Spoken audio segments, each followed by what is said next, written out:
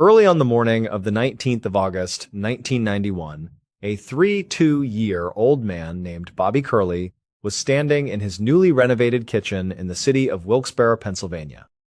It was the start of another long workday, just like any other. He walked over to his refrigerator, opened the door, and the cool air washed over him for a moment. He reached inside and grabbed the bag lunch his wife had packed for him, and next to it, his trusty thermos. He was just about to walk out the door, ready to start the day, but he stopped himself. He turned back and saw his wife, Joanne, and gave her a quick kiss on the cheek. He told her he loved her, and then he finally left for the day. Bobby and Joanne had been married for about a year. They lived together with Joanne's 4-year-old daughter from a previous relationship, a little girl named Angela. Their home was a simple duplex in a quiet, working-class neighborhood. Bobby worked as an electrician, and he was good at his job. He made a decent living, enough to support his new family, but they certainly weren't wealthy.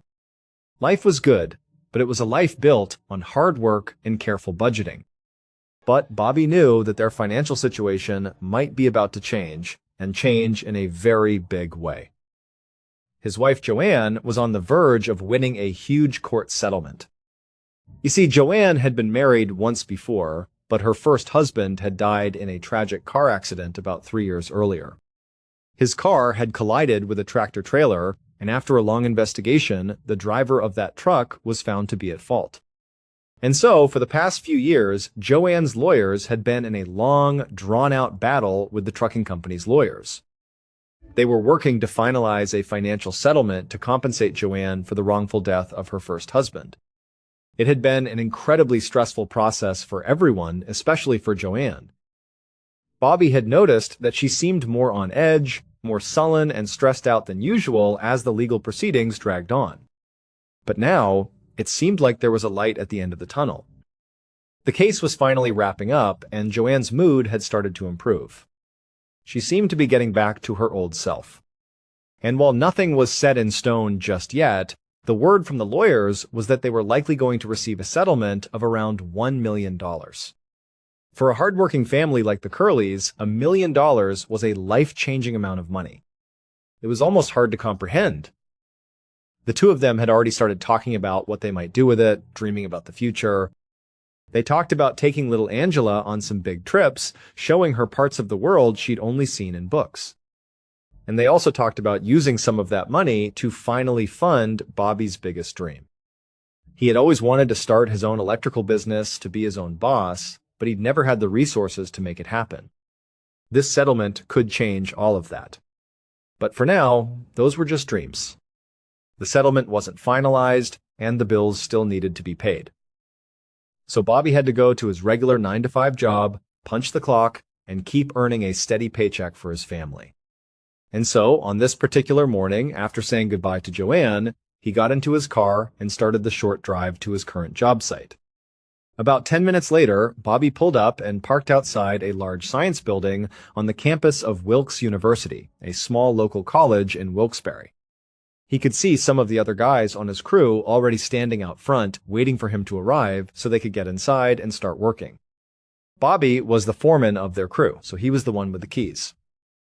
He got out of his car, said good morning to everyone, and walked up to the building to unlock the heavy doors. Then, as a group, they all headed inside to begin another long day of work. Working at this location had become a familiar routine for Bobby and his team. By this point, they had been coming to this same science building every day for a few months. It was a massive renovation project. Bobby and his crew were tasked with completely overhauling the entire building. This included all the classrooms, all the laboratories, the hallways, everything. It was a big job, and they still had a lot of work ahead of them before they would be finished. But there was another reason this job was taking so long. When Bobby's crew had first arrived at the building a couple of months ago, they had been told it would be completely prepped and ready for them. They expected an empty shell, a blank canvas for them to work on. They thought all the old furniture and equipment would have been cleared out. But when they walked in on that first day, they found the exact opposite. The place was a total mess. It was clear that the building hadn't been prepped at all. The chemistry lab, in particular, was a disaster zone. There were random glass flasks and beakers scattered everywhere. Old bottles of chemicals were left sitting on the countertops, some of them unlabeled. There were even wet, soiled rags with strange substances on them just left lying around the room. It was not a safe or efficient work environment. As a result, Bobby and his crew had been forced to do a huge amount of cleanup work themselves before they could even start their actual jobs. It was work they hadn't planned for, and it really set them back on their schedule. And so now, just to try and catch up and stay on track, they were regularly putting in grueling 12-hour days almost every single day they were there. All of these extra hours had left Bobby feeling completely exhausted. Lately, he'd been feeling kind of sick, almost like he was coming down with something. He just chalked it up to being overworked. He figured his body was just protesting the long hours and physical labor. But Bobby wasn't the type to complain. The overtime pay was great, and that extra money would be a big help for his family. Plus, he genuinely enjoyed working with this particular crew. These guys weren't just his coworkers, they were his friends. So normally, even though the long workdays were exhausting and physically demanding, they were also kind of fun. They would joke around and keep each other's spirits up. Later that same afternoon, on August 19th, Bobby was standing on a ladder inside that same chemistry lab. He was up near the ceiling, running electrical wires above the ceiling panels. As he was focused on his work, he suddenly heard a loud commotion coming from the other side of the room. It sounded like a bunch of guys from his crew shouting and laughing loudly. Curious, Bobby climbed down from his ladder to see what all the fuss was about. When he walked over, he saw that everyone was gathered in a circle around one of the other crew members, a guy named Sammy DePasquale. Sammy was doubled over, coughing and sputtering, and he was holding a can of Coke in his hand. Another member of the crew, a man named Robert Marinette, saw Bobby approaching and explained what had happened. Apparently, someone had played a prank on Sammy. They had swapped out his can of Coke with a different one, a can that was filled with disgusting chewing tobacco spit instead of soda. Bobby cringed. It was absolutely disgusting, a truly awful prank. But at the same time, it was also pretty typical for the guys on his crew. This is what they did.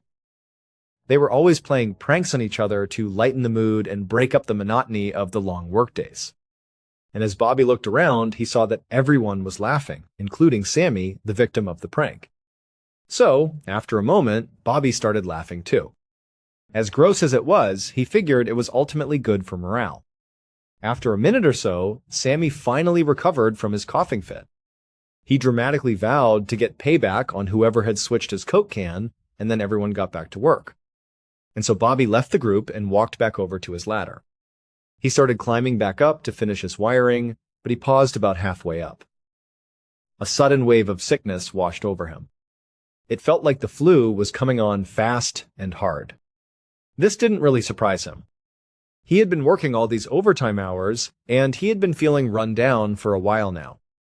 So again, he just assumed this feeling was his body's way of telling him he was overworked. As Bobby stood there on the ladder, he told himself to just suck it up. He thought, this'll pass. He waited for a minute or two, and sure enough, the worst of the nausea did seem to fade away. Bobby was a hard-working guy, not a complainer. So he pushed the feeling of sickness out of his mind, climbed the rest of the way up the ladder, and got back to his wiring. But 4 days later, on the morning of Friday, August 23rd, Bobby felt worse than ever before. As he made his way across the college parking lot towards the science building, he felt like his feet were made of lead. Every step was an effort, and he was constantly short of breath. As the workday went on, while he was continuing to run wires in that chem lab, Bobby got really sweaty and hot. His body felt like it was burning up from the inside. His coworkers noticed. They could see he wasn't himself. They kept coming up to him, asking if he was okay, if he needed to go home early. But even though Bobby felt awful and knew he probably should go home, he was stubborn.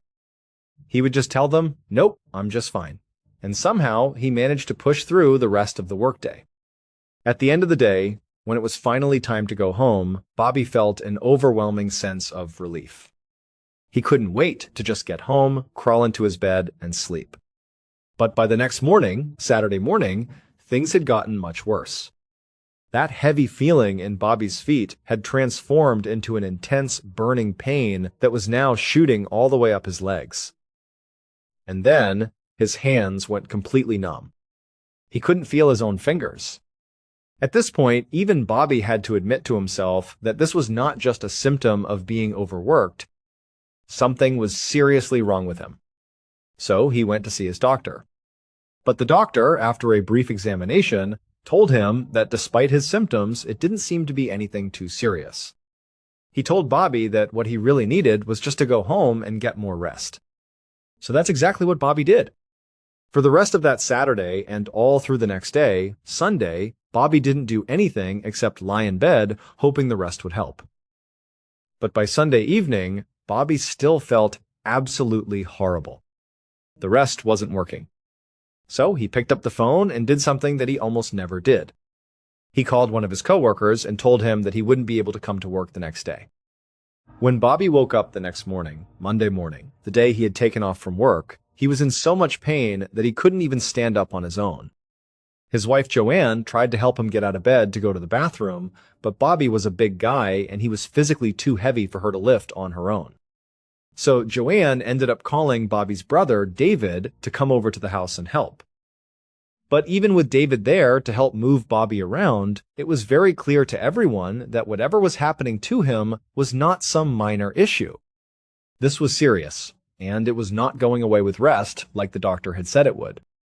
At some point that day, the family decided they had no other choice. They called an ambulance. The paramedics arrived and took Bobby to a nearby hospital. By the time they got to the emergency room, the pain in Bobby's legs had become so excruciating that he was periodically screaming out in agony. He had also started to vomit uncontrollably. After several hours of non-stop pain and a battery of tests at the hospital, the doctors finally came into Bobby's room. They told him and his family that they actually had some good news. They believed they knew what was wrong with Bobby, and it was treatable. They diagnosed him with something called Guillain-Barré syndrome. It's a rare condition where the body's own immune system mistakenly attacks the nerves, causing symptoms like tingling and pain in the feet and hands. The hospital staff assured Bobby that all he needed was a very specific medication, and then he would start to feel a whole lot better. Bobby was incredibly relieved. So was his family. That day, he began taking the medication, and almost immediately, his pain became more tolerable. He stopped vomiting, and before long, he actually felt good enough to be discharged and go home. It seemed like Bobby had turned a corner. It felt like everything was finally going to be okay. But within just a few days of being back home again, Bobby's pain came roaring back, and this time it was even worse than before. This was despite the fact that he was still taking the medication for Guillain-Barré syndrome. And then he began experiencing a terrifying new symptom. His hair started falling out in clumps. On September 7th, about a week and a half after he had first come back from the hospital, Bobby was right back there again. And to Bobby's horror, this time his doctors seemed completely baffled by his symptoms. They told him that sudden extreme hair loss was definitely not a symptom of Guillain-Barré syndrome. So, they had to admit that their initial diagnosis must have been wrong, even though the medication they had given him seemed to help for a little while. And so the problem now was that the doctors were basically at a total loss. They didn't know how to help Bobby. They simply had no idea what was going on with him. For the next 9 days, the doctors ran test after test. And all the while, Bobby's pain just intensified. It became so constant and so overwhelming that he fell into an almost delirious state. The pain was just completely too much for him to bear. And then, after all those days and all those tests, the doctors came back to Bobby and his family. They just told them that they didn't know what was wrong. All the tests had come back inconclusive, and they couldn't provide any clarity. And so, basically, they couldn't help him. They told Bobby that the only choice he had left was to be transferred to a bigger, more specialized medical facility in Hershey, Pennsylvania, which was about 100 miles away from Wilkes-Barre. A few days later, a neurologist named Dr. Robert Brennan walked down the hallway of the large hospital in Hershey. He was on his way to the room where his new patient, Bobby Curley, was staying. And even from several yards down the hallway, Dr. Brennan could already hear Bobby screaming and cursing at the nurses. Ever since Bobby had arrived at this new hospital, his behavior had gotten more and more unhinged. The pain was driving him out of his mind. At one point, Bobby had even started throwing medical equipment across the room in a fit of agony and rage. And so now, for his own safety and the safety of the staff, Dr. Brennan had to keep Bobby physically restrained to his bed. When Dr. Brennan reached Bobby's room, he took a deep breath out in the hallway and then walked inside. There, he saw Bobby strapped down to the bed, thrashing around violently and still screaming. Dr. Brennan felt awful about it. He felt terrible for Bobby, but he honestly didn't know what else to do for him. He and his staff had tried basically everything they could think of to treat Bobby's pain, but absolutely nothing had worked. And so on this day, Dr. Brennan couldn't do anything except what he normally did, which was to just stand there in Bobby's room feeling helpless as Bobby screamed and flailed in pain. But on September 22nd, 6 days after Bobby arrived in Hershey, he finally fell silent. Because on that day, he slipped into a coma. 3 days later, Dr. Brennan felt a heavy sense of defeat as he stepped into Bobby's hospital room. Inside, he saw 5 members of Bobby's family gathered around the bed. There was his wife Joanne, his 4-year-old stepdaughter Angela, Bobby's adult siblings Susan and David, and Bobby's elderly mother, Mary. They had all come to be with Bobby after he had fallen into the coma. Now, they all looked up at Dr. Brennan with expectant eyes, hoping for some good news. But Dr. Brennan took a deep breath and told them he had some bad news. New test results had finally come back. And now, based on those results, they finally knew what was wrong with Bobby. Dr. Brennan told the family that what Bobby was suffering from was something called thallium toxicity. When he said this, Dr. Brennan watched the family for some kind of reaction, but they just stared at him blankly. They had no idea what that meant. So Dr. Brennan went on to explain. He told them that thallium is an extremely toxic chemical. In fact, it's so potent that it can kill anyone who touches it, ingests it, or even just inhales its fumes. He told them that this was highly unusual because thallium is a very controlled substance in the United States. It's actually banned in all household products. So this wasn't a chemical that Bobby could have just accidentally stumbled upon somewhere. This was extremely rare. At this point, Dr. Brennan paused to let the family process this new, horrifying information. The family members looked at each other, their faces a mixture of confusion and fear. Nobody knew what to say. They just looked back at the doctor, waiting for him to explain more. When the doctor remained silent, Bobby's sister, Susan, finally asked in a quavering voice, "What can we do?" At that point, Dr. Brennan just slowly shook his head. He told them, "Unfortunately, there's no cure for thallium poisoning." 2 days later, on September 27th, Joanne stood next to her unconscious husband in the hospital room. She looked at the medical staff who were gathered all around him, and she nodded. It was ultimately Joanne's decision whether or not to keep Bobby on life support. But, with no hope of a cure and seeing the state he was in, Joanne had made the incredibly difficult decision that the kindest thing to do was to take him off life support. And so, after she gave the signal to the medical staff, Joanne, her daughter, and the rest of Bobby's family stepped back from the bed. They watched as the staff walked over and removed Bobby's ventilator. And then, Joanne had to watch as her husband of just over a year took his final, ragged breath. On the evening of the 21st of October 1991, about a month after Bobby had died from thallium poisoning, a police detective named Harold Curley sat at a large table with 7 other men inside a steakhouse in Wilkes-Barre, Pennsylvania. The other men were a mix of coroners and investigators from all across the state. Some were from the Hershey area where Bobby had passed away. The rest, like Detective Curley, worked for the police in Wilkes-Barre where Bobby had lived and gotten sick. The men were there to discuss the investigation into Bobby's death, and they had already been at it for the past 3 hours. There was just so much to talk about. They had already gone over Bobby's initial autopsy results, which were staggering.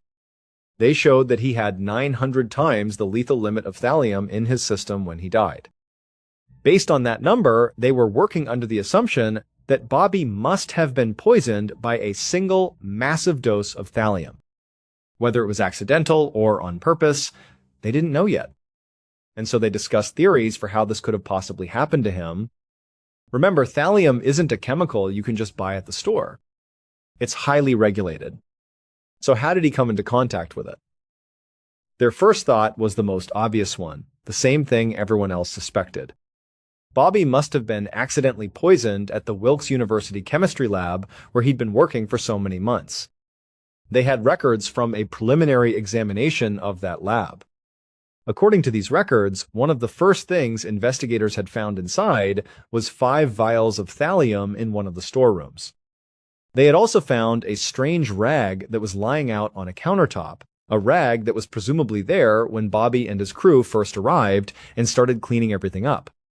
And right next to this rag was a handwritten note with a chilling warning on it. It said, "Thallium wiping rag. Touch me and die." This rag had actually caused a huge amount of panic among the investigators when they had first gone in to sweep the lab. People were terrified that maybe they had brushed up against it, touched this rag, and were now at risk of thallium poisoning themselves. However, when they tested the rag, it came back negative for thallium. In fact, all the surfaces in the lab and even the air in the lab also tested negative. So the investigators had eventually decided that the note must have been some kind of a sick joke. On top of that, the university insisted that all of its thallium was accounted for. They were adamant that none of it could have been stolen or misused in some way to poison Bobby because they would know if any was missing. And so at this point, the university had been more or less ruled out as the place where Bobby was poisoned. This didn't really make sense to Detective Curley or the other investigators at the dinner. Thallium is just so hard to come by. The idea that Bobby was working in a lab that contained thallium, but that wasn't where he was poisoned, seemed almost impossible. It had to have happened there. But they had gone out and tested all of Bobby's coworkers, the guys who had worked in that same lab with him for so many days and hours. And every single one of them came back negative for thallium exposure.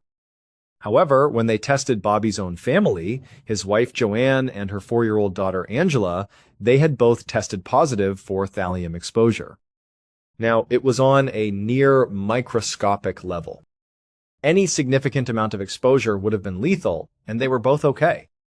So they clearly hadn't received a lethal dose, but there were very small traces of thallium in both of their systems, which was extremely odd.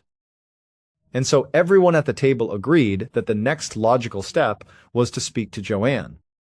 Maybe she had some idea of how she and her daughter, and by extension Bobby, could have come into contact with this very rare and very lethal chemical. They also knew they needed to get a search warrant for the family's duplex and search it from top to bottom for any signs of thallium. But first, there was the problem of jurisdiction. Bobby had died in Hershey, but he'd gotten sick in Wilkes-Barre. After some discussion, the men decided that the Wilkes-Barre police should be the ones to head up the case, because that is where Bobby was actually poisoned. The very next day, Detective Curley invited Bobby's siblings, David and Susan, to the Wilkes-Barre police station. And right away, it was clear that both of them were extremely suspicious of Bobby's wife, Joanne. They told Curley that Joanne had been acting really strangely for months, both before and after Bobby's death. David said that when his brother had first gotten sick, Joanne had barely lifted a finger to help him. She had called David to come over and look after Bobby, saying she needed someone strong enough to move him around, which was true. But while David was upstairs, literally carrying his brother to and from the bathroom, Joanne had stayed downstairs with her daughter and completely ignored them. She didn't even pretend that she wanted to help. She just let David do all the difficult work. And Susan added that even though she couldn't know for sure, her impression of Joanne right after she had taken Bobby off life support was that she was hugely relieved. Curley listened and nodded, giving the impression that he understood and believed them.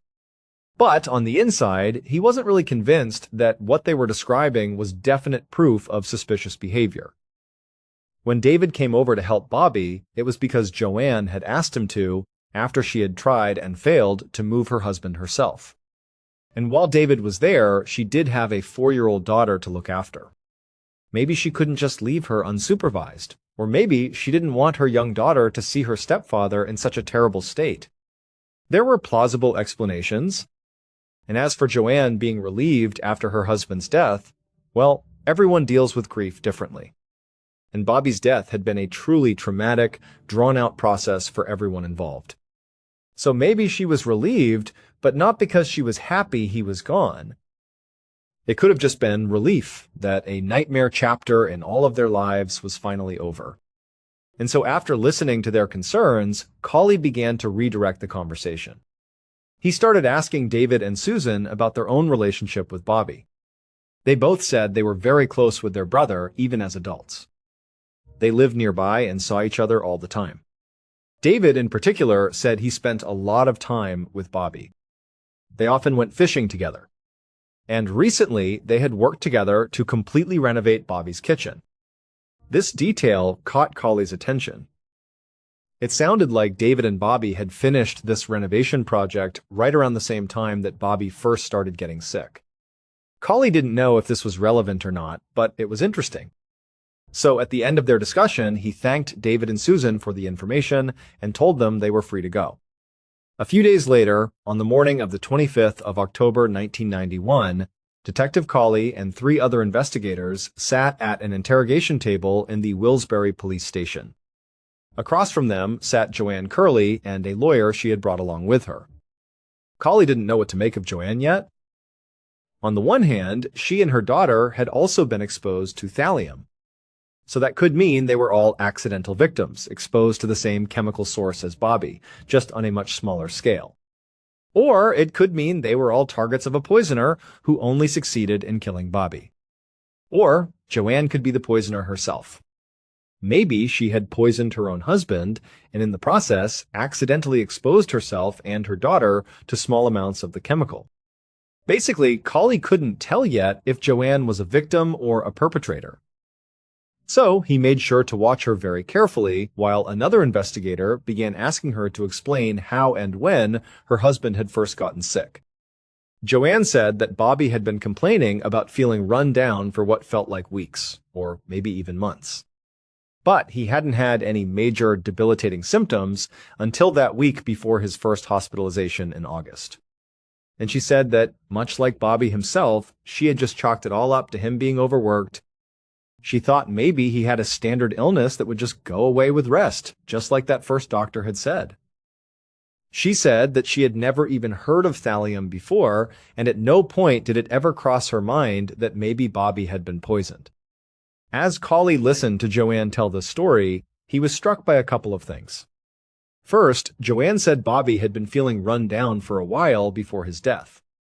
This seemed to conflict with the investigators' initial assumption that a single massive dose of thallium had killed him. Based on what Joanne was saying, it seemed more likely that the poisoning had happened over a longer period of time. And the second thing that struck Curley was Joanne's general demeanor. She had just recounted in detail the story of her husband dying an awful, agonizing death.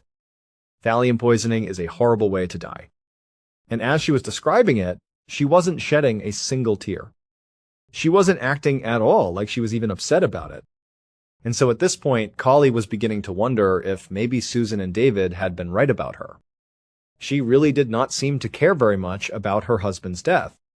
So Curley stopped the other investigator. He leaned forward across the table and asked Joanne point blank, "How do you explain how you and your daughter were exposed to thallium?" And immediately, Joanne had a story ready. A very bizarre one. She said that Bobby really liked to drink iced tea when he was at work. So every morning, she would fill his thermos up from a big pitcher of pre-made iced tea that she kept in their fridge. Bobby would take that thermos with him to work, drink the tea all day, and then come home with the thermos. She said that some days, when he would come back from work, he hadn't drunk all the iced tea. there would still be some left inside the thermos. And so Joanne said that what she would do in that case was she would take the remaining iced tea from the thermos and pour it back into the main pitcher in the fridge, basically to salvage whatever was left. And she said that she and her daughter also drank from that same pitcher.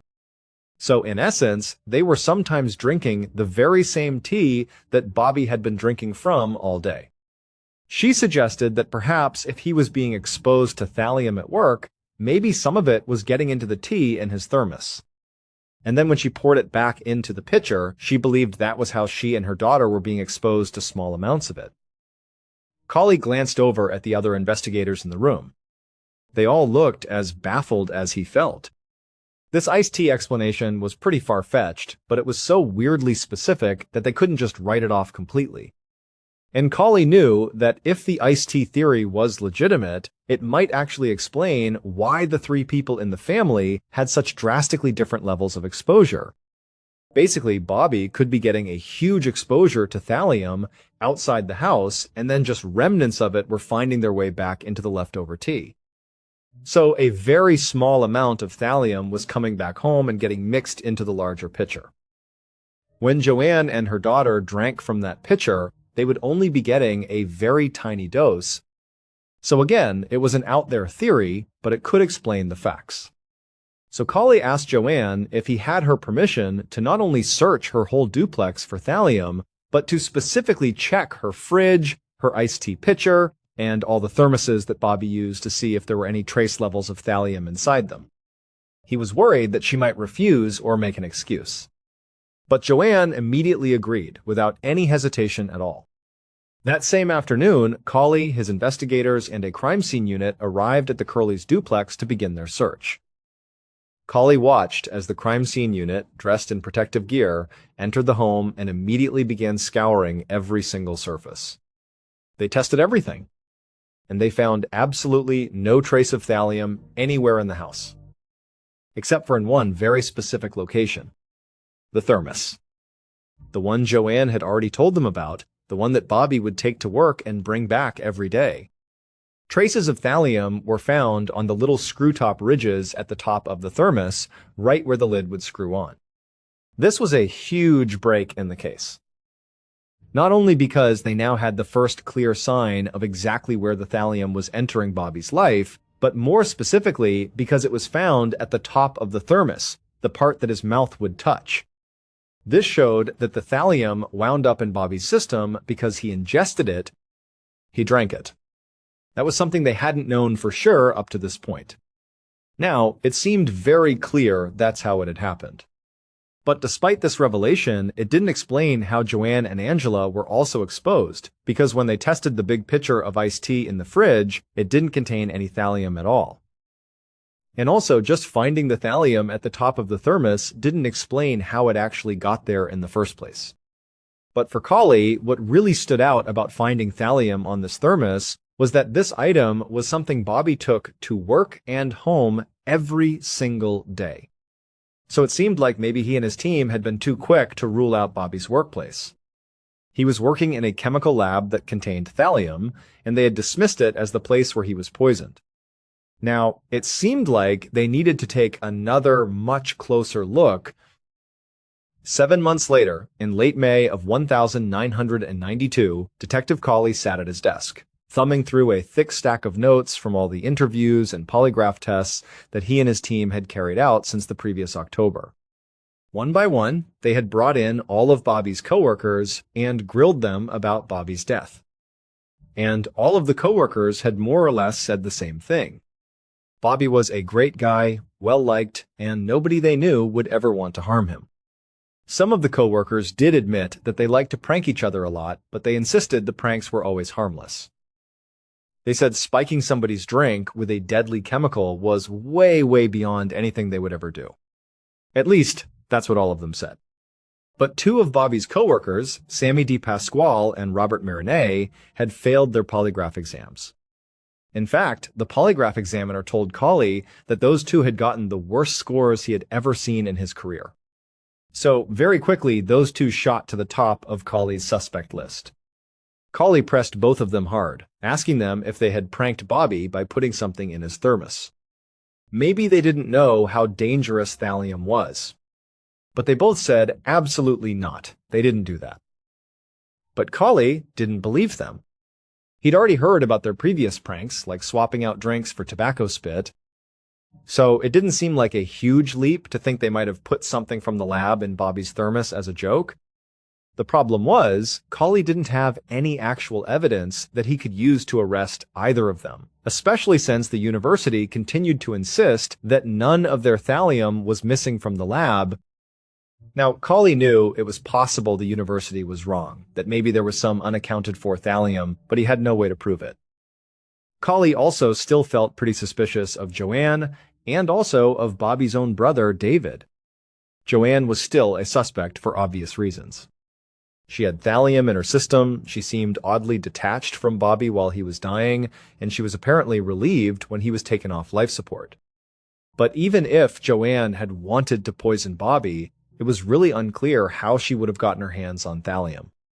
And as for David, the reason he was on Curley's radar was because he had spent a lot of time alone with Bobby, and he had done that kitchen renovation with him right before he got sick. So, David had the opportunity to poison Bobby. But there was really no motive. And just like with Joanne, Curley kept coming back to the same question. Where would David even get the thallium? That was the big mystery. Where was the thallium coming from? And so at this point, Detective Curley was basically at a dead end. He had a list of suspects, but no hard evidence against any of them. He just did not know how to move forward with the case. And this was heartbreaking, because earlier that same day, he had been informed that the district attorney had decided to officially shut down the investigation into Bobby's death. The case was now officially cold. And since Curley couldn't revive it, all he could do was close the case file and stick it in a drawer. One morning in August of 1994, more than 2 years after the investigation into Bobby's death was shut down, Detective Curley walked up the porch steps of the duplex where Bobby had lived, and he knocked on the door. Curley had been thinking a lot about this case recently. It had never sat right with him. And today, he was hoping that Bobby's widow, Joanne, would help him take one last shot at cracking it. A moment later, Joanne answered the door. And once the look of surprise left her face, she invited the detective inside. Curley quickly explained why he was there. He told her there had been a technological breakthrough in toxicology testing. The Wilkes-Barre police were now able to perform a new type of test that had not been available to them 3 years ago when her husband had died. And Curley believed that the information they could get from this new test could help them figure out what actually happened to Bobby once and for all. Joanne's eyes lit up at this news. She was about to open her mouth to reply, but Curley quickly added that there was a catch. He said that in order to do these tests, they would have to exhume Bobby's body. And the only person who could give investigators permission to do that was Joanne. Curley waited while Joanne processed everything he had just told her. He tried not to let it show on his face, but Joanne's response in this moment would decide the entire fate of the case. If she said no, there was nothing they could do. The evidence contained inside of Bobby's casket would be lost to them forever. Which meant that if someone had intentionally poisoned Bobby, they would never figure out who it was and the killer would never be brought to justice. But to Curley's relief, Joanne said, yes, of course. Later that month, on August 23rd, Curley went to the cemetery where Bobby was buried. He watched as a backhoe dug up his grave and pulled the casket out of the ground. The police and the coroner then took custody of Bobby's body and performed the new toxicology tests. And when the results came in, they gave Curley the exact information he had been hoping for.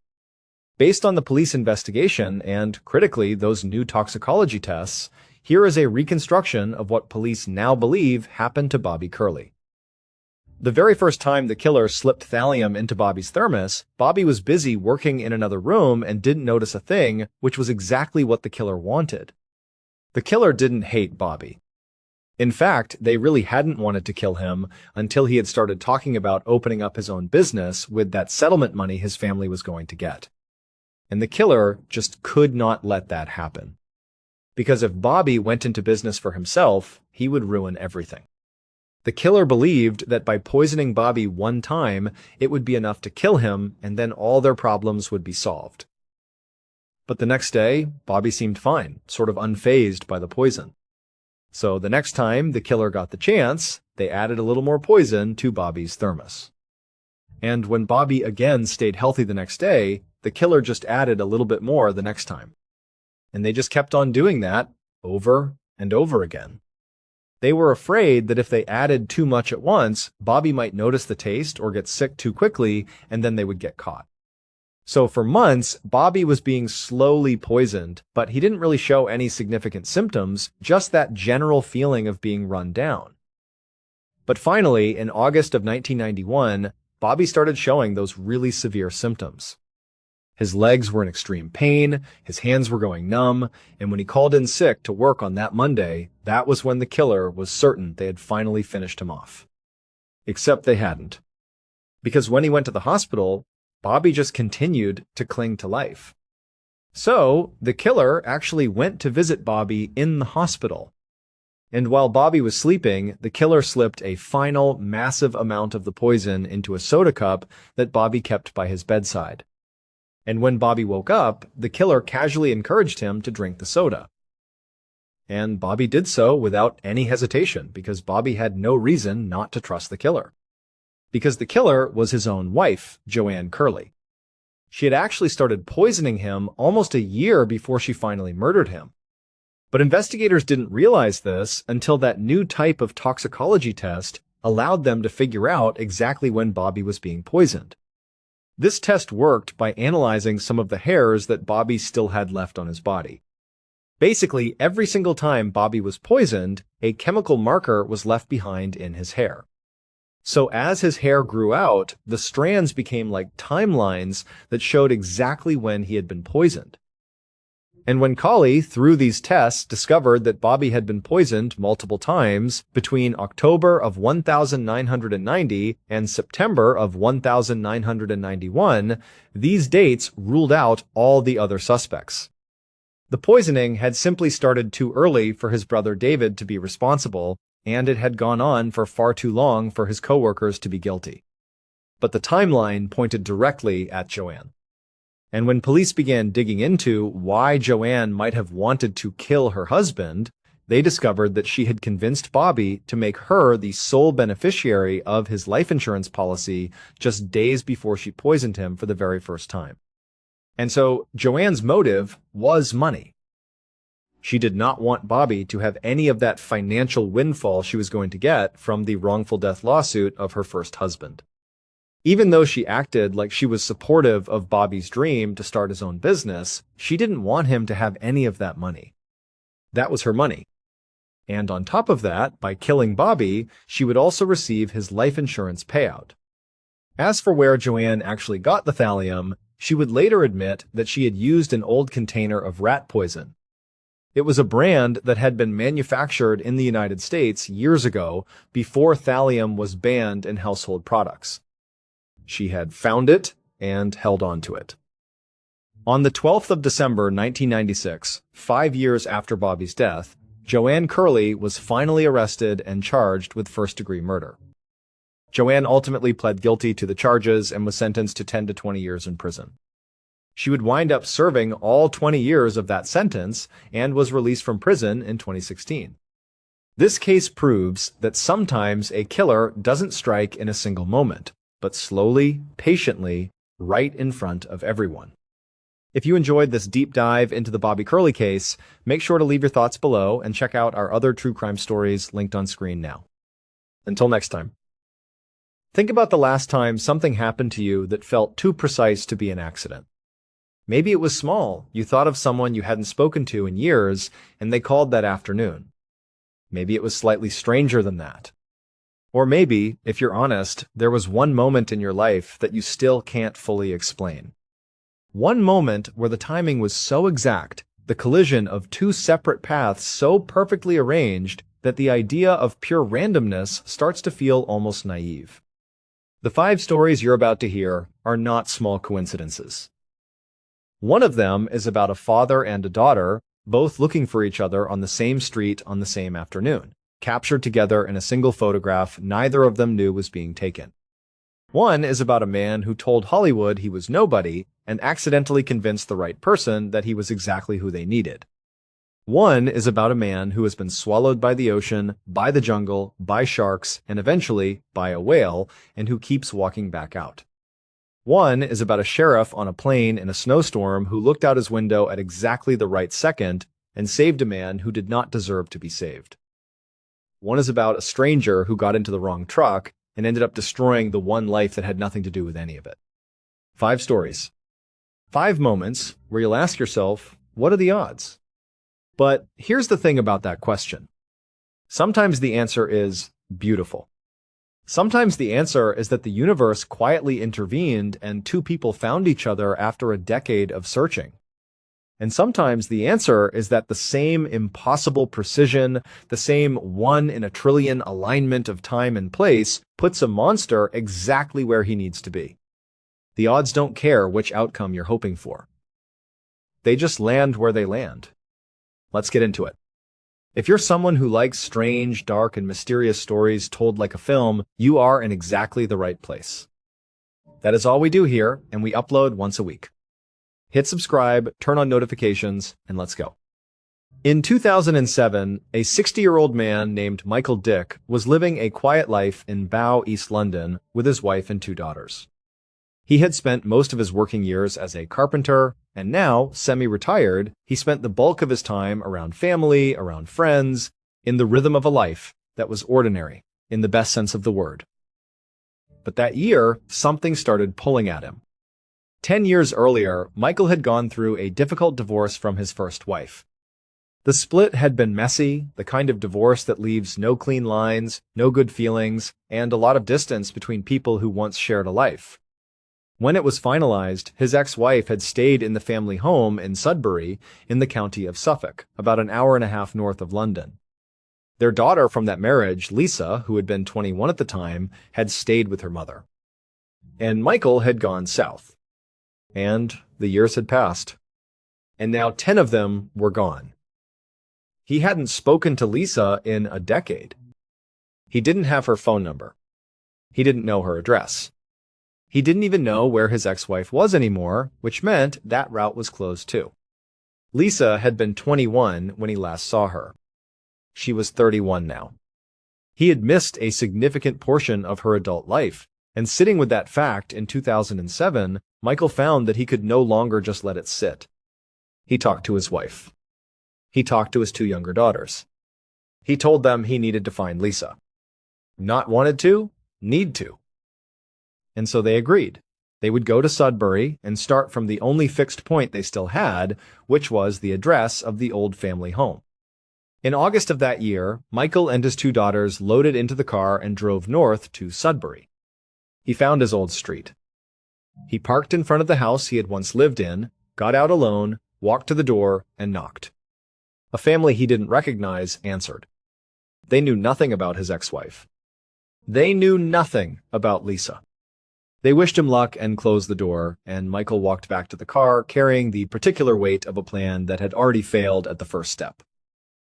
The 3 of them drove around Sudbury for a while, half hoping they might simply spot Lisa on the street somewhere, knowing that was almost certainly not going to happen, and gradually arriving at a more practical idea. The local newspaper.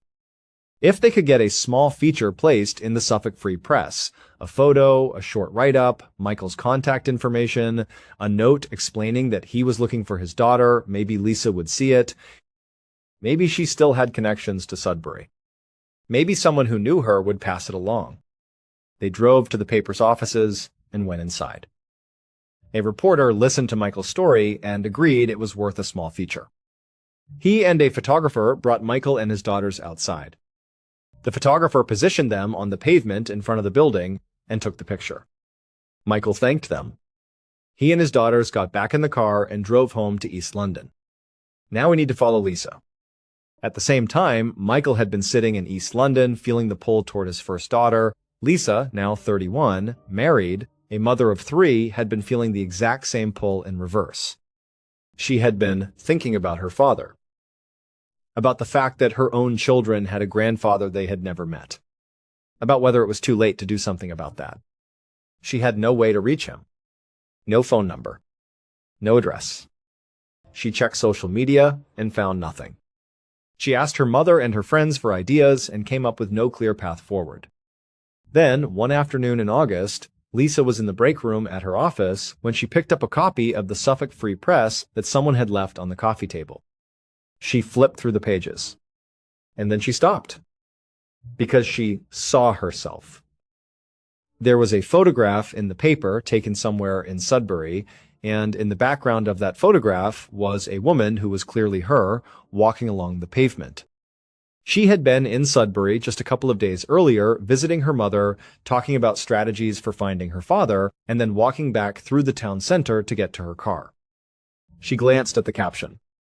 The three people in the foreground of that photograph, the man and the two girls who were the actual subject of the image, were her father and her two half-sisters. She just hadn't recognized them. She was looking at her own image in the background and hadn't yet processed that the strangers in the front were the people she had been looking for. For a moment, just breathe with that. On the one afternoon that Lisa was in Sudbury specifically to discuss how to find her father, she walked into the frame of the photograph her father was having taken for the purpose of finding her. 100 feet separated them on that pavement. They were walking in the same direction, in the same town, for the same reason, without knowing the other was there. And the photographer, who had no idea any of this was happening, pressed the shutter at exactly the moment that captured all of them in the same frame. Lisa read the article. She got her father's contact information. She called him.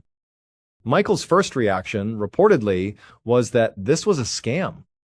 Someone had read the article, seen an opportunity, and was impersonating his daughter. It took some convincing. But eventually, he believed it was real, and he drove straight to Sudbury, and he met his grandchildren for the first time. Today, Michael and Lisa are still in contact. There is no explanation for why the photographer took the shot at that precise second. There is no explanation for why Lisa happened to be in Sudbury on that particular day. There is no explanation for why, out of all the days and all the streets and all the windows and all the copies of a local newspaper sitting on coffee tables across that part of England, these two people found each other through a single accidental image in a free weekly paper. But here is the detail that stays with me longest. Lisa had gone to Sudbury specifically to talk to her mother about strategies for finding her father. That was the purpose of the trip. She was sitting in her mother's house, probably at a kitchen table, probably with a cup of something warm, working through the problem of how to locate someone who had moved on and left no trail. And then she walked back through the town center to get to her car. Mike, someone at that same moment, was standing in front of the offices of the local paper, being photographed for the article that was supposed to solve the exact same problem from his direction. They were not just in the same town. They were both actively in the middle of searching. Both of them mid-effort, mid-plan, mid-hope. And neither knew the other was there 100 feet behind them doing the same thing from the other side. When Lisa eventually called Michael and convinced him it was real, and he drove to Sudbury to meet her, there would have been a moment, some moment in that first meeting, maybe over a meal, maybe standing on a doorstep where someone said, "We were there at the same time." We were that close. And neither of us knew. What do you do with that? There's no clean emotional response to it. There is grief in it. 10 years of distance, of not knowing, of children growing up without grandparents, and a father without his daughter. There is also something that feels almost like a joke the universe is telling, except the punchline is one you actually wanted. They were looking for each other. They were right there. A photograph caught what neither of them could see. Sometimes the universe just gets it right. And sometimes it lets you see the evidence afterward. In the final semester of his college education in Wisconsin, a 21-year-old man named Harry signed up for an acting class because he thought it would be easy. He was shy by nature and figured the class might help him come out of himself a little. He expected to sit in a room, read some lines, get his grade, and move on. Instead, two things happened. He met the woman who would become his wife. And he discovered, to his genuine surprise, that he actually loved acting. When he graduated, Harry and his new wife made the decision that most people who feel that particular love decide to make. They went to Hollywood. He auditioned for Columbia Pictures' New Talent Program, a pipeline designed to give new actors and actresses a foot in the door at a time when getting any foothold in Hollywood was nearly impossible. He was accepted. He signed a contract that paid him almost nothing. And the program immediately began sending him out for parts. Nobody wanted Harry. This is not a cruel summary, it's what happened. Month after month, the only roles that materialized were minor and non-speaking. The kind of roles that don't advance a career. The kind that fills out a crowd scene. After 2 years of this, in 1966, something changed. Harry was offered a speaking role in an actual film. Not a lead. Not a supporting part. A 60-second scene where he played a bellhop in a hotel, walked on screen, called out for a guest, found the guest, handed him a piece of paper, and left. Forgettable. But real. A real scene in a real movie with real lines that he actually got to say. Harry went to the studio and filmed it. He thought it went well. He came back to the New Talent Program offices afterward, and before he'd barely gotten through the door, one of the producers in charge of the program called him over and asked him to come upstairs. They sat down. The producer told him he had seen the scene. And then he told Harry directly and without much warmth that he was not going to make it in Hollywood. He said, when Tony Curtis carried groceries across a room in one of his first movies, everyone watching knew immediately that man was going to be a star. You could see something in him even when he was doing nothing. When you walked around as that bellhop, I didn't see it. You don't have it. You are not going to be a movie star. Harry sat there for a moment. Then he leaned forward and said, if Tony was such a good actor, shouldn't we have believed he was just a grocery delivery boy, not a movie star? The producer fired him on the spot. Harry signed a similar deal with Universal Studios. Universal's feedback was slightly different in its wording, but identical in its conclusion. Not pretty enough, not talented enough, no future here. By the mid-1970s, Harry was in his mid-30s. He still wanted to act, that hadn't changed. The love of it hadn't gone anywhere, but he was making almost nothing from it. He had a wife. He had 2 sons. He needed money. And so he made a decision that had nothing to do with any particular aptitude and everything to do with necessity. He would become a carpenter. He checked out every how-to book on carpentry he could find at the library. He practiced. He did projects around his own house. And then, when he felt either sufficiently confident or sufficiently desperate, he started calling people in his network and asking if anyone needed woodworking done. Hollywood, it turned out, had a surprising number of people who needed woodworking done, and before long, Harry had built up enough of a client base that someone gave him a name, the Carpenter to the Stars. Which was, as he would later acknowledge himself, somewhat ironic, given that he was frequently spotted on job sites holding a carpentry manual in one hand while doing the actual carpentry with the other. In 1976, Harry had been a full-time carpenter for about a year when one of his closest friends, a man named Fred Roos, who was a casting director and film producer, called him with what he described as an opportunity. Harry was not interested. He said so directly. He had accepted, more or less, that acting was behind him. He had a family to support, a business that was working, and no desire to go back into rooms where people told him he wasn't good enough. Fred told him this was different. This wasn't a standard audition. This was a situation where a very specific, very unusual director needed one more person for an audition session, and the person was not being asked to actually try out for anything. He would just sit in the room, read lines so the real candidates could deliver their performances against someone, and that was it. The director, who was known for running group auditions so he could assess chemistry and dynamic in real time, was short one male actor because someone had dropped out last minute. Fred had volunteered Harry to fill the slot.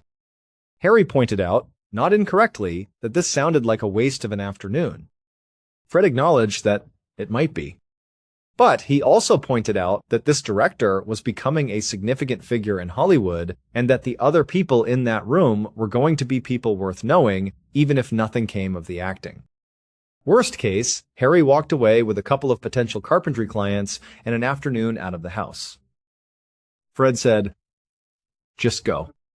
Read the lines. Don't try to act." They told me specifically he's there to facilitate the audition, not to participate in it. Just go. Harry went. He was handed the script. He was reminded more than once that he was not auditioning. Just read the lines. Monotone was fine. The other people in the room were the ones being evaluated. He was furniture. And so Harry sat there, bored, slightly irritated at having been voluntold into this situation, not performing for anyone, and just reading, being himself. Which, as it turned out, meant coming across as a grumpy, sarcastic, somewhat alpha man who didn't particularly care what anyone in the room thought of him. Because he didn't. He was only there because Fred had essentially guilt-tripped him into it, and he wasn't pretending otherwise. This, as it turned out, was exactly the quality that the director had been trying to find in one of the central characters of the film he was casting. That specific gravity, that particular kind of man who seems like he's not performing for anyone because he isn't. Nobody told Harry what was happening. He read the lines all day, decided at the end of the session that he could now throw the script in the trash and never think about this again, and was on his way out when the director walked up to him. The director's name was George Lucas. The man he had been watching all day, the man who thought he was just there to read lines and go home, was Harrison Ford. And George Lucas said, "I was wrong. You are perfect for this. I need you to play Han Solo." Harrison Ford said yes. The rest of that story is a matter of record. Star Wars was released in 1977 and became one of the most successful films in cinema history. Harrison Ford went from a carpenter who kept books in his tool belt to one of the most recognizable actors alive. A few years after all of this, after Star Wars, after the sequels, after Harrison Ford had become the kind of name people recognized everywhere, he was having lunch at a restaurant on a Hollywood studio lot when a waiter approached with a silver tray. On the tray was a single business card. The waiter set it down and walked away. Harrison picked up the card and flipped it over. On one side, written by hand, were 3 words, "I missed my bet." On the other side was the name of the producer from the New Talent program, the one who had called Harry into his office in 1966, told him he had no future, and fired him on the spot. The man was apparently in the same restaurant, had spotted Harrison across the room, and had sent over that card as an acknowledgement. A concession. An olive branch, maybe, or just an honest admission from someone who had been spectacularly wrong? Harrison Ford would later say in interviews that the moment he understood what he was looking at the card, the message, the implication that this producer was somewhere in that room watching him, he scanned the room once, couldn't pick the man out because he genuinely had no idea what he looked like, decided he wasn't going to waste any more time looking, set the card down on the table, and went back to his lunch. He didn't need to find the man. The card said everything. There are people who appear to exist slightly outside the normal rules. Michael Packard is one of them. In 2001, when Michael was 38 years old, he was on a small plane over Costa Rica when it crashed. The pilot, co-pilot, and 1 passenger were killed on impact. Michael and 4 other passengers survived badly, injured, stranded in a remote section of jungle with no road access and no way to know whether the distress signal they were sending from the wreckage was reaching anyone. They waited 48 hours. Rescuers found them. A doctor at the hospital where Michael was treated told him afterward that based on his injuries, he would not have survived another night in the jungle. The odds of being in a plane crash at all, depending on your source, sit somewhere between 1 in 5 million and 1 in 20 million. To be in one, to survive it, and to be told you had 1 night left, that alone is a story most people would carry for the rest of their lives. Michael carried it and kept moving. Over the following 2 decades, Michael, who worked as a commercial diver and spent most of his professional life in the water off the coast of California and later Massachusetts, would survive not 1, but 2 significant encounters with great white sharks. He would get lost at sea on open water, treading in the middle of the ocean with no land visible in any direction for hours before a boat found him. He would discover the body of a long missing person submerged roughly 60 feet below the surface off the coast of Massachusetts. Each of these, on its own, would be a defining moment for most people. For Michael Packard, they appear to be something closer to recurring themes. But of everything that has happened to Michael Packard, nothing compares to the morning of the 11th of June 2021. He was 57 years old. He and his longtime diving partner Josiah loaded their equipment into a boat and headed out from the shore of Cape Cod, Massachusetts. The plan was lobster diving, a method that involves going down to the seafloor by hand and retrieving lobsters without any cage or trap system. Just a diver, the bottom of the ocean, and whatever happens to be down there. They reached their spot just after 6 in the morning. Josiah stayed in the boat. Michael suited up, checked his equipment, gave the signal, and went under. The first few dives produced a modest haul. Not the best day for lobsters, they agreed, but not nothing. By 8 in the morning, Michael had brought up approximately 100 pounds of lobsters. A decent morning. They decided he'd go down once more, one final dive, and then they'd call it and head back. Michael put his mouthpiece back in, gave the thumbs up, disappeared below the surface. Josiah watched the water. It was calm, quiet. And then, from somewhere below where Michael had gone down, the surface erupted a violent churning of white water shooting upward like something enormous had moved very fast just beneath it. Josiah leaned over the edge of the boat and looked down. He could see something large moving below. He could not see Michael. What had happened, as Michael would describe it later, was this.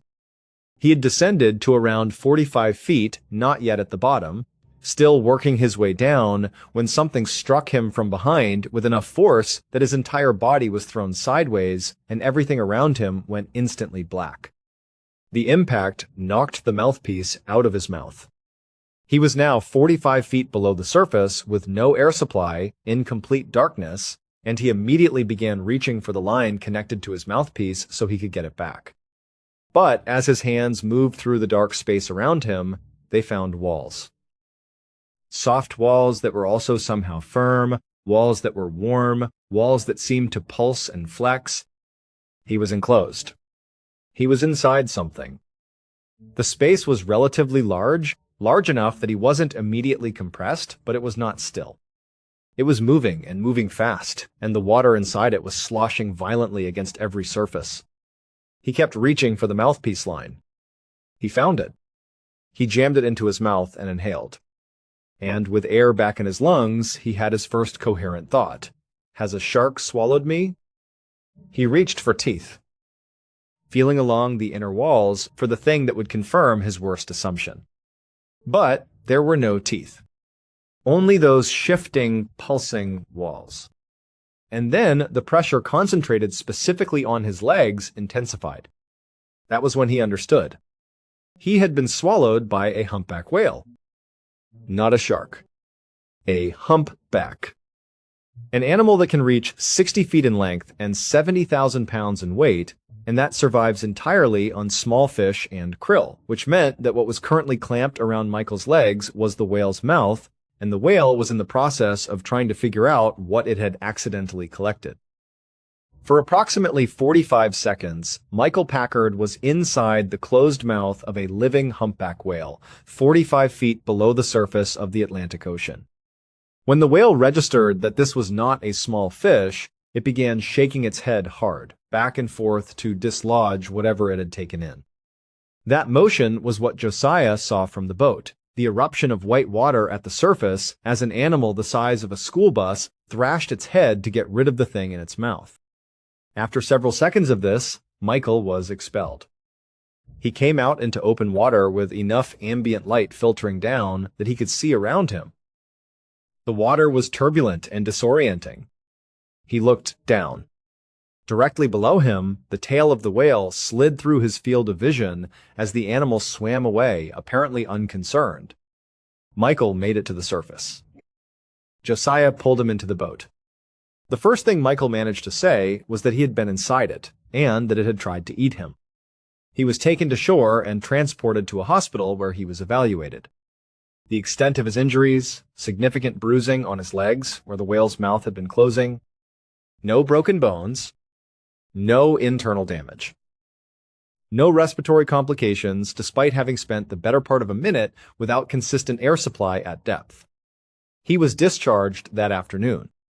In interviews afterward, Michael Packard spoke about being swallowed by a whale with a kind of settled calm that suggested either profound equanimity or a complete recalibration of what counts as unusual. Reporters asked him how he felt, what he would do differently, whether he was going to stop diving.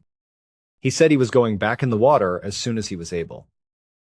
Experts estimated the probability of a human being accidentally swallowed by a humpback whale taken alive into the closed mouth of a living cetacean and then expelled at approximately 1 in 1 trillion.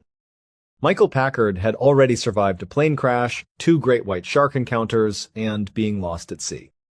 The ocean has tried to keep him 4 times. He keeps coming home.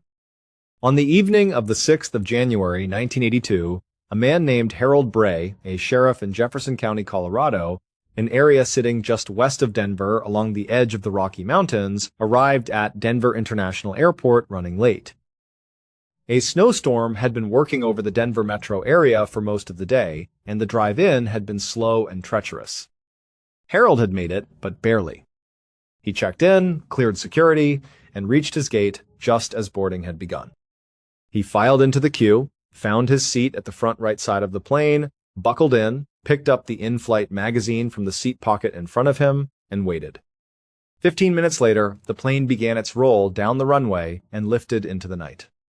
Harold looked out the window. Denver at night from the air is a grid of amber and white light, spreading east across the plains and pressing west against the dark wall of the Front Range. Harold knew this view well. He spent enough time in Jefferson County to know the geography below him without needing a map. And so as the plane climbed and banked west, he tracked the landscape. The city, the suburbs, the black mass of open land before the mountains began. And then something in the dark caught his eye. Cutting through the Rockies directly west of Jefferson County was a stretch of road called the Guanella Pass, 22 miles of switchbacks climbing over an 11,000-foot mountain crossing. In summer, it was a scenic drive. In winter, it was closed. Not advisable, not discouraged, closed. The road was not maintained once the snow came, and the combination of elevation, grade, and exposure made it impassable for any vehicle that didn't belong there. From the window of the ascending plane, Harold could see headlights on the Guanella Pass. In a snowstorm, at night, on a road that was supposed to have no one on it. He leaned toward the window and looked harder. The headlights weren't moving. The vehicle was stationary. And then he saw it, a light extending out from one of the windows, flashing upward into the sky. On, off, on, off. Deliberate. Rhythmic. The unmistakable signal of someone who needed help and was trying to be seen. Harold understood, in a way that required no deliberation, what he was looking at. He also understood that the probability of another plane flying over that particular section of mountains at that hour and having someone on board who recognized what they were seeing was essentially 0. If he sat back down, put the magazine in front of his face, and let the plane continue on its way, that person on the Guanella Pass would not be found until it was too late. It was negative 22 degrees Fahrenheit on that mountain that night. Harold got up, climbed over the person in the seat next to him, found a flight attendant in the aisle, and explained quickly and clearly what he had seen and what he believed it meant. The attendant took him seriously. They went to the cockpit. The pilots got on the radio. 15 minutes later, the fire department had been dispatched to the Guanella Pass. He found a small pickup truck buried nose first in a snowbank, engine running, headlights still on. The man inside was named Alan Phillips, 30 years old, a mechanic from the Denver area. He was wearing a light jacket and jeans. He had a small blanket pulled around him. He had been there long enough that the cold had become something beyond discomfort, moving into the early territory of hypothermia. When Dave reached his window, Alan was crying before Dave had even introduced himself. Dave asked what had happened. Alan told him he'd had a few drinks at a bar and decided to drive home through the Guanella Pass, forgetting or not fully accounting for the fact that the road was not maintained in winter. He'd lost traction not far in and slid off the road into the snowbank. He'd tried to free the truck. Couldn't. So he'd done the only thing he could think of, grabbed his flashlight and pointed it at the sky and hoped that someone somewhere might see it and understand. Dave asked about the deep bruise on Alan's cheek. Alan, in a moment of sheepish honesty, explained that after getting stuck, he had needed to step outside to relieve himself. He walked a few feet from the truck. When he turned to walk back, the blowing snow was so dense that he couldn't see the truck. He panicked and ran directly into the door of his own vehicle, face first. Dave told him he was one lucky man. He was not wrong, just not in the way either of them understood. The story ran in local papers over the following days. Some national outlets picked it up. The miracle at Guanella Pass. A sheriff on a plane, a flashlight in a snowstorm, an improbable rescue at 11,000 feet. It had everything a feel-good story needed. Harold Bray, the unlikely hero who happened to look out the right window. Alan Phillips, the shaken survivor who had made a stupid decision and nearly paid for it with his life. Dave Montoya and the fire department, who had driven a four-wheel drive into a blizzard in the middle of the night because someone passed a message down from a plane. The whole thing read like something that was meant to happen. Like the story was pointing somewhere good. That headline did not age well. 38 years later, in 2020, DNA evidence connected Alan Phillips to two unsolved murders that had occurred on the same night he got stuck on the Guanella Pass. Earlier that evening, several hours before his truck slid off the road, Alan had picked up a 22-year-old woman named Annette Schnee, who was hitchhiking in an area near Breen Ridge, Colorado, roughly 50 miles from the pass. She got into the truck. Based on what investigators believe happened next, Alan produced a weapon, restrained her with zip-tie handcuffs, drove to a remote location, walked her into the woods, and shot her in the back. Her body was found face down in a stream. A couple of hours later, Alan picked up a second hitchhiker, a 29-year-old woman named Barbara Oberholzer. She got into the truck. He restrained her the same way.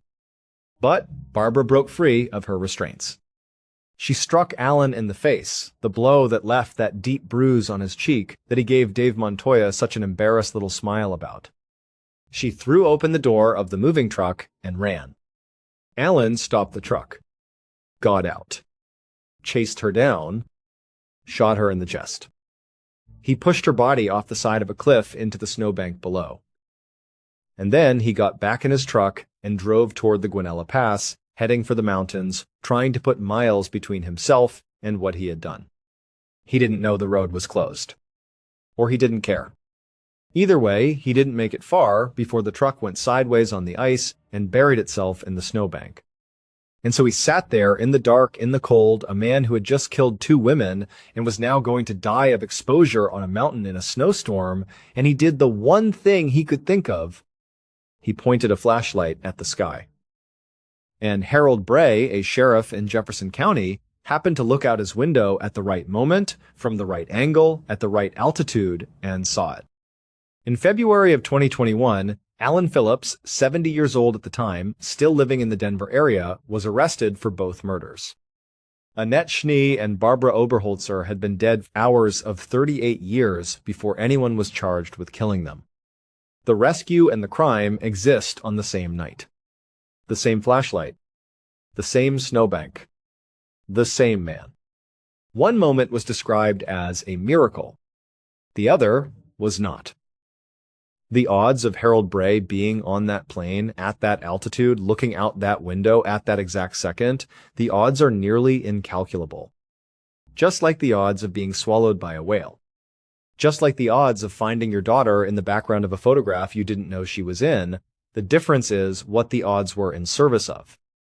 Just after midnight on the 22nd of June 1991, a man named Charles Holden was on his way home from work in Harrington, Delaware, when he stopped at a fast food restaurant near his house. He ate. He got back into his truck. He started the engine. He was about to pull out of the lot when he saw a man jogging toward him from across the parking lot, waving him down. Charles stopped. He rolled down his window. The man said his sister was having a baby. He needed a ride to the hospital about 20 minutes away. He was asking for help. Charles looked at him. It was past midnight. He didn't know this man. And something about the interaction felt off in a way that Charles couldn't articulate but also couldn't dismiss. The feeling you get sometimes when your body registers something before your mind catches up. He said no. Too late, too far out of his way, he needed to get home. The man's face fell. He turned and walked away. Charles watched him go. And then he felt bad. There's a particular discomfort in watching someone walk away who has just asked you for something, even if you have good reasons for saying no. Charles sat there for a moment with that discomfort. Then he called out to the man and told him to come back. He'd take him part of the way. The man got in. They drove in the direction of the hospital. After about 3 miles, Charles pulled over on the side of the road and told the man this was as far as he was going. He lived only a block away, and he wasn't going to drive further from home at this hour of the night. The man in the passenger seat went quiet. Then he went angry. His hand went into his pocket. He started screaming, "Give him the keys, give him the wallet, hand everything over right now or he was going to kill him." Charles didn't deliberate. He turned off the truck, ripped the keys from the ignition, shoved open his door, and ran. Off in the distance, he could see a convenience store, lights still on. He ran for it. But when he turned and looked behind him, the man had gotten out and was running too fast, gaining a screwdriver raised in his hand. Charles ran the math. He wasn't going to make the store. He stopped, turned around, raised his hands. He told the man, "Okay, get back in the truck. I'll drive you wherever you want to go. You can have my keys, my wallet, everything. Just let's get back to the truck." The man smiled. He prodded Charles forward with the screwdriver.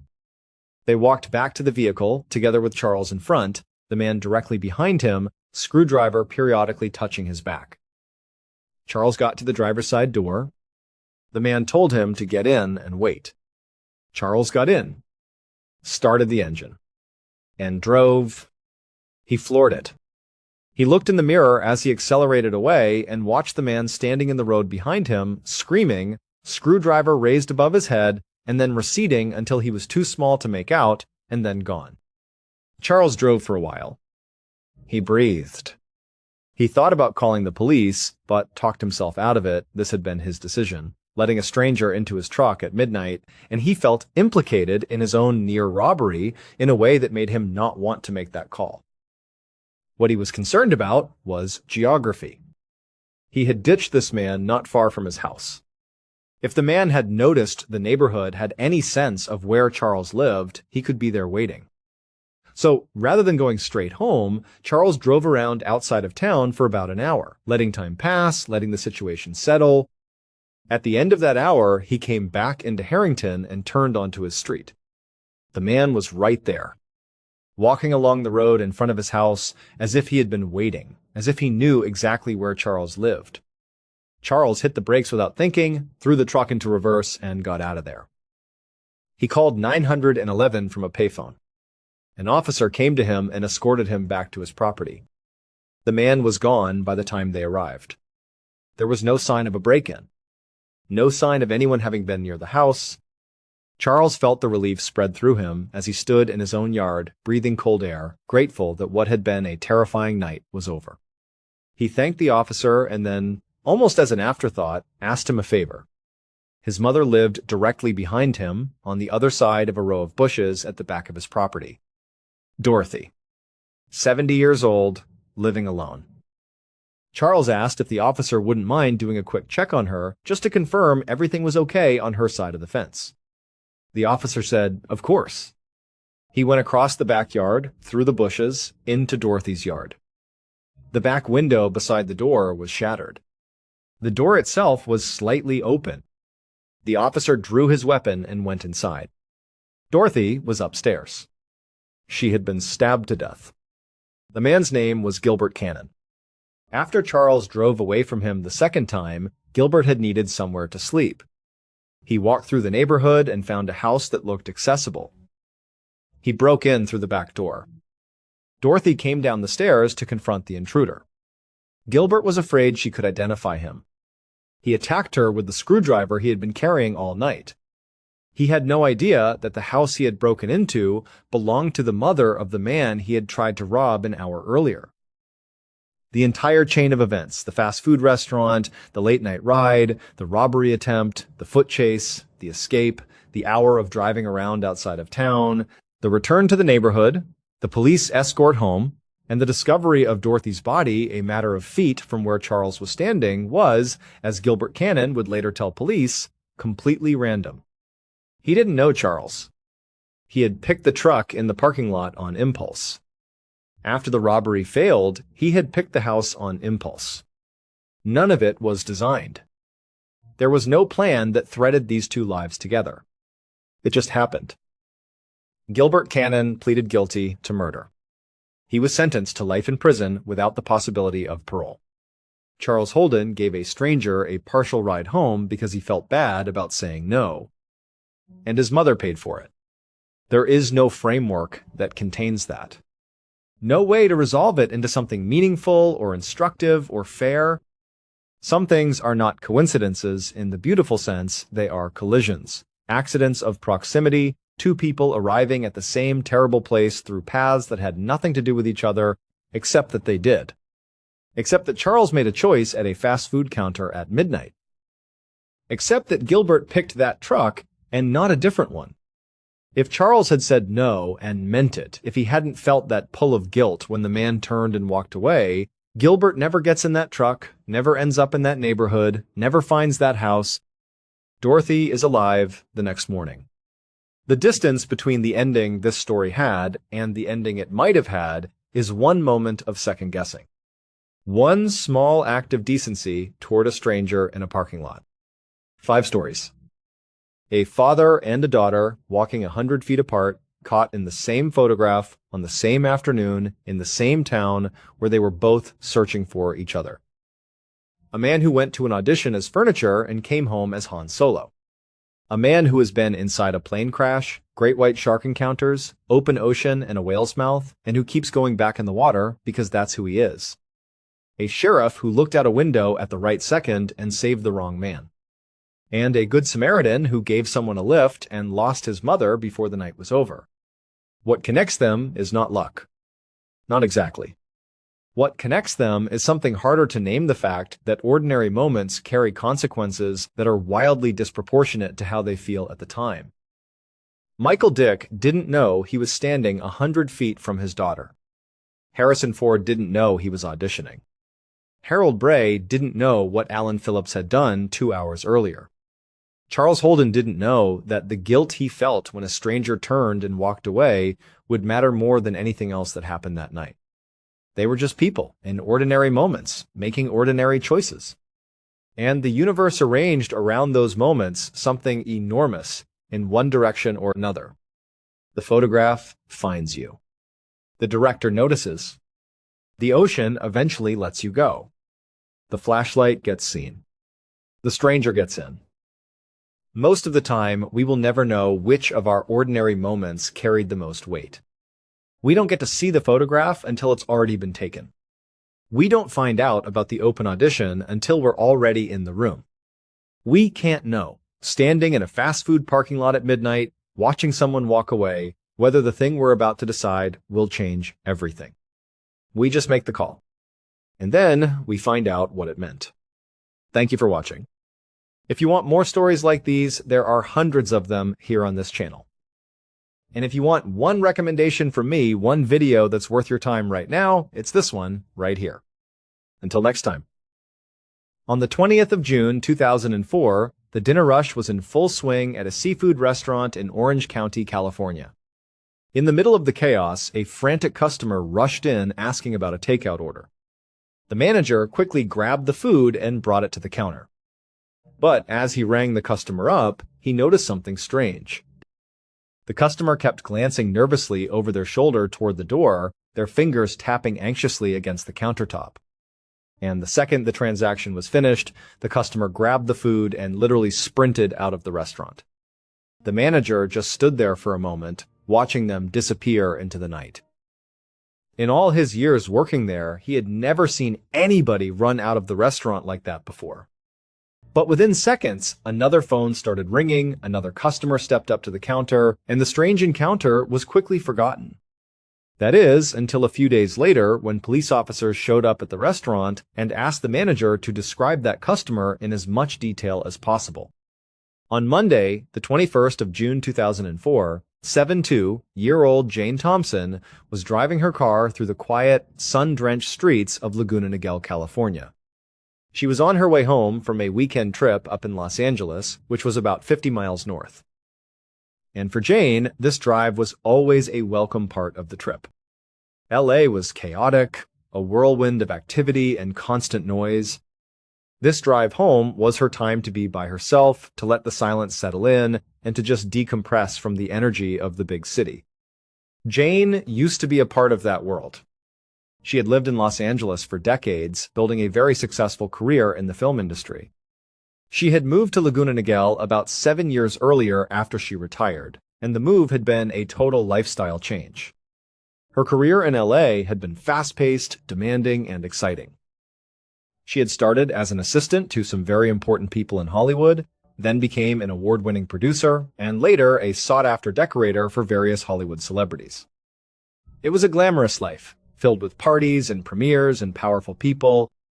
And even though Jane was at her core a pretty quiet person who really appreciated her alone time, like she was right now, it had still been a tough transition. It was hard to leave behind the glitz of Hollywood for the slow, relaxed pace of a suburban community. A big part of that difficulty was because her girlfriend, Marion Reese, still lived up in LA. Jane had known Marion for decades. Their story started professionally. Marion owned a production company, and Jane had produced a lot of successful projects for her. They were great colleagues, then they became good friends. And then, at some point years ago, that working friendship blossomed into a full-blown romance. They had been deeply involved ever since. And even though they now lived over an hour's drive apart, they made it work. They saw each other all the time, spending weekends together either in LA or Laguna Niguel. In fact, Jane was already planning to head back to LA again that coming Friday. They had tickets to the opera, which was one of their favorite things to do together. And then, just a week after that, Marion was going to be joining Jane for a long-awaited cruise to Europe. It was going to be the trip of a lifetime for them. But for now, Jane was just enjoying the drive, looking out her window at the familiar scenery. As she passed a cluster of houses, she saw a familiar face. It was her friend, Mary Larkin, out in her front yard tending to her garden. Jane had known Mary for years. Since moving to Laguna Niguel, Mary had become her closest friend in town. They had spent countless nights sitting on one of their patios, talking for hours and sharing a bottle of wine. Sometimes, Mary's next-door neighbor, Karen, would join them, and she had become a close friend to Jane as well. So naturally, Jane slowed her car down, rolled down the window, and called out a friendly hello. She reminded Mary that they were overdue for one of their wine nights, and that they had to have one soon before she left for her big cruise. Mary looked up from her flowers, smiled, and nodded enthusiastically. She promised she would definitely give Jane a call to set something up. After they said their goodbyes, Jane put the car back in drive and continued on her way. A few minutes later, she saw the entrance to her condo complex up ahead. She put on her blinker and turned in. Soon, she was surrounded by rows of mostly identical units with their distinct orange-tiled roofs, all packed closely together on a quiet hillside. Jane absolutely loved her neighborhood. It was peaceful, it was less than 4 miles from the ocean, and she just felt completely safe and comfortable there. It was the kind of place where people still left their doors unlocked, a place where everyone seemed so warm and welcoming. and that sense of community meant the world to Jane. She didn't have any children or any living relatives. In many ways, she was on her own. So it was a wonderful feeling to know that her neighbors were all looking out for her. As Jane pulled her car into her garage and stepped out, she looked across the street and saw her teenage neighbor, Sam Nelson, shooting baskets in his driveway. Jane smiled and tried to get his attention, raising her hand to wave a simple hello.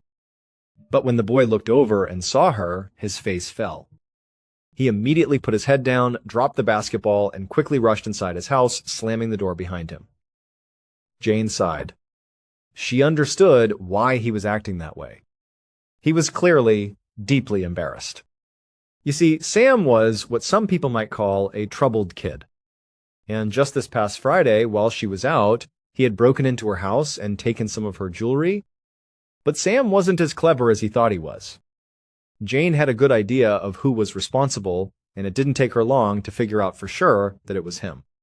So, before she left for her weekend trip to LA, she had gone over and confronted him about it. She told him she knew what he did and that he was never to do it again. The boy was obviously mortified, completely ashamed of being caught. But Jane had also told Sam something else. She told him she wasn't going to call the police. After all, Sam was only 15 years old. He had just made a really dumb mistake. And in Jane's mind, Sam was a part of her beloved community, and even though he had done something wrong, something that violated her home and her trust, she still wanted to look out for him. Plus, if she was being honest with herself, he hadn't taken anything that was particularly valuable or anything she couldn't live without. So, she felt like she was just giving him a second chance. It wasn't a big deal. At the time, Sam was obviously very appreciative. You could see the relief wash over his face when he realized he wasn't going to get in any real trouble. But it was also clear now that he wanted absolutely nothing to do with Jane. Just the sight of her waving at him was enough to send him running in shame. But for Jane, she figured maybe that was for the best.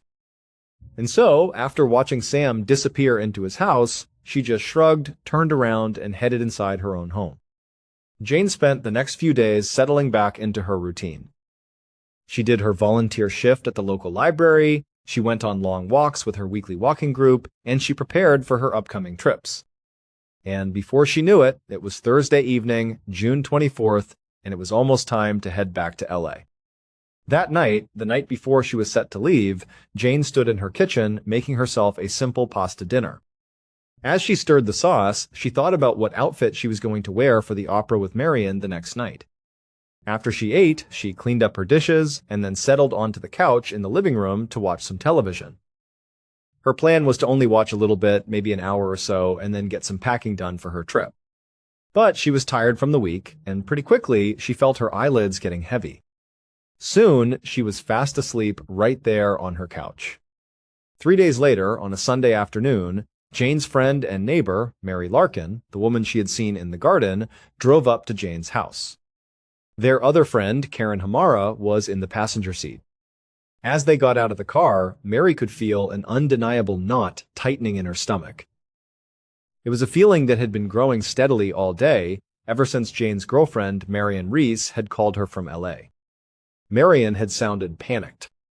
She said that Jane had never shown up in LA for their opera date on Friday, and now she wasn't answering any of her phone calls. Marion had called over and over, but every call went straight to the answering machine. When Mary heard this, she immediately became very worried. It just wasn't like Jane. She was reliable. She was considerate. She would never just flake on people, especially not Marion, without calling to explain why. And given Jane's age, Mary's mind immediately went to the worst-case scenarios. Maybe she had fallen. Maybe she'd had some kind of medical emergency at home and couldn't get to the phone. Maybe she was hurt and needed help. That would explain why nobody could get in touch with her. So after she hung up with Marion, Mary tried calling Jane a few times herself, but she got the same result, the answering machine. With her anxiety growing, Mary had gone over to her neighbor Karen's house and asked her if she would come with her to Jane's condo just to check on her and make sure she was okay.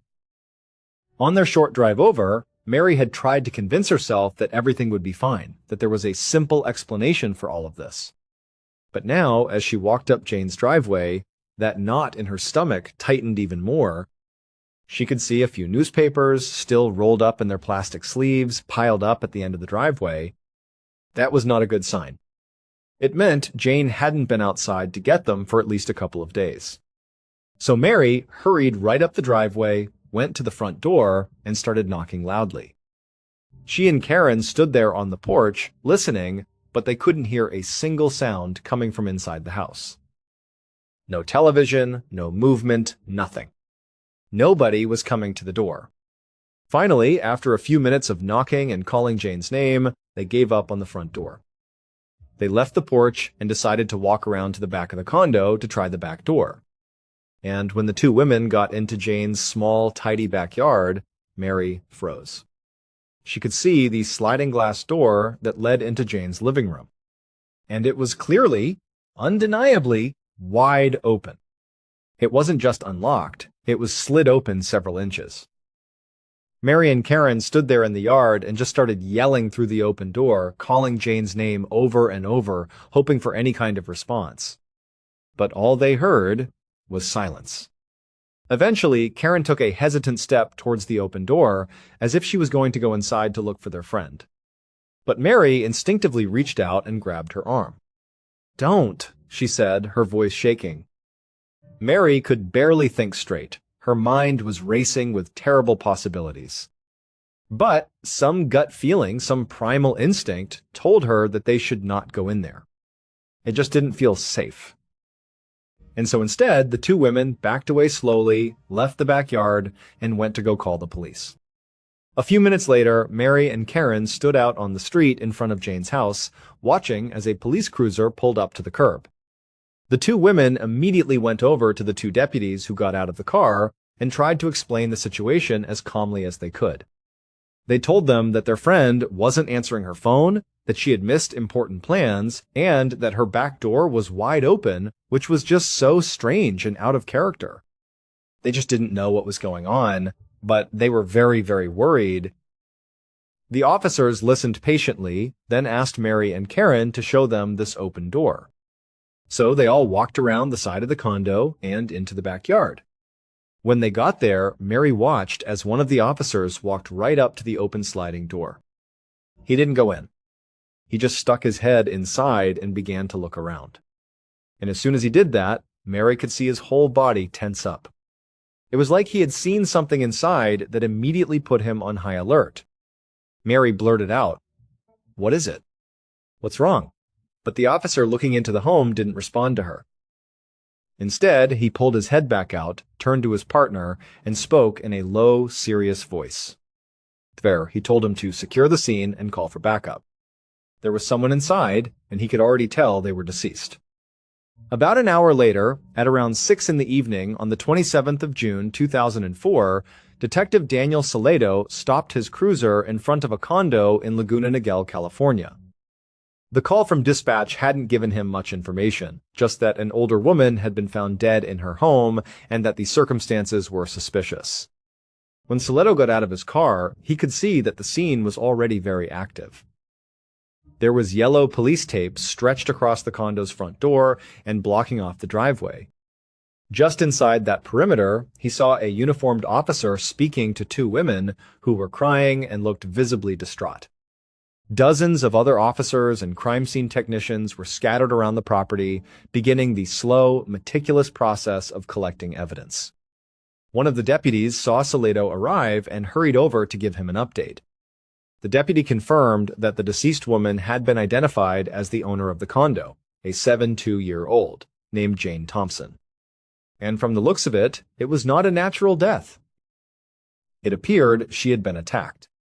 It looked like a murder. Her two friends, the two women who were still standing in the driveway talking to the police, had been the ones to call for a wellness check.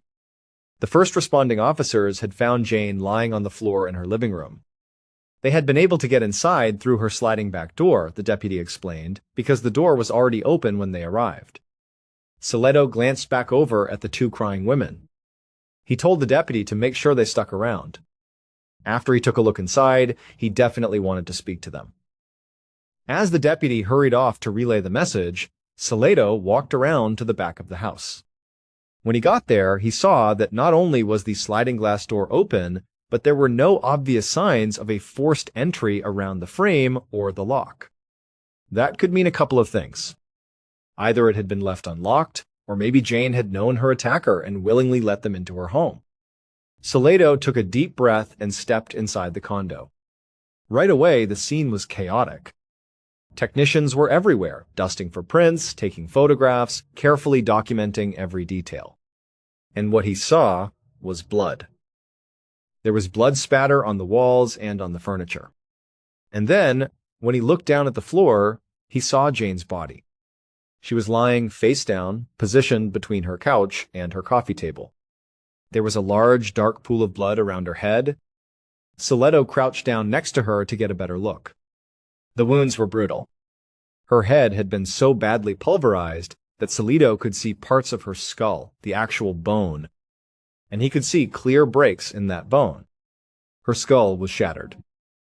Now, Salado knew he would have to wait for the official autopsy report to be sure, but to his experienced eye, it was very clear what had happened here. Somebody had taken some kind of heavy, blunt object and beaten this woman over and over and over again. A couple of minutes later, Salado stood back up.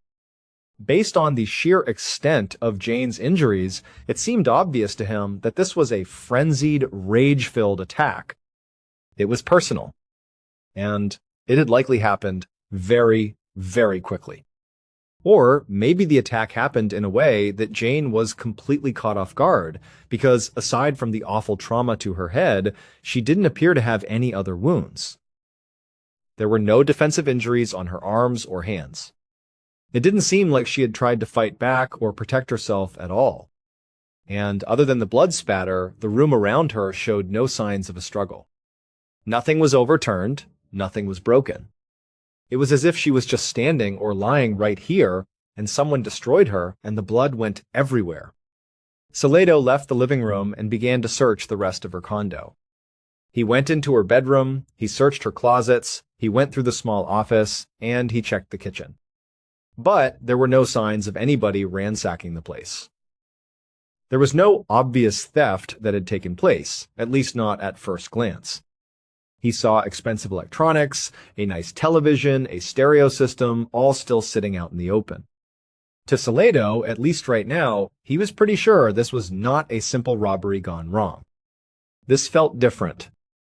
As he was finishing his initial walkthrough of the condo, another officer called Salado back into the kitchen. When Salado went over, he saw the officer was standing by the landline phone's answering machine.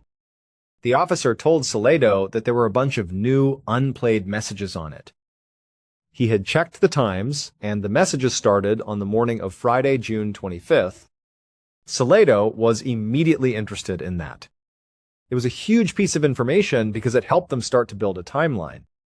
If Jane had stopped answering her phone by Friday morning, then that meant she could have died sometime overnight on Thursday the 24th, or maybe even in the early morning hours before that first message came through on the 25th.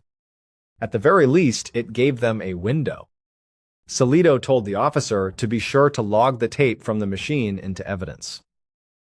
Then Salado went back to the living room where Jane's body was and where the technicians were still working. He just stood there for a moment, his arms crossed, thinking about his next move. Considering the attack had all the signs of being highly emotional, Salado felt confident that Jane's killer was someone who knew her, someone who was deeply, personally angry with her. So, the first people he needed to speak to were those who were closest to Jane, people like her family, her friends, or maybe even a romantic partner. Jane appeared to live alone, so he hoped that other people in the neighborhood, or maybe those two women who called the police, could tell him more about her personal life, her relationships, and give him a solid place to start his investigation. So Salado gathered a few officers, and they all headed outside to begin asking some questions. When he got back outside, Salado could see that a small crowd had formed. A group of what he assumed were residents of the complex were gathered at the edge of the police perimeter, watching the activity with concerned looks on their faces. Salado understood why. Brutal homicides like this one almost never happened in a quiet area like Laguna Niguel. He knew there was probably going to be a lot of panic and a lot of rumors spreading through this tight-knit community because of this. And based on the literal layout of the complex, the fact that all these condos were practically on top of each other, he knew that those rumors would likely spread very, very quickly. But there was a potential upside to that. The fact that these condos were so tightly packed together also gave Soledo an advantage. It meant that it was very likely that somebody might have heard something or seen something that could help them break this case wide open. Just then, another police cruiser pulled up in front of the house, and a detective named Brian Sutton stepped out of the car. When Soledo saw who it was, he immediately felt a sense of relief. Soledo worked extremely well with Detective Sutton. They were a good team, and conducting interviews was their specialty. As a duo, they just had an instinct for asking the right questions, the kinds of questions that got people talking and opening up. So, Soledo hurried over to Sutton and quickly brought him up to speed on everything he had learned so far. Once Sutton was briefed, they went right over to the two women who had called 911. Soledo was eager to interview them as key witnesses. But he also wasn't ruling out the idea that they could be suspects. He was sure this had to be a personal crime, and these two women clearly had some kind of close relationship with Jane, since they were the ones who had come over to check on her. When Soledo and Sutton reached the women, he could tell they had calmed down quite a bit from when he had first seen them. They were still upset, but they were composed enough to tell the detectives their names, Mary and Karen. They then explained that they were good friends with Jane and that they had come over to check on her because Mary had gotten a worried phone call from Jane's girlfriend, a woman named Marion Reese, who lived in L.A. They said Marion had been worried because Jane had not shown up in L.A. for plans they had, and so she was trying to find out where she was and if she was okay. This immediately made Soledo's ears perk up. A girlfriend. He asked Mary for Marion's contact information. As he jotted down Marion's phone number, Sutton asked the two women where they were on the night of Thursday the 24th or the early morning of the 25th. Both women said they had solid alibis. Now, the detectives would still have to confirm those alibis, because anybody can say they have one. But for right now, Soledo was comfortable provisionally ruling Mary and Karen out as suspects. They both seemed genuinely stunned and horrified by Jane's murder. And while it seemed like they were good friends with Jane, he wasn't getting the sense that they had the kind of intense, complicated closeness that might have led to such a vicious and personal attack. So he told the two women they were free to go home. Then Soledo nodded to Sutton, and the two of them left the women and headed towards the crowd of neighbors to ask some more questions. The next morning, on Monday, June 28th, Soledo was behind the wheel of his cruiser with Sutton in the passenger seat. They were nearing the end of their long drive up to Los Angeles. Their destination was the home of Jane's girlfriend, Marion Reese. Soledo was eager to get her statement because, at this point, they didn't have many other leads to go on. The forensics team hadn't found any usable DNA or fingerprints at the crime scene that could be tested against future suspects. And the canvas of Jane's condo complex the night before really hadn't yielded much either. They had learned that no one had seen Jane since Thursday, which backed up the timeline they had already established from the answering machine messages. But frustratingly, none of the neighbors had heard or seen anything strange or out of the ordinary on that Thursday night. And according to everyone they spoke to, Jane didn't have any obvious feuds or tension with anybody in the community. She generally kept to herself, but she was really well liked by everyone who knew her. But Soledo, remembering the scene he had just witnessed, felt sure that someone out there had to have had a major problem with Jane. He had seen the preliminary autopsy report that morning, and it confirmed what he already suspected. Jane had died from the blunt force trauma wounds to her head. But it also told him something else. She had been hit more than a dozen times. It was complete and total overkill. And to Soledo, that meant the killer had to have been driven by some kind of intense, overwhelming emotion, like pure rage or maybe even greed. Which was why they were now making this drive out to L.A. They were going to speak with Marion, who Soledo felt, based on her intimate relationship with Jane, was the strongest suspect they had. Romance, he knew, could make people do crazy things. And there was something else. Salito had done some digging into Jane's finances the night before, and he found out that she had a life insurance policy worth $100,000. And Marion Reese was listed as the sole beneficiary. That meant Marion definitely had something to gain financially from Jane's death. So, as they pulled up to Marion's house, Salito was thinking that maybe, just maybe, they had found their killer. A few minutes later, the detectives sat on a couch in Marion Reese's living room. The home was on the smaller side, especially by LA standards, but it was very tastefully decorated. Marion sat down in an armchair across from them. When they looked at her, they could see her eyes were red and puffy, as if she had been crying for hours. She was holding a glass of water in her hand, and she kept lifting it up as if she was going to take a sip, but then she would just place it back down on the end table without drinking. It was like she was in a daze, just going through the motions. It was clear that someone, likely Mary or Karen, had already told Marion about Jane's death. And to Salito, she was showing every sign of being in genuine, profound shock. He knew he had to be very careful with his line of questioning. He didn't want to overwhelm her. If she shut down completely, he might not get the information he so desperately needed. After a moment of silence, Salito began by simply asking Marion how she knew Jane. Marion took a deep, shaky breath, and then, with a wavering voice, she explained that they had known each other for almost 50 years. She told them how they used to work together, how Jane had produced so many projects for her production company. As Marion continued to talk, describing how their professional relationship had slowly transitioned into a deep and loving romance, Salito could sense that she was beginning to calm down a little. She was calming down to the point where he felt like he could now introduce the tougher questions. So he turned and gave a slight nod to Sutton. At that point, Sutton leaned forward and asked Marion if she was aware that Jane had named her as the sole beneficiary on her life insurance policy. When Marion heard the question, she gasped. She looked completely taken aback. She insisted she had no idea Jane had done that. But, she added, it did sort of make sense. She explained that Jane really didn't have any family to speak of, and that in many ways she, Marion, was her family. She was the closest relationship Jane had in the world. Now, Salito felt like Marion's reaction to this news was very earnest, very genuine, but he couldn't be 100% sure. So he pressed her a little more. He asked her where she was last Thursday night, the night they presumed Jane was killed. But Marion didn't hesitate. She said she was with friends all night right there in LA. And she gave Salito all the names and phone numbers of these friends so he and his partner could confirm her story. They talked for a while longer. Marion went over the details of how Jane had missed their opera date on Friday, and then how she had stopped returning her frantic calls. Her entire story lined up perfectly with what Jane's friend Mary had already told them. So eventually, Salito and Sutton thanked her for her time and stood up to leave. Over an hour later, Detectives Salito and Sutton were back in Laguna Niguel, parking their cruiser in front of Jane's condo once again. On their drive back from Marion's house in LA, the detectives had made some calls.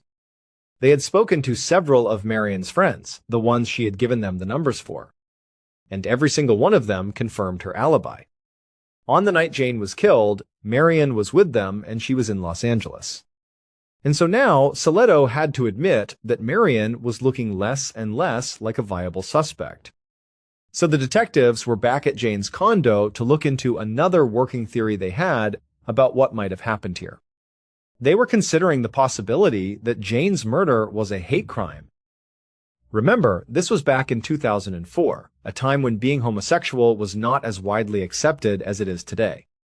And so their theory was that maybe one of Jane's neighbors had seen Marion visiting, or perhaps had heard about their relationship through the grapevine. And maybe they didn't like it. And maybe they had lashed out in a fit of violent prejudice. Strengthening this idea was the fact that it seemed to be common knowledge in the neighborhood that most people left their doors unlocked. It painted a picture of a community that was perhaps too trusting, making it easy for a neighbor with a grudge to slip inside Jane's home. However, Sutton and Salito both knew that actually investigating this theory was going to be extremely challenging. There were 144 houses in this condo complex. Conducting a thorough investigation of every single resident of all of those houses was going to be a monumental task that would take a lot of time and manpower. But at this point, they didn't have any other options. They had to pursue every possible lead. So, the detectives got to work. They went to the first house next to Jane's and knocked on the door. A few hours later, Salido and Sutton returned to the Orange County Sheriff's Department. They had spent most of the afternoon talking to people who lived in Jane's condo complex. And while they hadn't been able to talk to everyone yet, they already had to admit that their hate crime theory was looking more and more like a dead end. Most of the people they spoke to didn't even know Jane was in a relationship at all. Since her girlfriend Marion lived in a different city, they rarely saw her around. And beyond that, there was just nothing that anyone in the neighborhood said that made the detectives think that Jane was being targeted for any particular reason. But a few people had mentioned something interesting.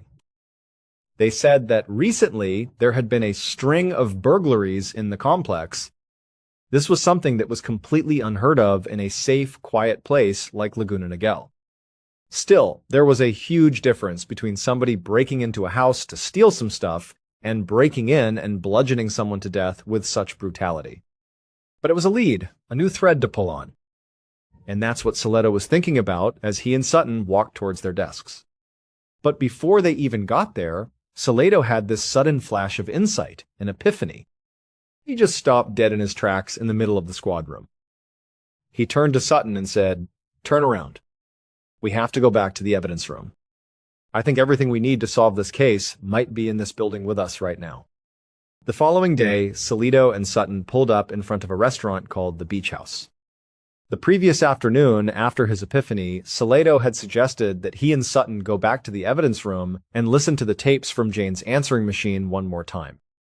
Now, to be clear, they had already listened to the tapes before. But at the time, none of the messages had seemed particularly important or relevant.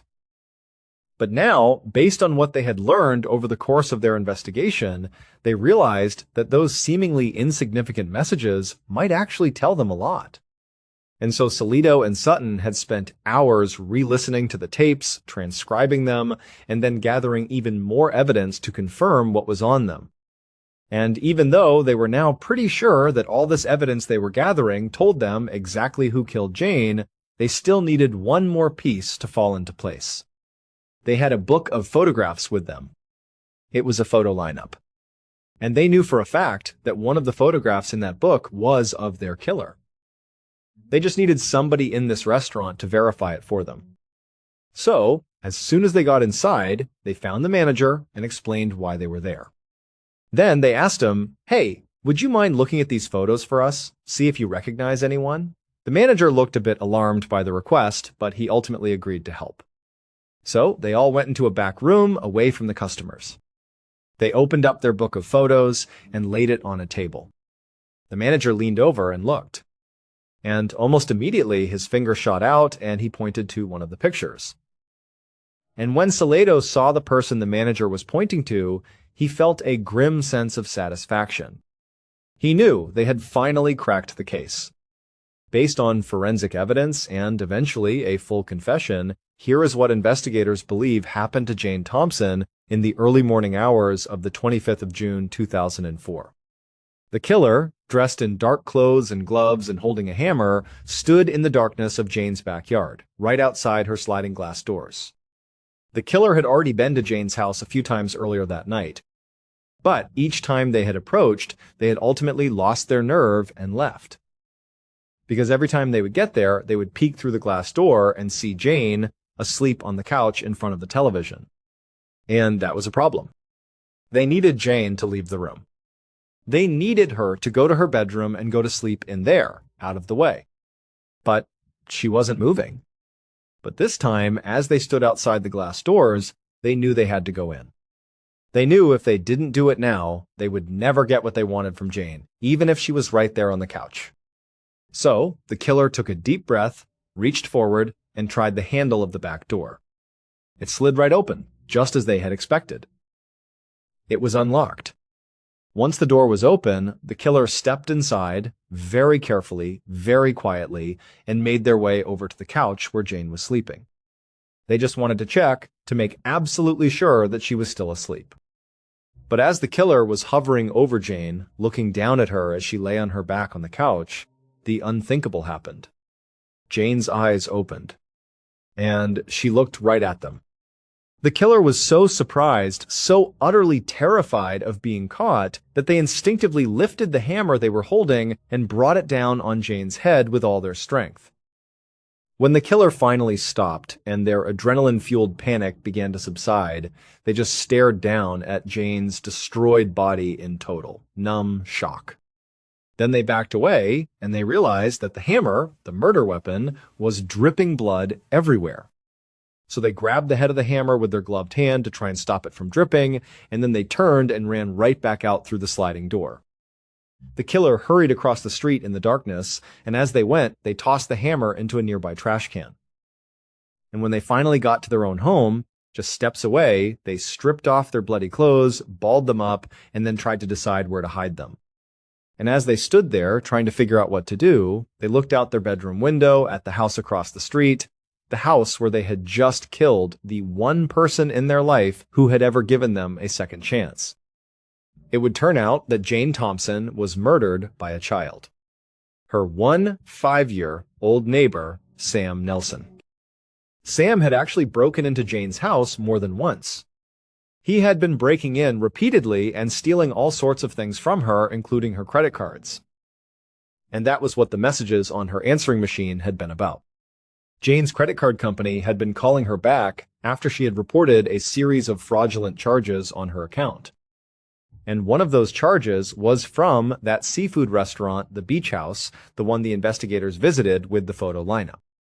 And the manager, when he looked at the photos, he instantly recognized Sam. Because Sam had been in there just a few days earlier, acting so frantic and strange, the reason Sam was stealing from Jane, and also from other people in the neighborhood, was ultimately because he was trying to keep up with appearances. He was using the stolen credit cards and money to buy food and expensive items that he thought would impress his wealthy classmates. On the night of Jane's murder, Sam claimed he did not go into her house with the intention of killing her. He said he just went in there with the intention of robbing her again. But for whatever reason, when she opened her eyes and saw him standing over her, he just panicked. He hit her once with the hammer. He said the blood went into his mouth, and his mind just went blank. And then, suddenly, he was beating her to death. Sam Nelson was arrested and eventually sentenced to 25 years to life in prison for the murder of Jane Thompson and also for multiple counts of burglary. His earliest eligible parole date is in the year 2027. He will be in his late 30s. Jane's friends and her partner, Marion, were left to grapple with an impossible reality. The kind, forgiving woman they loved had been murdered by a boy she was trying to help, a boy from the very community she had chosen for its safety and warmth. The unlocked doors of Laguna Niguel, once a symbol of trust, now served as a haunting reminder of how quickly a life can be shattered by a darkness hiding in plain sight. Thank you so much for watching. Jane spent her final days believing she had done the right thing by giving a troubled kid a second chance. And maybe that's the cruelest part of this entire story. Her kindness was real. Let me know what you thought about today's episode in the comments. And if you're ready for another true crime story, we have a full playlist waiting for you right now. Until next time, take care. The story that we are going to tell today is about a Hollywood actor whose life took a dark and violent turn, and it ended in a way that practically no one could have expected.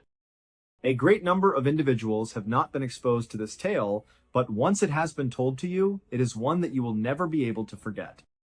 Beginning with a young boy who had a dream of being on TV, everything begins with him. Johnny Lewis was only 7 years old when he was cast in his very first acting role throughout his childhood.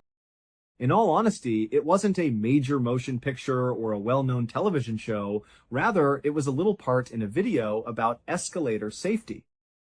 To a child, however, it was a beginning, and it was the beginning of a career that would last a lifetime. Johnny began his career making appearances in dozens of commercials for major businesses, such as Pizza Hut, after he was cast in that little role. In a short amount of time, many working in the sector were able to recognize that this young man possessed actual talent. He was not merely another attractive face, he had the ability to seriously act. Soon after, he began making guest appearances on some of the most popular television shows running during the latter part of the 1990s and the early 2000s.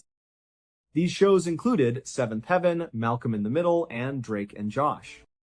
Johnny had reached the age of 18 by the year 2001.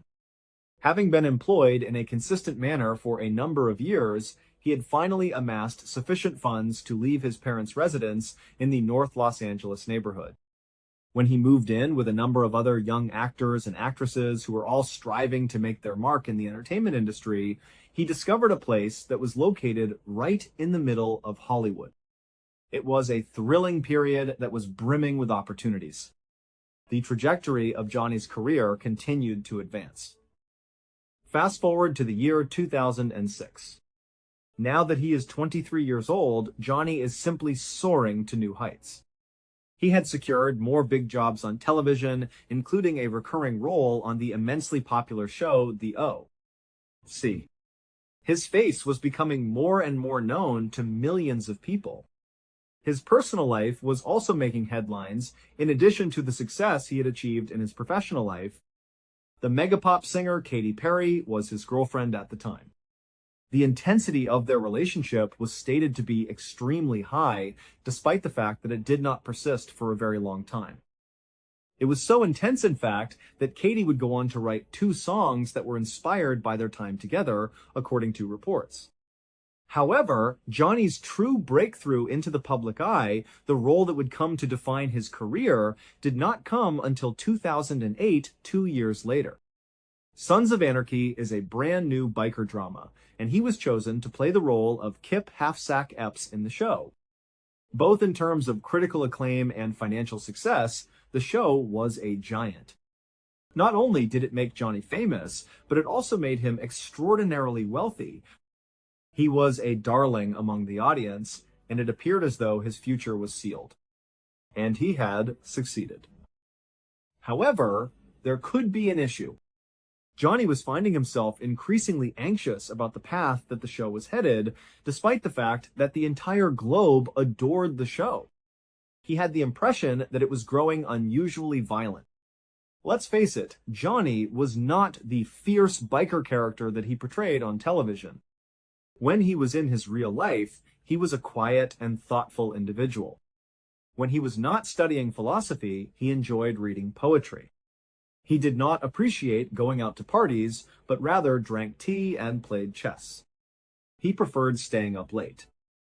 In his opinion, the concept of acting out scenes of violence that he considered to be unnecessary was not something that he felt comfortable with. He was not the same person as a result of that. Therefore, after 2 really successful seasons on the show, during which his character had become one of the most popular, he did something that was almost unheard of in the entertainment industry during that time. The writers of the show were informed by him that they needed to remove me from the screenplay.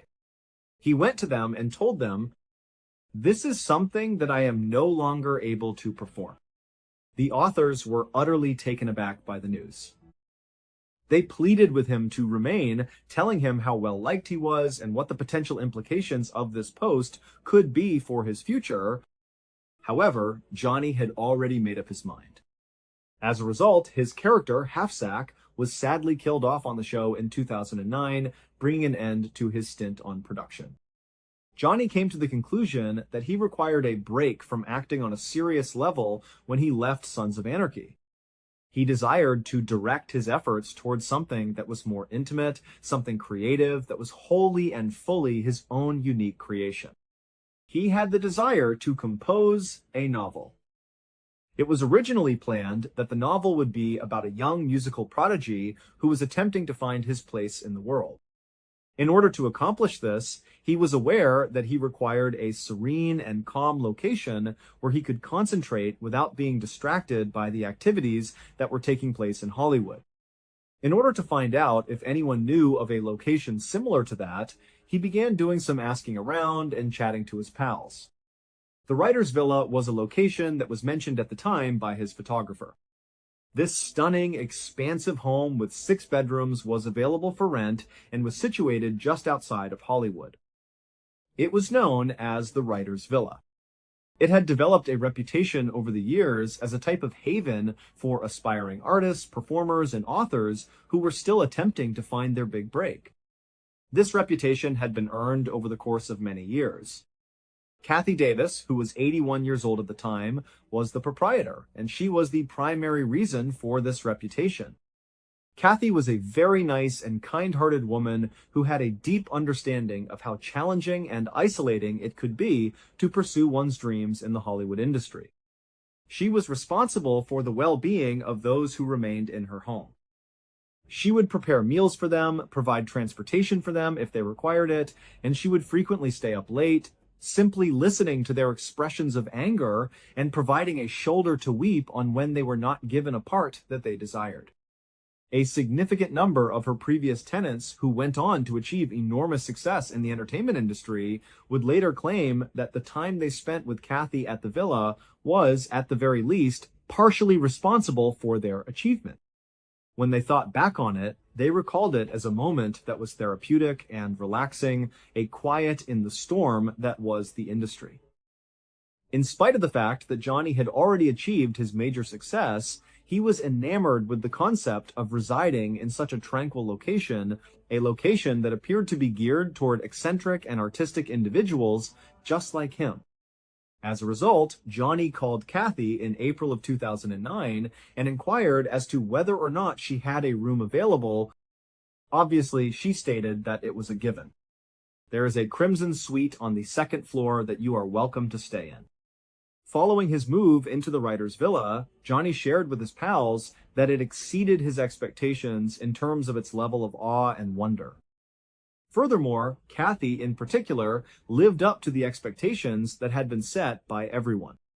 The elderly landlady and he became fast friends almost immediately after meeting each other.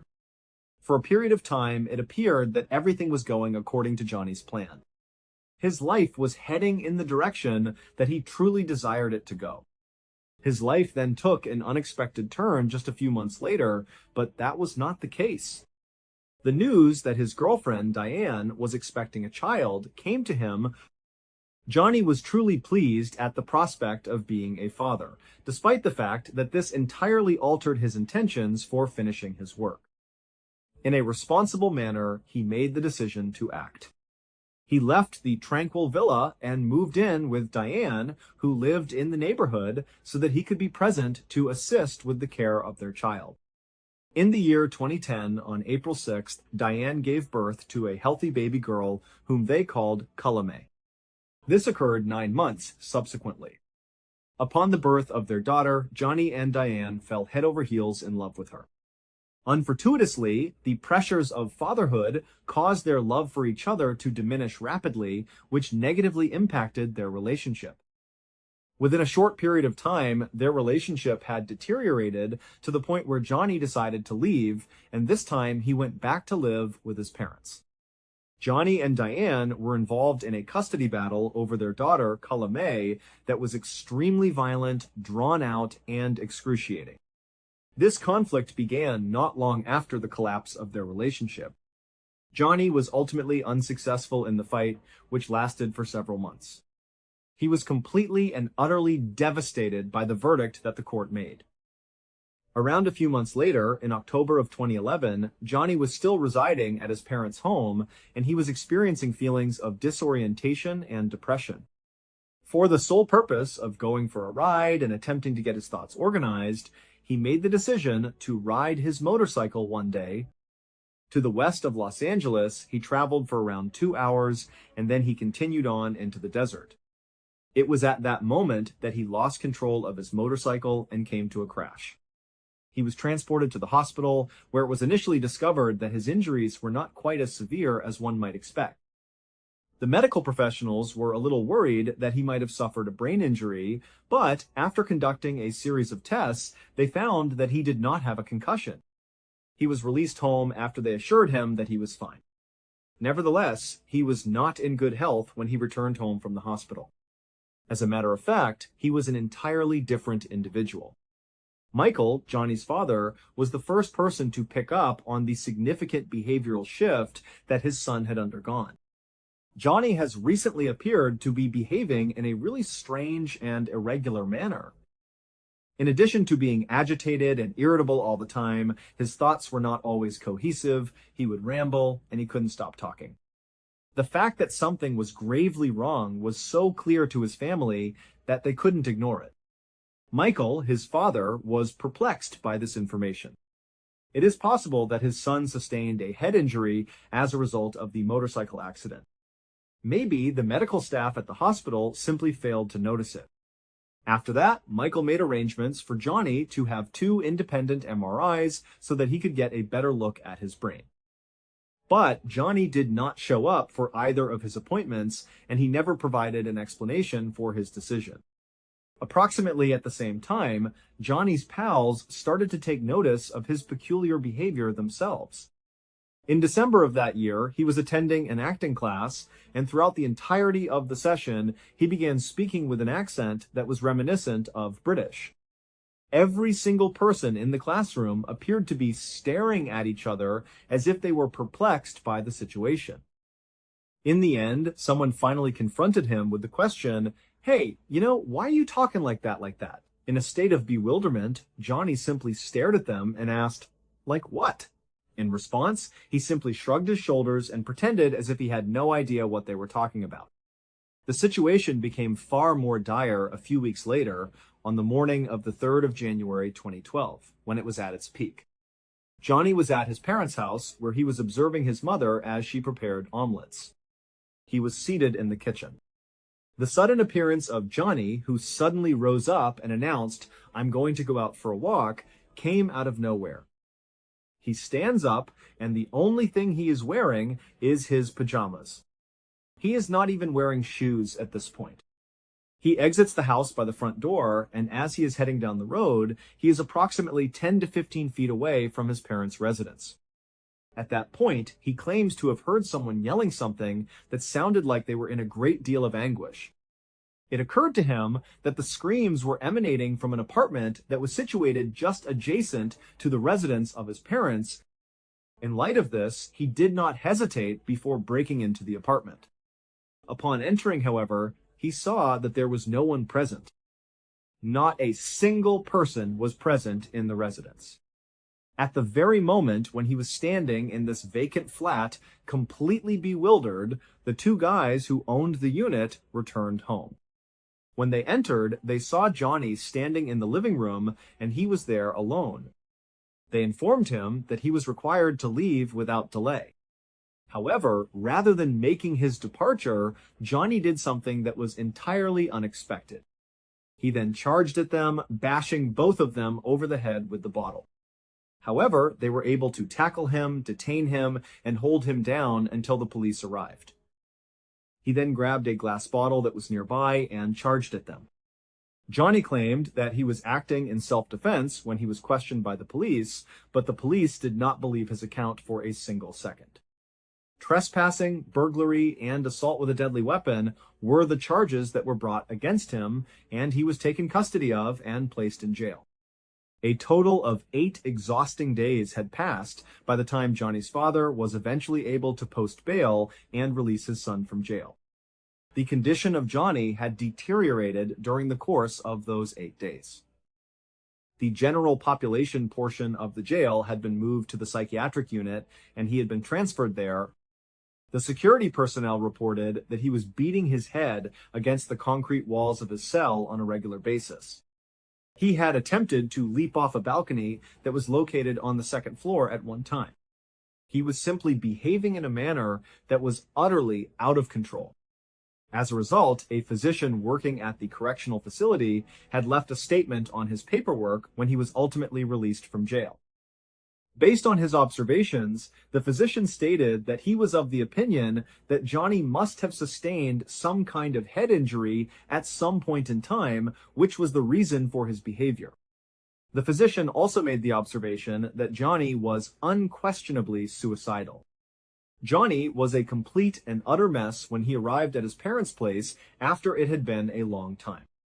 The battle that he had with the two men in the flat had left him with two black eyes, and his face was swollen and bruised as a result of the altercation that he had with them. The emotional turmoil he was experiencing was so severe that he would not allow any member of his family to even come close to him. The only thing he did was lock himself in his room and tell everyone to not come near him. A heightened sensitivity to light was another symptom that he had. The situation became so dire that he began walking around his parents' house and shutting out each and every light individually. As soon as his parents eventually turned them back on, he would become upset and angry, and then he would go and turn them all off completely again. At long last, in a moment of exasperation, he walked to the fuse box that belonged to his parents and just turned off the power completely, therefore putting the entire house into full darkness. Nevertheless, in spite of the fact that Johnny had very visible problems after returning home from jail, it appeared that he was making some progress over the course of the subsequent few weeks. Despite the fact that it was a gradual process, there were times when he appeared to be more like his previous self. His parents believed that he had made sufficient progress by the time the month of January came to a close, over a month after he had returned home, and they gave him permission to move out and live on his own once more. It took him around 30 minutes to travel to Santa Monica, California, where he discovered a place to stay. However, as soon as he moved out on his own, he began to experience difficulties once more to a greater extent. On the 10th of February, he was arrested for striking a random stranger in the head outside of a yogurt shop. This occurred only about a week after he had moved into his new house in Santa Monica. Under the terms of a bail of $20,000, he was released. After a number of days had passed, Johnny simply walked into the ocean while wearing all of his clothes. It was necessary for strangers to rescue him from the icy water, and he was then transported to the hospital to receive treatment for hypothermia upon his arrival. The second time he was taken into custody came just a few days after he had been released from the hospital. For the second time, he was apprehended while attempting to break into the apartment of a woman in Santa Monica. When he was apprehended by the authorities, he stated that he had considered the apartment to be that of his friend. However, once again, nobody believed him. Again, he was taken back to jail, and then he was released on bond before being released.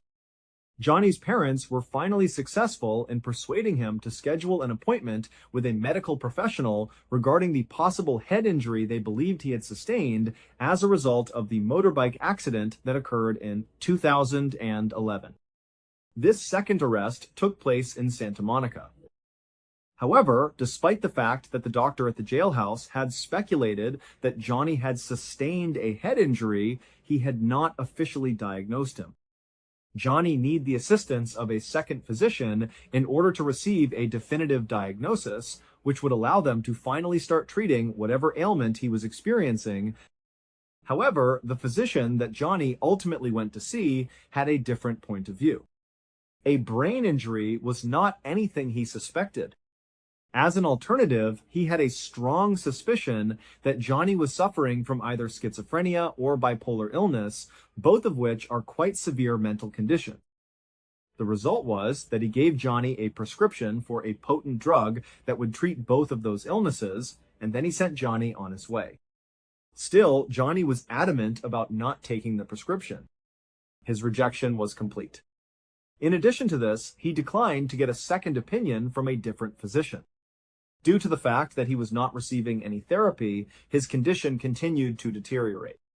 There was still a significant possibility that Johnny would be sentenced to jail for the break-in and the assault that he committed against those two men in the flat that was adjacent to his parents' house.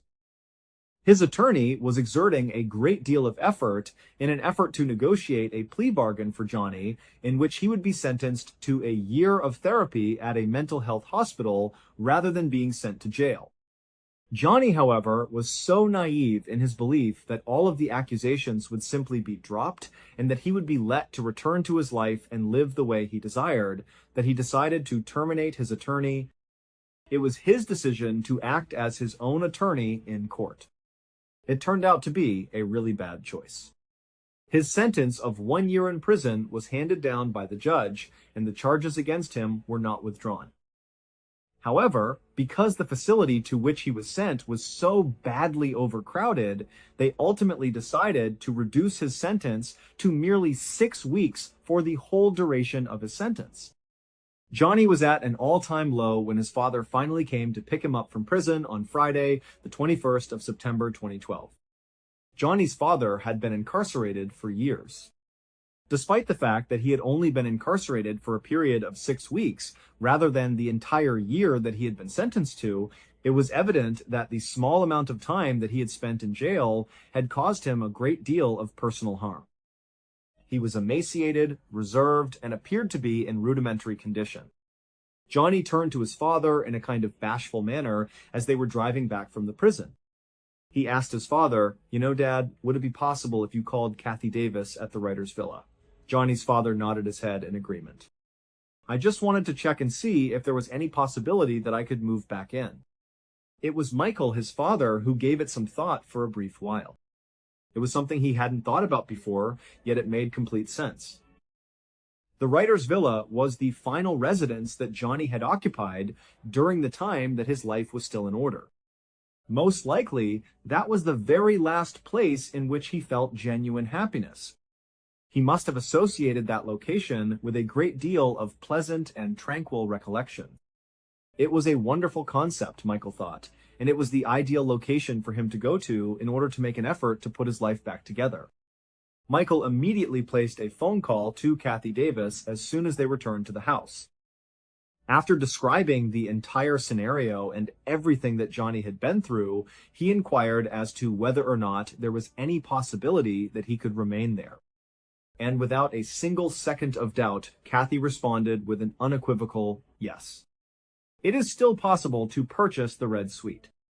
Immediately, I will walk up to the bedroom and make the bed for him. I can't wait to meet him in person." Johnny spent the weekend with his parents, and then on Monday, September 24th, he moved back into the villa after packing up his belongings and moving back in with them. 2 days later, on the morning of September 26th, a man named Dan Blackburn, who was the next-door neighbor to the writer's villa property, was looking out his front window. Blackburn was 70 years old at the time. Along the route, he noticed a man who was standing out. The only thing the man was wearing was a pair of red sneakers and a pair of trousers. He was furiously pacing back and forth in the center of the street, he was completely drenched in sweat, and he was not wearing a shirt by any stretch of the imagination. Dan had never encountered this individual before, and his conduct was peculiar. So he just kind of watched him from behind his curtain, attempting to figure out what he was going to do next. Following around 15 minutes of this peculiar and anxious pacing in the road, the man abruptly turned and walked directly towards Dan's property where he had been standing. After walking straight up to the front steps, he began to knock on the door while he was there. In spite of the fact that Dan was feeling a little anxious, he went ahead and closed the curtain, then went to his front door and peered through the peephole into his home. The man was standing there when he noticed him. He had these brilliant blue eyes that were wide open, and he was staring at the peephole as if he could see Dan standing on the other side of it. He appeared to be able to see through it. After taking a deep breath, Dan unlocked the door and opened it slightly. He then opened it a little bit more. When he looked out, the person who was standing outside greeted him and introduced himself as John. "Hello, I am your new neighbor." It was inevitable that John would be revealed to be Johnny Lewis on the subject. The door was opened a little bit farther by Dan, who was attempting to be sociable. He then added, "Hello, John, it's nice to meet you." However, before the two men could engage in any type of genuine discourse, Johnny quickly turned around and walked away without saying a single word. At this point, Dan is left standing there, very perplexed by the peculiar interaction that he has just experienced. He observes Johnny as he simply walks back to the road, then walks back over to the writer's villa, enters the building, and then vanishes from view. In a manner that could be described as a shrug, Dan decided to close and lock his door before returning to his morning routine. Dan is in another area of his house, simply doing his own thing, when he hears his wife outside, yelling his name and urging him to come outside immediately. This happens around 30 minutes later. As soon as Dan exits the main door, he dashes into his driveway, which is the area that separates his property from the writer's villa. He notices his wife standing on the driveway, and she appears to be in complete and utter disbelief. In the direction of the back of their house, she is pointing upward. While Dan is looking in the direction that she is pointing, he notices Johnny Lewis standing close to their deck. A second man, the worker that Dan and his wife had hired that day to paint their back deck, is standing on top of Johnny. Johnny is standing on their back. This guy is getting a never-ending stream of blows from Johnny. He also has a piece of wood in his possession, which he is using to strike him. The unfortunate worker is currently lying on the ground, attempting to protect himself from the blood that is running down his body. It was just that Dan's instincts took control. He makes his way over to them. Due to the fact that Johnny is so intent on the assault, he has failed to notice Dan coming closer.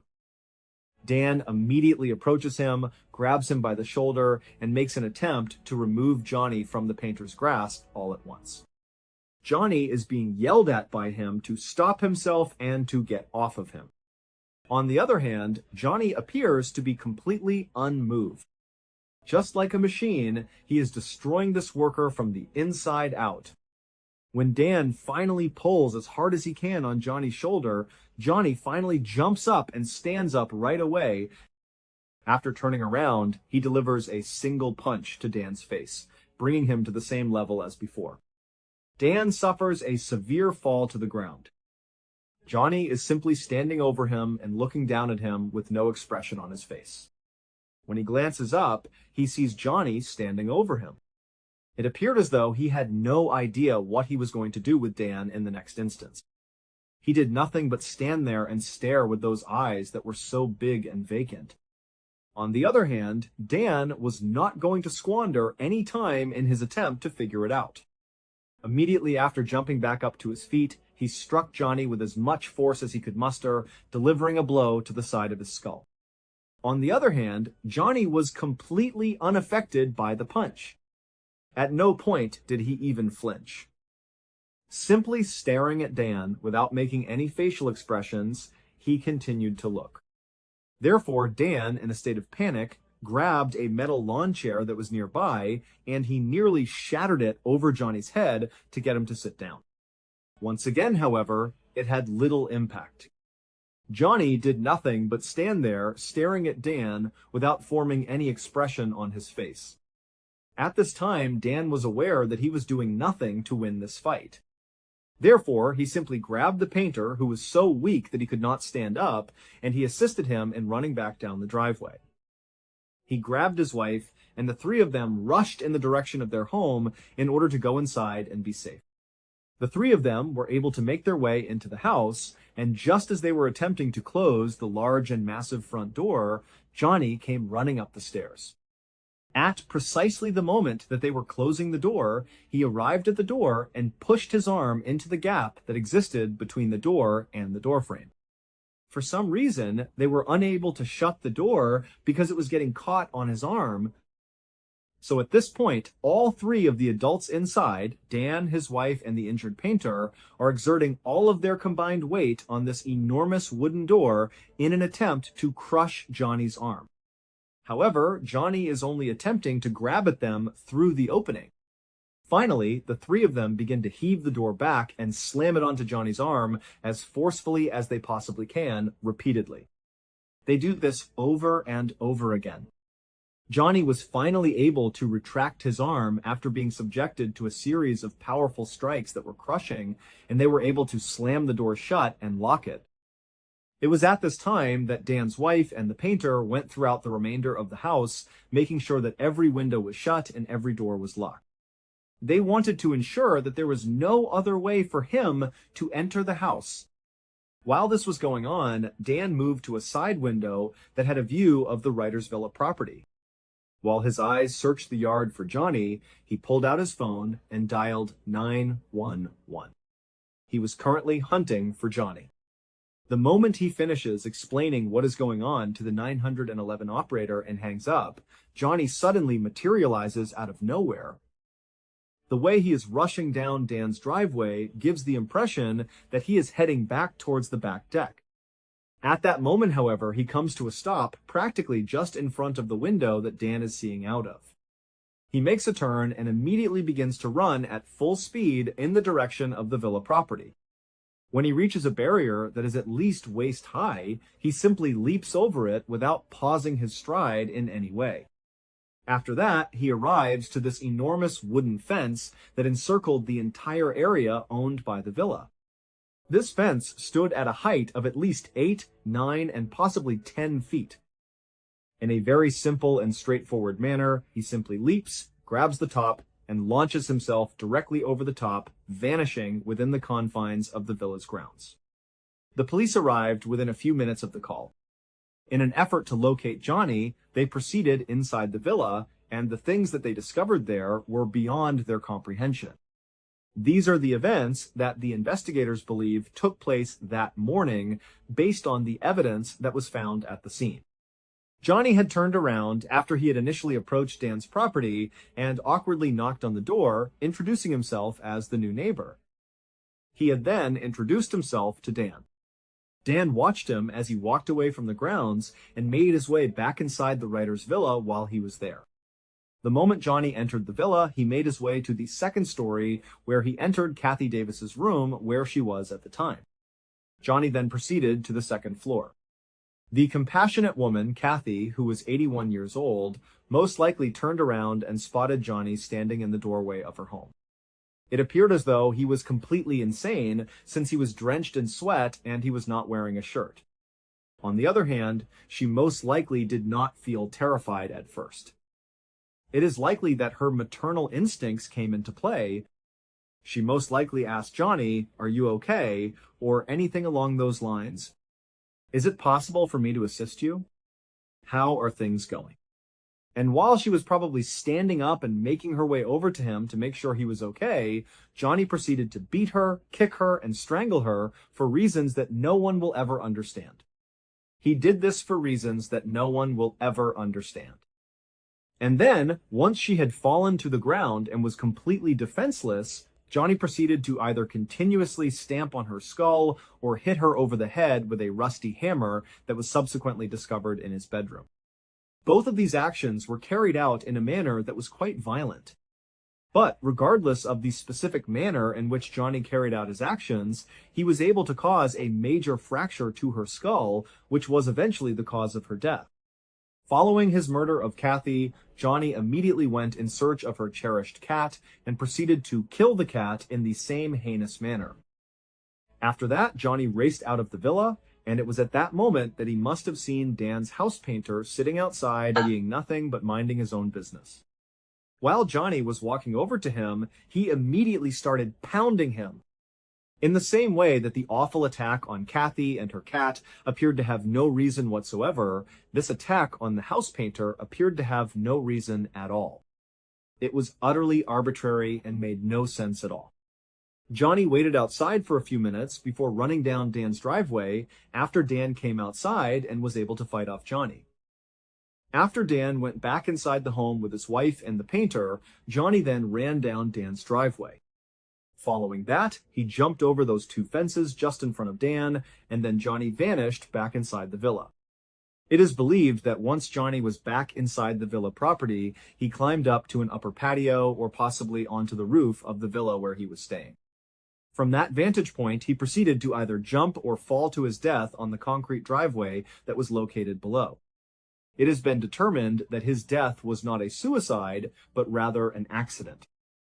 Everyone who heard the story concluded that Johnny must have been under the influence of some extremely potent narcotics after the word broke about what had occurred at the writer's villa. When it came to explaining why someone would behave in such a manner with such excessive, unjustified aggression and what appeared to be superhuman strength, that seemed to be the only plausible answer. However, the toxicology result provided by the coroner's office revealed that he did not possess any drugs, whether they were legal or illicit, in his system. This was the case regardless of the type of substance. At the time that he did this heinous murder, he was absolutely free of any alcohol or drugs. Because of the motorbike accident, there are some individuals, including his family, who are of the opinion that Johnny actually did suffer from a significant head injury that was not properly diagnosed. They are of the opinion that this brain injury is the cause of his violent outbursts, as well as the entire transformation of his personality. There are those that disagree.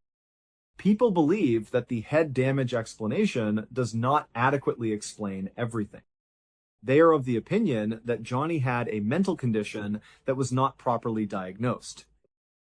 It's possible that it was schizophrenia, or it could have been bipolar disorder, or it could have been something else different.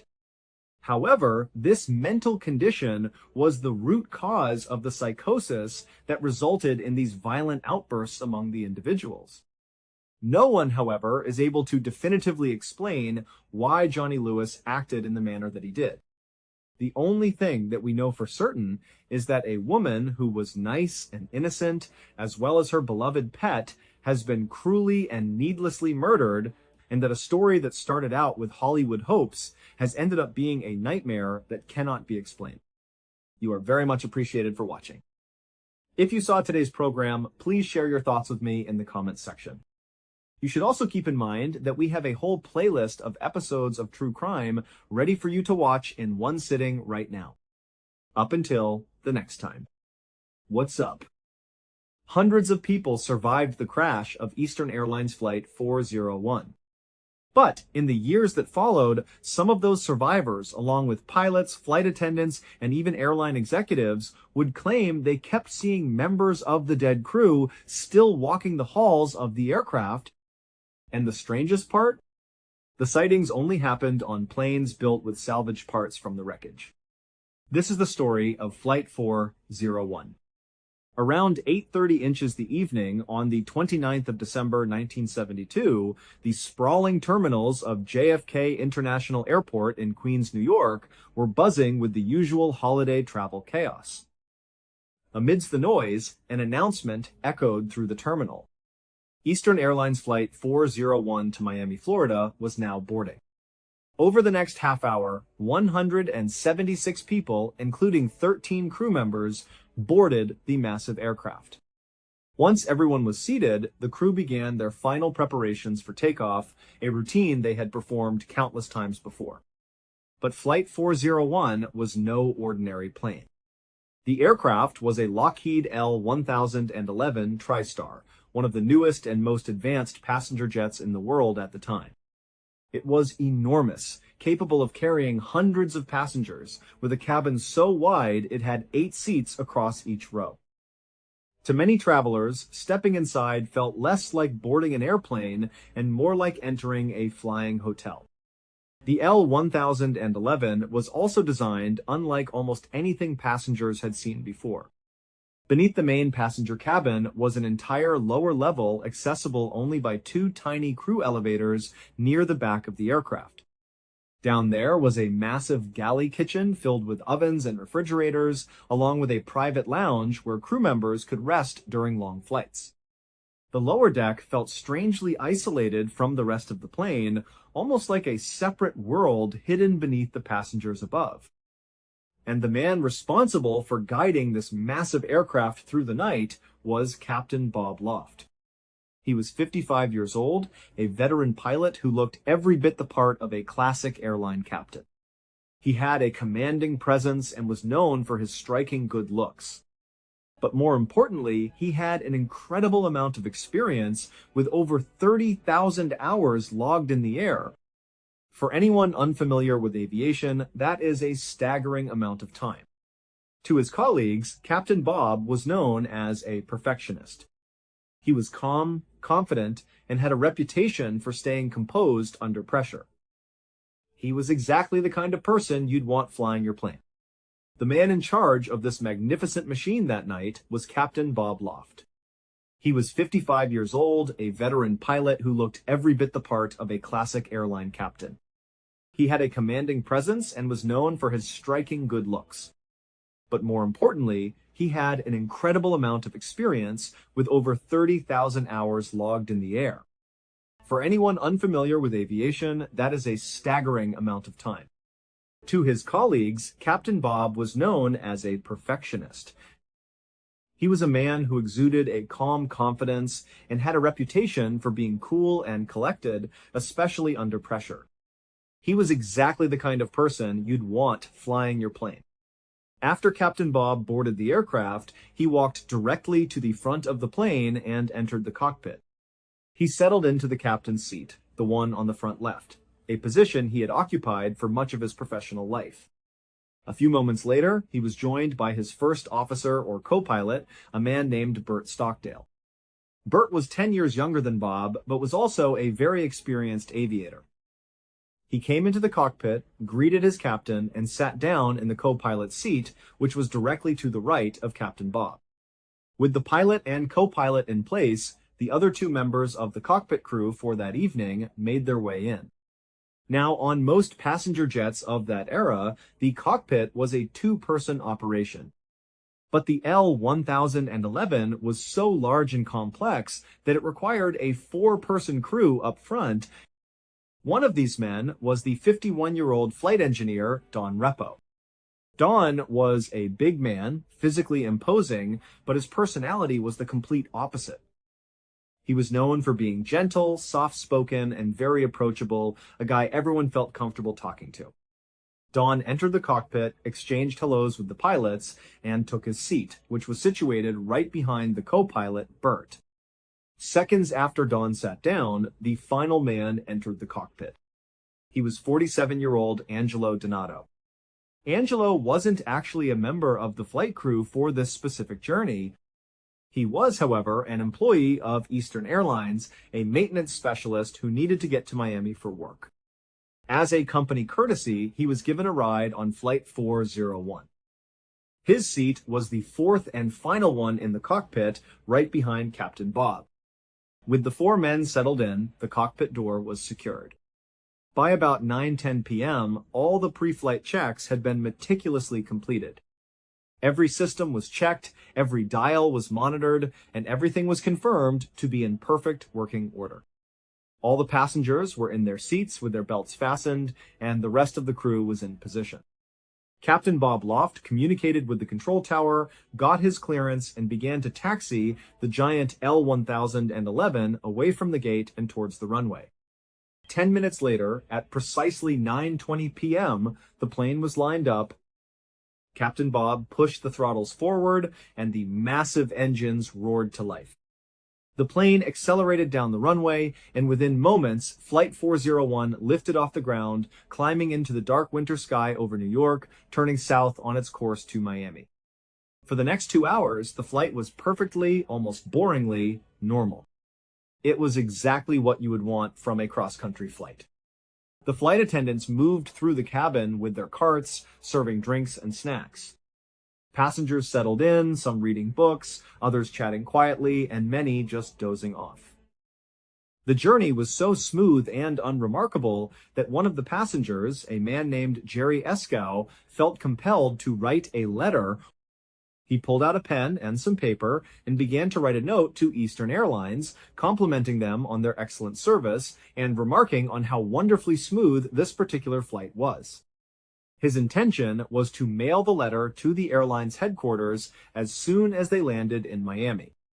But then, at 11:32 p.m., 2 hours and 12 minutes after a flawless takeoff, the routine nature of Flight 401 came to an abrupt end. The flight was about to transform from a simple trip to Miami into a story that would be told for decades to come. At that moment, Captain Bob began the plane's initial descent and approach towards Miami International Airport. It was a standard procedure, but as he lowered the plane's landing gear, his co-pilot, Bert Stockdale, noticed a problem. An L-1011 jet, like the one they were flying, has 3 sets of landing gear. There are the main wheels that descend from under the left wing, another set that comes down from under the right wing, and a third set that deploys from the nose of the plane. Inside the cockpit, there's a small panel with indicator lights corresponding to each of these sets of gear. When a piece of landing gear successfully extends and locks into place, ready for landing, a small green light bulb on this panel illuminates. It's a simple, foolproof system. But when Captain Bob lowered the gear, Bert noticed that only 2 of the 3 green lights came on. The light for the nose landing gear remained dark. Now, in the minds of Captain Bob and the other experienced men in that cockpit, the first assumption was not that the landing gear itself had failed. This was a brand new, technologically advanced airplane. It had just been inspected before leaving New York. The odds of a mechanical failure with the actual landing gear were incredibly slim. The far more likely culprit, they all believed, was the little green light bulb itself. It had probably just burned out. So, Captain Bob, while continuing his approach towards Miami, decided to cycle the gear. He retracted all the landing gear back into the plane, waited a moment, and then lowered it all again. The thought was that this would reset the system and hopefully the light would come on. But when the gear deployed for the second time, the result was the same. The 2 main gear lights were green, but the nose gear light was still stubbornly dark. Frustrated, Captain Bob knew he couldn't proceed with the landing. You don't land a plane of that size without absolute confirmation that all your landing gear is locked in place. He got on the radio and contacted Miami Air Traffic Control. He calmly explained the situation, telling them that he had an issue with his landing gear indicator and couldn't confirm that it was safe to land. He requested permission to break off his approach and circle around for a while to give them time to figure it out. The air traffic controller in Miami acknowledged Captain Bob's message. He directed the captain to fly west, out over the nearby Everglades, a massive and unpopulated wetlands area in southern Florida. The controller told him to hold a circling pattern out there, away from the other air traffic, until they had sorted out their problem. And so, Flight 401 veered away from the bright lights of Miami and headed out over the pitch-black darkness of the Everglades. Once they were in their designated holding pattern, Captain Bob and his co-pilot set the plane to autopilot. They programmed it to maintain a constant altitude of 2,000 feet and a steady speed of 200 miles per hour. With the plane flying itself, the crew could now focus their full attention on the real problem, that pesky little light bulb. Once the autopilot was engaged, Captain Bob and his co-pilot Bert began to physically troubleshoot the nose gear indicator light. They were still convinced the problem was the bulb, not the gear. Their first attempt was simple. They just started pressing on the light, hoping a loose connection was the issue. When that didn't work, they tried twisting the bulb assembly in its socket. That didn't work either. Growing more annoyed, they decided to pull the light bulb completely out of the panel. They managed to get it out, and Bob blew on it, as if trying to clear away some unseen dust or grime. Then they tried to jam it back into the panel, but in their haste, not only did the light not come on, they realized they had put it back in sideways. It was now wedged in the panel at an odd angle, and they couldn't get it back out. Now they had a new problem. The light definitely wasn't going to come on, and they still needed to find a way to visually confirm that the nose landing gear was down. At this point, Captain Bob's frustration was boiling over. He turned around in his seat and looked at Don Repo, the flight engineer, who was sitting right behind the co-pilot. He told Don to go down into the hellhole and take a direct look at the front landing gear himself. The hellhole, as it was called, was a small maintenance space located directly beneath the cockpit floor. Access was through a trap door in the center of the cockpit. Once you were down in that cramped space, there was a small viewport, a window that looked directly forward towards the front of the aircraft. From there, you could get a clear, unobstructed view of the nose landing gear assembly and see with your own eyes if it was down and locked. And so, Don Repo unbuckled his seatbelt, got out of his seat, lifted open the hellhole's trap door, and began to make his way down into the compartment below. Meanwhile, 2,000 feet below the troubled flight, a 43-year-old man named Robert Maris was out in the Everglades with a friend. They were on Robert's airboat gliding through the dark waters looking for frogs. An airboat is a unique vessel, a flat-bottomed boat propelled by a giant fan on the back. They're perfect for the Everglades, where the water can be incredibly shallow, sometimes only a few inches deep. For these two men, the world around them was one of absolute, total blackness. There were no city lights, no buildings, no signs of human life for miles and miles in every direction. The only light they had was the one from Robert's headlamp. At some point, Robert cut the engine of the airboat, and the two friends stood there in the sudden silence, scanning the dark marsh around them.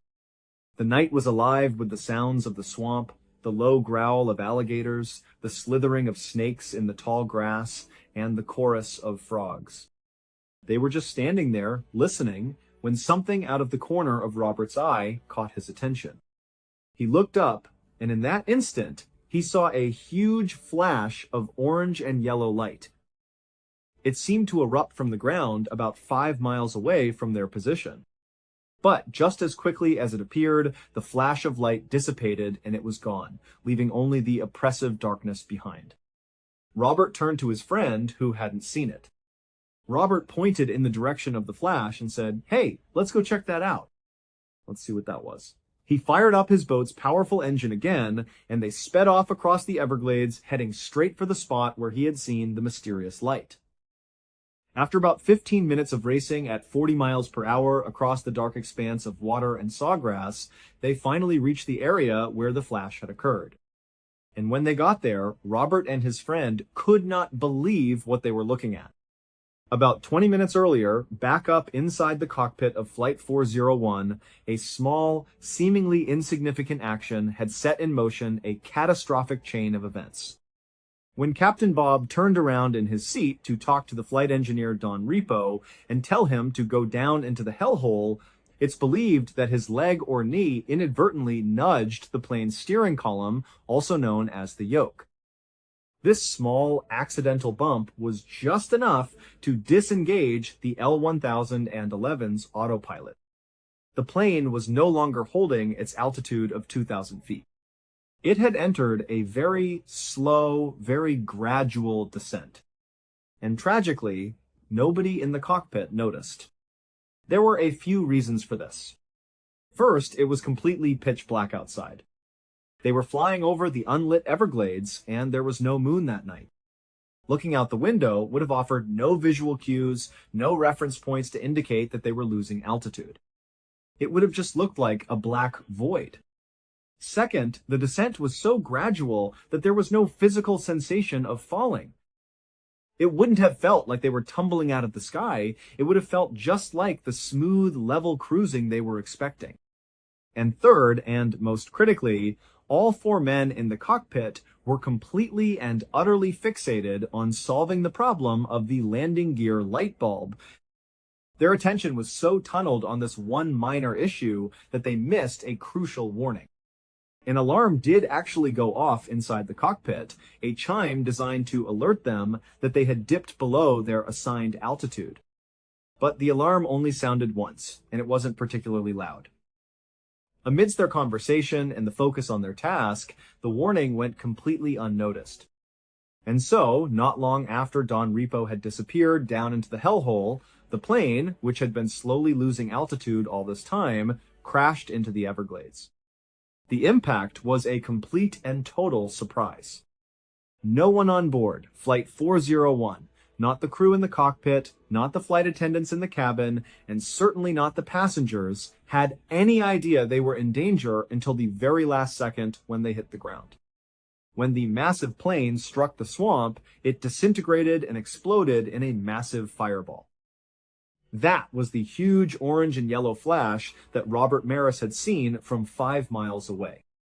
So Robert and his friends sped their airboat over to the crash site, and when they arrived, they were the first people on the scene. It was a scene of utter devastation. They could hear the sounds of people screaming, crying, and moaning all around them in the darkness, but they couldn't see anything. The intense fire from the initial explosion had been almost instantly extinguished by the swampy, wet ground. Even though the plane had slammed into the ground at over 200 miles per hour, the angle of impact had been relatively shallow. Because the plane was in that slow, gradual descent, it had more or less coasted into the ground rather than diving straight down. That fact, combined with the soft, muddy terrain of the Everglades, meant that the impact was far less violent than it could have been. And this, miraculously, saved a lot of lives. Dozens of passengers actually survived the initial crash. But many of them were left with horrific injuries, or they were trapped within the mangled wreckage of the plane, or in many cases, both.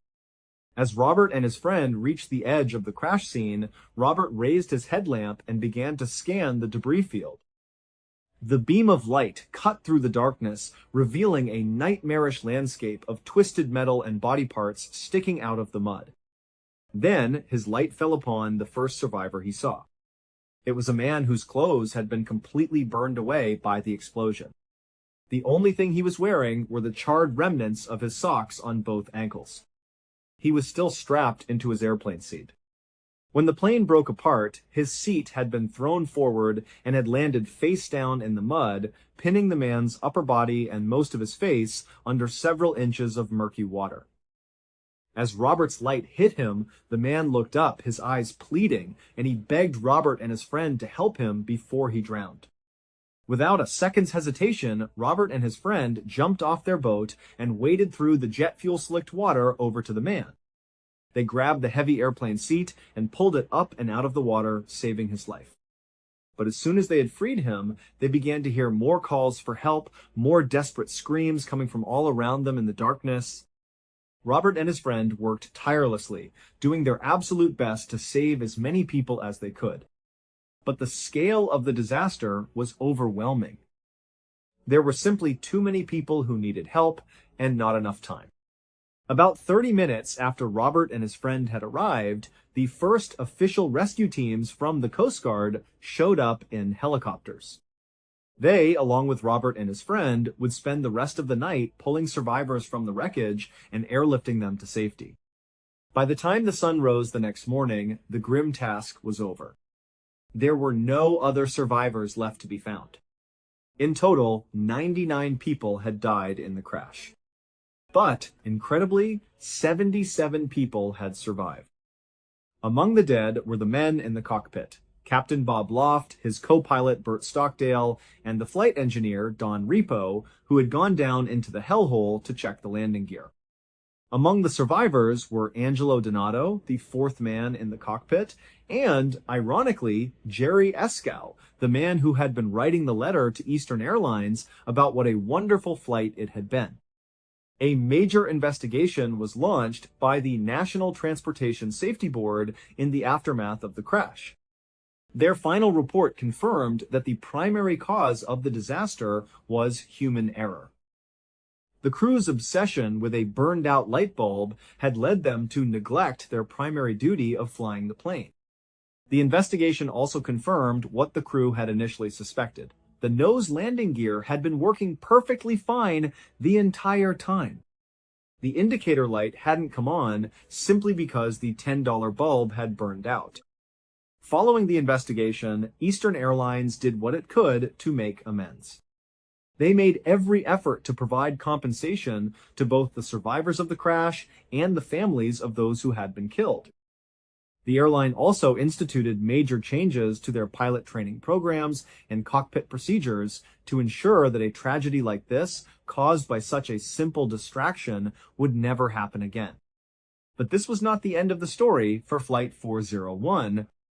For almost 3 years after the crash, a strange and terrifying phenomenon began to unfold among the employees of Eastern Airlines. At first, many of these employees who experienced something unusual would report what happened to their superiors. But it became clear very early on that Eastern Airlines did not want anyone talking about these incidents. Whenever an employee came forward with one of these strange reports, they were often met with skepticism and ridicule. Some were told to see a psychiatrist, and others were simply fired. However, despite this intense pressure from the airline for its employees to remain silent, there were still some very brave people who had first-hand experiences with this phenomenon who refused to be quiet. They still came forward and told their stories to journalists and authors, but they did so anonymously to protect their careers. What follows are two of the most chilling accounts from those employees. It's important to note that the names used in these stories have been changed. In March of 1973, just 3 months after Flight 401 had crashed in the Everglades, an Eastern Airlines flight attendant named Jenny was assigned to a flight from New York to Fort Lauderdale, Florida. Working alongside her on this flight was her close friend and fellow flight attendant, a woman named Denise. Neither of these women had been on Flight 401 when it went down. The plane they were assigned to for their flight to Florida was designated as aircraft number 318 by Eastern Airlines. It was an L-1011 TriStar, the same model as Flight 401. In fact, plane number 318 had more in common with Flight 401 than just its model number. It actually had some of the original parts from the crashed plane installed on it. It turned out that during the lengthy investigation of the crash, investigators had recovered numerous parts from the wreckage of Flight 401 that were still in surprisingly good condition. After these parts were rigorously tested and certified to be fully functional, they were salvaged and installed on other L-1011 jets in the Eastern Airlines fleet. Now, at the time, this was not considered an unusual or inappropriate practice. These parts were incredibly expensive, they were in perfect working order, and they had played no role in causing the crash of Flight 401. So, from the airline's perspective, it was a perfectly logical and cost-effective thing to do. So, Jenny and Denise, along with the rest of the flight crew, boarded plane number 318 for their flight to Florida. After takeoff, the flight attendants began their routine of preparing and serving food and drinks to the nearly 200 passengers on board. It was a long and involved process on a plane of that size. The flight attendants had a system to divide the work. Some of them would stay on the main upper level of the plane, moving through the cabin to take orders from all the passengers. The other flight attendants would be down on the lower level in the large galley kitchen, preparing all the food and drinks to be sent up. At some point during the service, Denise, who was working on the main level taking orders, found herself with a moment of downtime. She had taken all the orders in her section and decided to head down to the lower level to see if her friend Jenny, who was working in the kitchen, needed any help. But, in a strange twist of timing, just as Denise was getting into one of these small elevators at the back of the plane to go down, Jenny, who was on the lower level, also found herself with nothing to do. She had already prepared her service cart and was about to go up to the main level to see if Denise needed a hand. Jenny got into the other elevator and started going up. The two women, in their separate elevator cars, literally passed each other between the two decks, completely unaware of each other's presence. When Jenny arrived on the main level, she got off the elevator, walked down the aisle, and started asking the other flight attendants if they had seen Denise.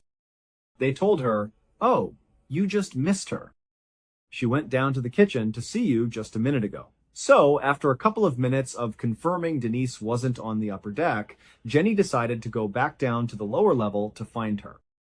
Now, to understand what happens next, you need to picture the layout of that lower level. When you came down in either of the two elevators, the doors would open to a view down a long hallway that stretched from the back of the plane towards the front. Stepping out of the elevator placed you right in the middle of the kitchen. It was a very cramped space. On the left side was a long counter with a row of ovens stacked against the wall. On the right side was a row of cabinets and cupboards for storage. If you were to walk straight from the kitchen towards the front of the plane, you would come to a wall that separated the kitchen from the crew lounge. On this wall, slightly off to the right, was a door that led into the lounge. So, if you were standing in the kitchen looking towards the front, you couldn't really see into the lounge area because of the door's position. You'd have to physically walk over to the doorway and poke your head through to get a full view of the lounge, which was just a small room with a few sofas and chairs.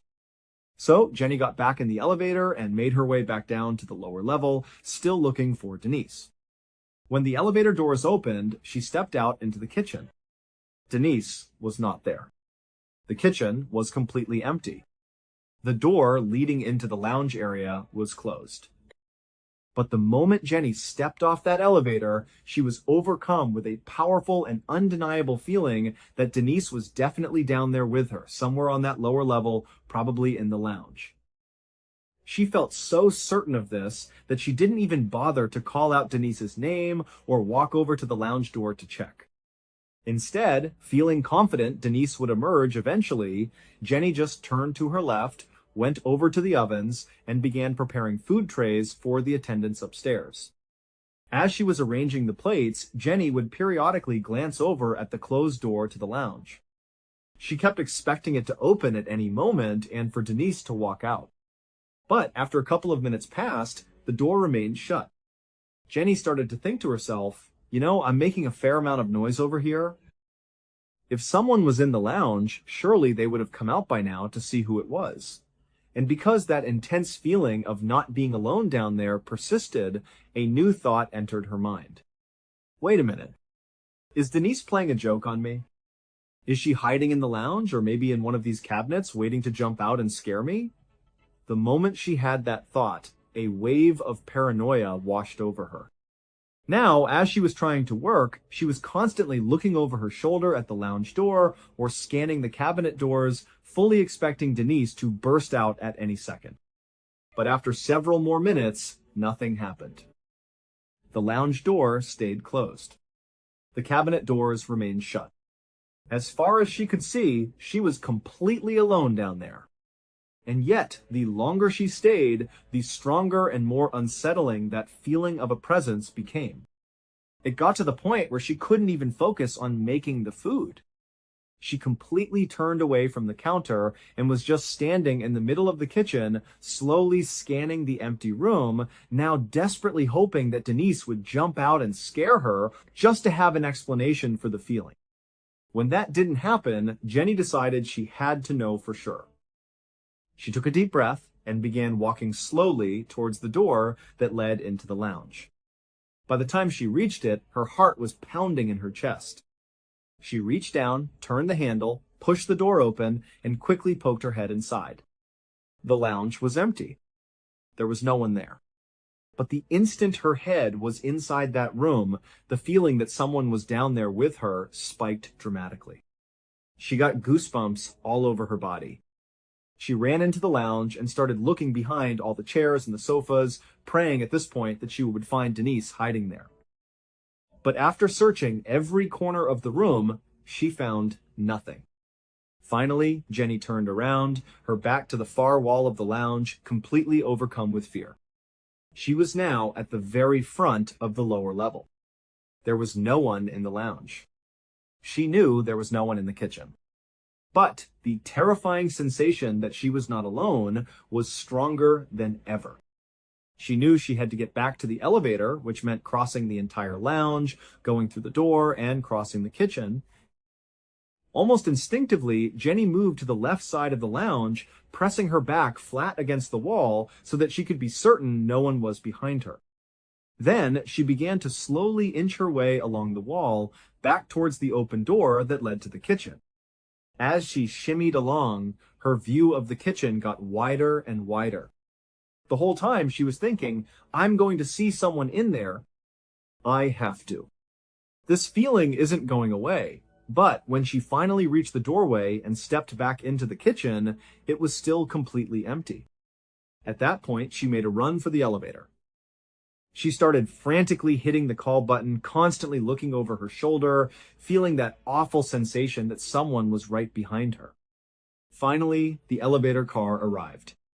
She jumped inside, slammed the doors shut, hit the button for the main level, and began her ascent. When the elevator doors opened back on the main level, Jenny practically collided with another flight attendant who was standing right outside, a woman named Mildred. After they both regained their balance, Mildred got a good look at Jenny's face and could see immediately that something was terribly wrong. Jenny was pale, she was sweating, she was shaking. Mildred asked her, "Jenny, are you okay? What's going on?" Jenny just stammered, I don't know. I can't explain what's going on. I don't know. But Mildred, instead of pressing for details, just took her by the arm and said, "Jenny, you need to come with me." Mildred led Jenny to a small crew area behind the elevators, out of view of the passengers. And standing there was Denise. And Denise looked just as bad as Jenny did. She was pale as a ghost, sweating, and looked completely shaken. It turned out that in the few minutes while Jenny had been up on the main level looking for Denise, Denise had been down on the lower level, and Denise's experience had been a mirror image of Jenny's. She said that when she got off the elevator into the kitchen, no one was there. But she immediately had the same powerful sense that Jenny was down there somewhere, a strong feeling that she was not alone. When she opened the door and looked into the empty lounge, it spooked her so badly that she immediately turned around, ran back to the elevator, and went straight back upstairs. And as she was going up in her elevator, she had passed Jenny, who was in the other elevator on her way back down. Once again, they had just missed each other. These two women, who had never experienced anything like this before, had just had nearly identical, terrifying experiences, completely independent of each other, just a few minutes apart, in the exact same location. It was far too much of a coincidence for them to just dismiss it. 1 month later, that same plane, number 318, was sitting at the gate at Newark Liberty International Airport in New Jersey. The flight crew was on board, conducting their pre-flight checks before their morning flight to Miami. After most of the checks were completed, the passengers were allowed to board. Once it seemed like everyone was on and had taken their seats, the senior flight attendant, a woman named Sis, began her final head count to make sure the number of people on the plane matched the manifest. As she walked up and down the aisles, carefully counting each passenger, she realized their count was off by 1. They had 1 person too many. So Sis started her count again, this time more slowly. She quickly found the source of the discrepancy. As she was counting the passengers in the first-class cabin, she noticed a man in an Eastern Airlines captain's uniform sitting in one of the seats. Immediately, Sis thought to herself, "Okay, I don't recognize him, but he must be deadheading." Deadheading is a common practice in the airline industry where an off-duty employee, like a pilot or flight attendant, will catch a ride on a company flight to get to another airport where they're scheduled to work. In the 1970s, it wasn't uncommon for these employees to just check the flight manifest, see if there was an open seat, and get on board without formally notifying the flight crew beforehand. So, Sis assumed that this was the case with this captain. He was the extra person, and she just needed to get his name to add him to the manifest. Sis walked up the aisle until she was standing right in front of the captain, who was just sitting there staring straight ahead, motionless. Sis introduced herself and politely asked him if he was deadheading. But the captain didn't respond. He didn't even turn his head or seem to acknowledge her presence in any way, even though she was standing right in front of him and speaking very clearly. Sis waited for a moment, a bit confused, and then asked again, a little louder this time, "Excuse me, sir, what's your name? I need to account for you on our flight." But again, the captain just sat there, completely still, without reacting at all. By now, another flight attendant named Diane had noticed the strange interaction and walked over to see what was going on. She watched as Sis tried a 3rd time to get the man's attention, but he still did nothing. Diane and Sis exchanged a puzzled look, unsure of what to do. Finally, Sis said, "Okay, I'm going to go get the captain. He can deal with this." So, Diane stayed in the aisle next to the silent seated man, while Sis walked up to the cockpit to get the flight's actual captain, whose name was George. George came out of the cockpit with Sis, and they walked back down the aisle towards the strange passenger. By the time they got there, several other passengers in the first-class cabin had noticed the commotion and were turned around in their seats, watching this bizarre scene unfold. George, Sis, and Diane were now all standing in the aisle next to the silent captain. George crouched down to get a good look at the man's face, since he was still just looking straight ahead with his hat on, and no one had really seen him clearly. As George knelt down and saw the man's face for the first time, his own face went white with shock. He stumbled backward and gasped, "Oh my God, that's Bob Loft." It was the same Bob Loft who had been the captain of Flight 401 and had died in the crash in the Everglades. George had known Bob well and recognized him instantly. But before anyone, George, Sis, Diane, or the half-dozen passengers who were watching could process what was happening, the seated, silent figure that looked exactly like Captain Bob Loft vanished. He didn't get up and walk away. He just dematerialized into thin air, right in front of their eyes. The reaction was immediate pandemonium. The 6 passengers who had witnessed it became hysterical. They were screaming and crying, unable to comprehend what they had just seen. George, Diane, and Sis were also deeply shaken, but they knew they were in charge and had to maintain order. They tried to calm the distraught passengers while their own minds were racing. They told themselves that no one can just disappear. This man had to be hiding somewhere on the plane. They quickly organized a thorough search. For over an hour, the flight was delayed as the crew searched every single part of that plane, every closet, every overhead bin, every lavatory, every nook and cranny, but they found no trace of the man.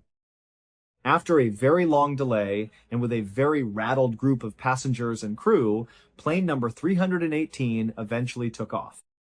When they landed in Miami, the very first thing George, Diane, and Sis did was go to the operations office and file an official report detailing exactly what they had seen. But Eastern Airlines, it seemed, didn't want this story getting out. A couple of weeks later, when some other employees heard about the incident and wanted to read the report for themselves, the official logbook where these reports were kept had conspicuously gone missing. And when these employees asked their superiors about it, the official word from the company was that George, Diane, and Sis had never filed any such reports. The airline insisted that there was no vanishing person and that the whole story was a fabrication. But George, Diane, and Sis stood by their story. They knew they had filed those reports. And apparently, some other pilots at the airline had managed to see the reports before the logbook disappeared, and they would later tell others that what they had read was absolutely terrifying. Over the next 2 years, an astounding number of other completely unexplainable events would take place on various planes within the Eastern Airlines fleet. But there was a strange pattern to these occurrences. The bizarre events only seemed to happen on the L-1011 jets that had been fitted with salvaged parts from the wreckage of Flight 401. There were more sightings of the silent, seated captain who looked just like Bob Loft. In one instance, an Eastern Airlines vice president was on a flight when he saw the apparition of the captain sitting in a first-class seat. Just like before, the figure vanished into thin air right in front of him. The executive was so freaked out that he ran off the plane and demanded that the entire aircraft be searched from top to bottom. But, just like the last time, nothing was found. On another occasion, a member of a catering company that was loading food onto the lower level of an L-1011 right into the galley kitchen spotted a man who looked exactly like Don Repo, the flight engineer from Flight 401, wandering around the lower deck. The catering worker called out to the man, and the figure turned towards him, and then, just like Bob Loft, vanished into thin air. The catering crew was so frightened by this that they refused to go back on the plane, causing a massive delay. On another flight, this one on board plane number 318, Again, the pilot and co-pilot in the cockpit started hearing a strange banging sound coming from below them from the hellhole. The pilot got up, opened the trapdoor, and climbed down into the compartment with a flashlight. He looked all around, but didn't see anything. But as he started to climb back up into the cockpit, he looked up, and standing there, looking down at him, was the figure of Don Repo. The apparition stared at him for a second, and then promptly vanished.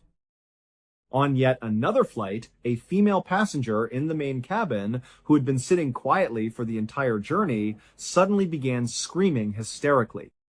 When the flight attendants rushed over to her, she was pointing frantically at the empty seat next to her.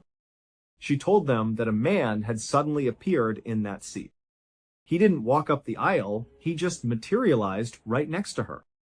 And then, when she started screaming, he disappeared just as suddenly. The woman was so traumatized by the experience that when the plane finally landed in Phoenix, Arizona, she had to be restrained in a straitjacket as she was taken off the plane. But as terrifying as all of these events were, there was at least one instance where these apparitions seemed to be trying to help. One captain reported that he walked into the cockpit before a flight and found the figure of flight engineer Don Repo standing there. Before the captain could react, the apparition of Don calmly told him about a specific and serious malfunction in one of the plane's engines. And then he vanished. The captain was horrified by what he had just seen, but he took the warning seriously. He had the maintenance crew look at the engine, and sure enough, they found the exact malfunction that the ghostly figure of Don Repo had described, a problem that could have been catastrophic if it hadn't been caught. Then, finally, in 1974, after nearly 2 years of these strange and unsettling events, it all just came to an abrupt stop. No one knows for sure why the sightings ended. But it was in 1974 that Eastern Airlines, despite publicly denying all the reports and insisting that nothing strange was happening, quietly made a significant change. They went through their entire fleet of L-1000 and 11 jets and systematically removed every single part that had been salvaged from the wreckage of Flight 401. They replaced perfectly good, expensive, and certified parts, and they never gave an official reason for doing so. And after they did that, the hauntings, the sightings of Bob Loft and Don Repo, all of it just stopped.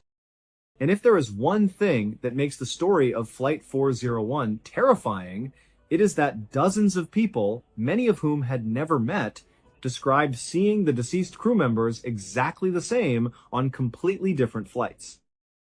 And after Eastern Airlines quietly removed the salvaged wreckage from their planes, the sightings abruptly stopped. Thank you all very much for watching. In 2006, a young woman named Heather Kwan was living in the small town of Desert Hills, Arizona. She was 21 years old, a college student with a future that looked incredibly bright. From the time she was a little girl, Heather had this amazing capacity for empathy. She was the kind of person who was drawn to people who were hurting, the ones who felt overlooked or left behind by society. It was a core part of who she was.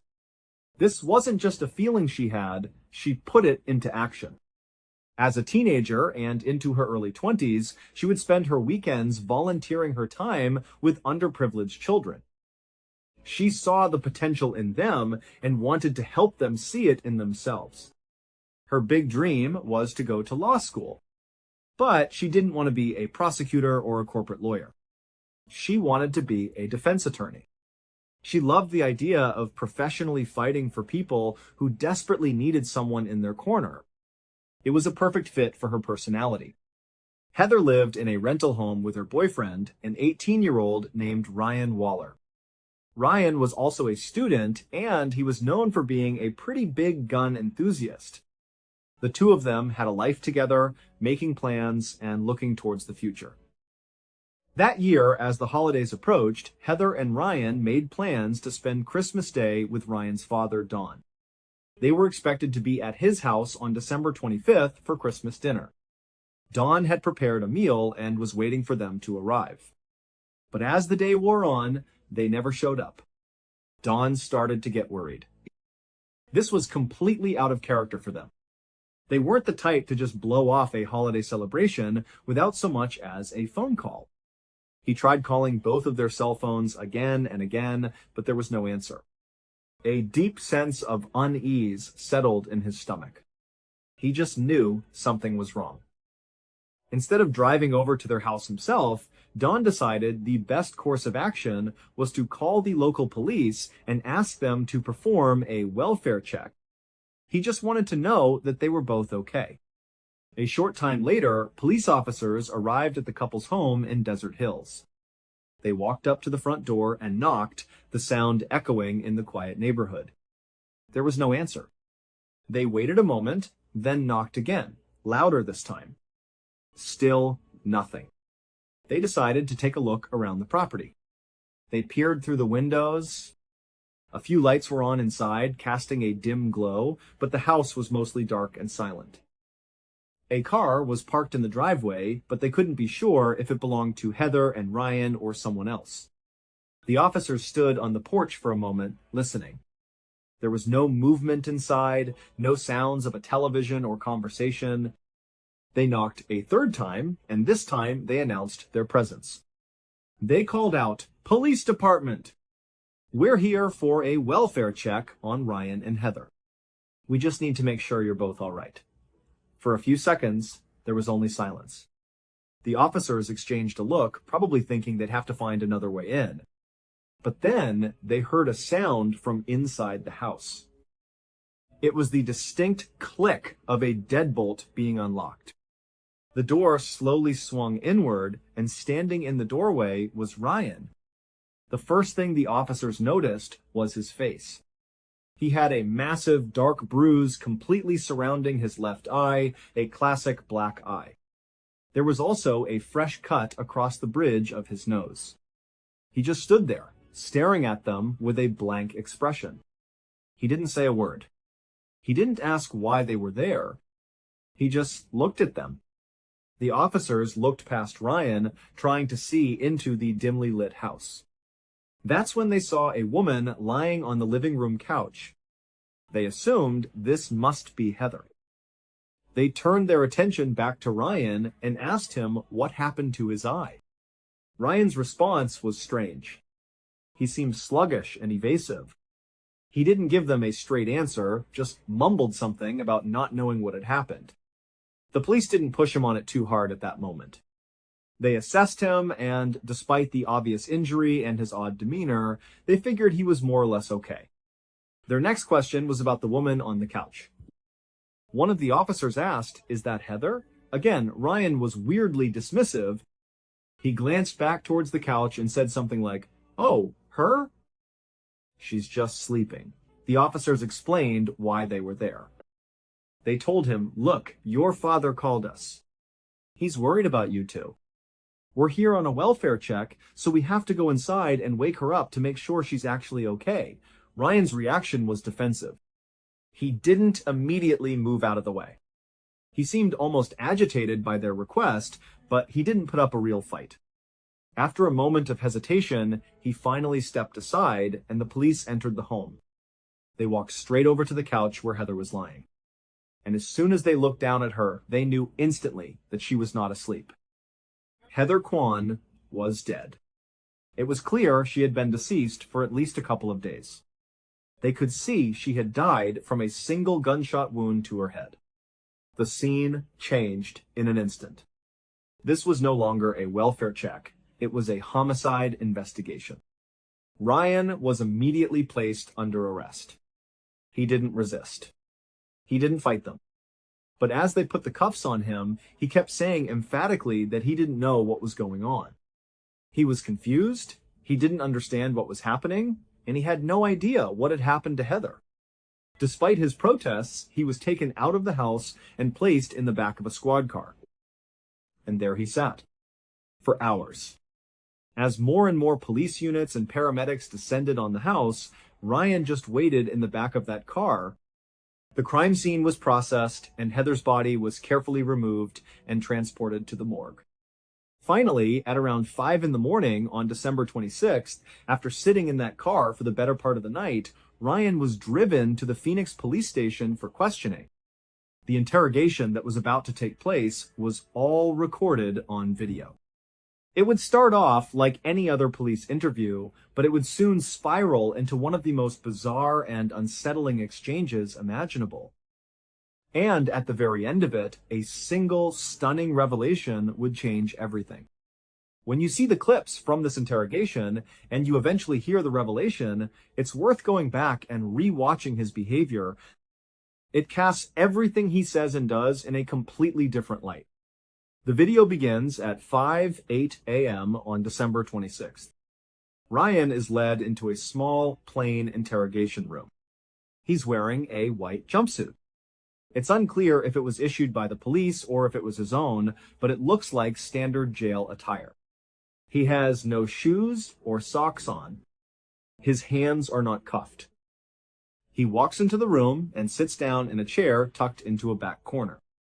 The chair is next to a small table, and on the other side of that table is another empty chair. Ryan sits down, facing the middle of the room. He's quiet, almost motionless. He just sits there, staring into space. After a moment, he seems to notice a single handcuff that's attached to a metal bar on the table. In many interrogations, a suspect would be cuffed to this table. But Ryan had been brought in uncuffed.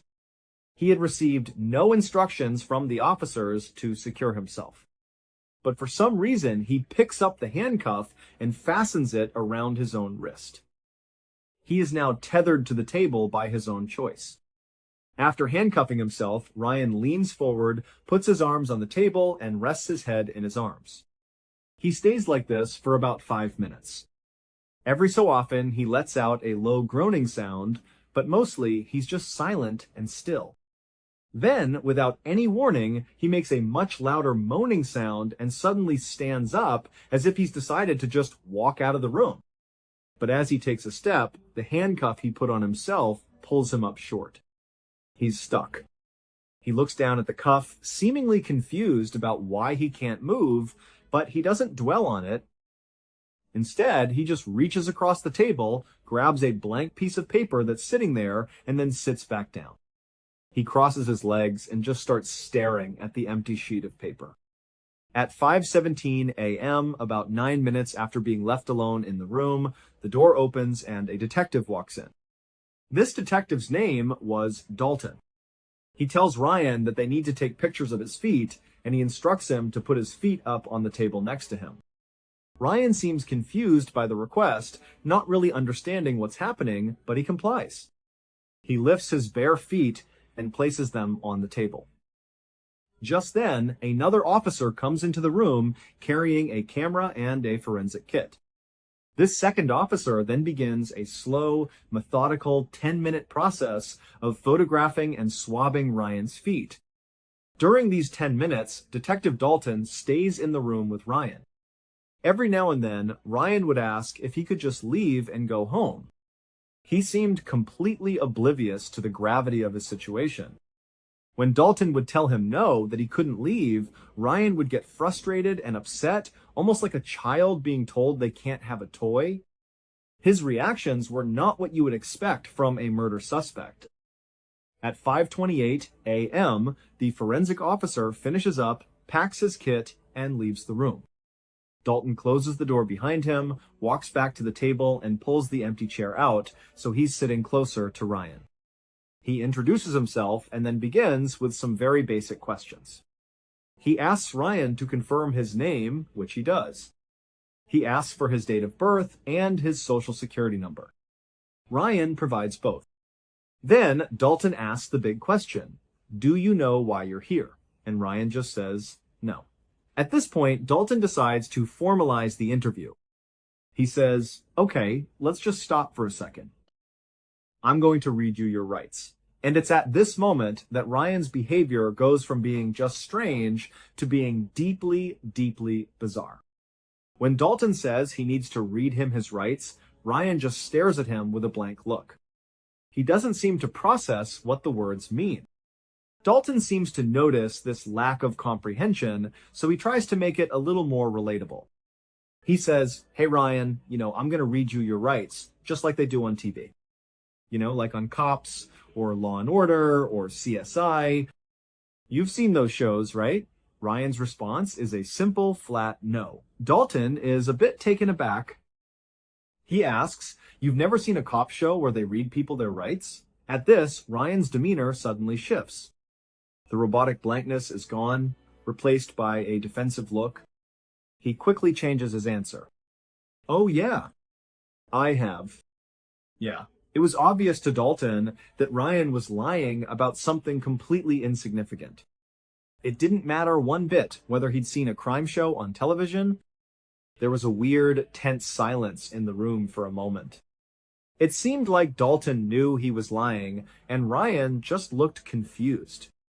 But Dalton decides not to press the issue. He just moves on and reads Ryan his Miranda rights. After he's done, he gets back to the basic questions. His next one is, "Hey Ryan, what was the highest grade you completed in school?" Ryan isn't looking at Dalton anymore. He's staring off to the side of the room, that blank expression back on his face. When asked the question, he just says, "I don't know." Dalton is incredulous. "You don't know what grade you finished in school?" Ryan says, "No, I don't know." Then, after a pause, he adds, eighth grade? Just like before, he's changed his answer abruptly as soon as he's challenged. Dalton is probably thinking that this is another lie, but again, it's such a small, pointless thing to lie about. But a pattern is starting to form. It's becoming hard for the detective to trust anything Ryan says when he can't even be truthful about things that have no bearing on the case. But Dalton keeps going. He asks a follow-up question based on Ryan's claim of an 8th grade education. He says, "Okay, so did you get your GED?" A GED is a high school equivalency diploma. If Ryan only finished 8th grade, he wouldn't have graduated high school, so it was a logical next question. The answer should be a simple yes or no. But Ryan's answer was anything but simple. It was contradictory and weird, and it started to paint a picture of someone who was just not processing reality correctly. Dalton asks him, "Do you have a GED?" Ryan says, "I don't know." The detective presses, "You don't know what?" And Ryan just repeats, "I don't know." "I don't know? I just want to go home." Dalton tells him he's not going home right now, and then circles back. "What's the highest grade that you completed?" And Ryan answers, "B." Clearly confused, Dalton clarifies, "No, not a letter grade." "I'm asking, did you graduate high school?" Ryan says, "No." Dalton confirms, "And the highest you went was 8th grade." Ryan says, "Yep." Finally, Dalton asks, "Do you know how to read and write, Ryan?" And Ryan says, "Yeah." The conversation about his education has gone absolutely nowhere. Dalton, again, chooses not to get bogged down in the inconsistencies and just moves the interrogation forward. He starts asking about Heather. He begins by asking Ryan if he has a girlfriend. Now, Dalton already knows the answer to this. The initial welfare check was for Ryan and his girlfriend, Heather. Don Waller would have told the dispatcher they were a couple. So Dalton knows they're in a relationship, but he wants to hear it from Ryan. He asks, "Do you have a girlfriend?" And Ryan says no. It's a clear lie. Dalton goes along with it and rephrases. "Okay, well, do you know a girl named Heather?" Ryan says, "Yes, I do." But when he starts to describe Heather, his description is completely wrong. He says Heather is a 16 or 17-year-old girl, even though she was actually 21. He says he thinks her last name is Kimmin, but he's not sure. He says she uses different nicknames and names, but he believes it's Kimmin. Her actual last name was Kwan. Dalton is aware of all these discrepancies, but he just keeps the questions coming. He changes the subject back to Ryan's injury. He asks, "What happened to your face? You've got that huge bruise. What happened?" At first, Ryan says he doesn't know. But Dalton keeps pressing him, asking again and again how he got the bruise on his face. And eventually Ryan starts to talk. He tells the detective, I don't know. I think it was Heather. He says it was an accident, that he forgets why she hit him. For Dalton and for the other officers, this was a confession. Their theory from the beginning was that Ryan had killed Heather. They believed the bruise on his face was from Heather fighting for her life before he murdered her. So, when Ryan says the mark on his face is from Heather, even though he claims it was an accident, to Detective Dalton, it was the same as him saying, I killed her. Dalton tries to get more specific details about the fight that he believes took place between Ryan and Heather. But as he pushes for more information, his tone becomes more aggressive. Ryan seems to pick up on this and becomes very defensive. He starts throwing out random pieces of information, and most of it sounds completely made up. He suggests that there were 2 or 3 other people in the house on the night Heather was killed. But it's unclear if these people were even real. It just seemed like Ryan was panicking and was just saying anything that came into his head. At a certain point, Dalton feels like the interview is spiraling out of control. He decides he needs to refocus the conversation.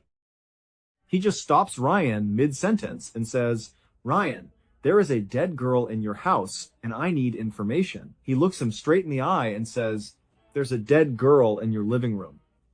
And Ryan asks, she's dead? Dalton says, yes. Ryan then asks, Heather? Dalton says he doesn't know. He just knows the girl on the couch is dead, and he needs to know what happened. The interesting thing about this moment is Ryan's reaction. When he's told for the first time in the interrogation that there's a dead girl in his house, he reacts with what looks like genuine, absolute surprise.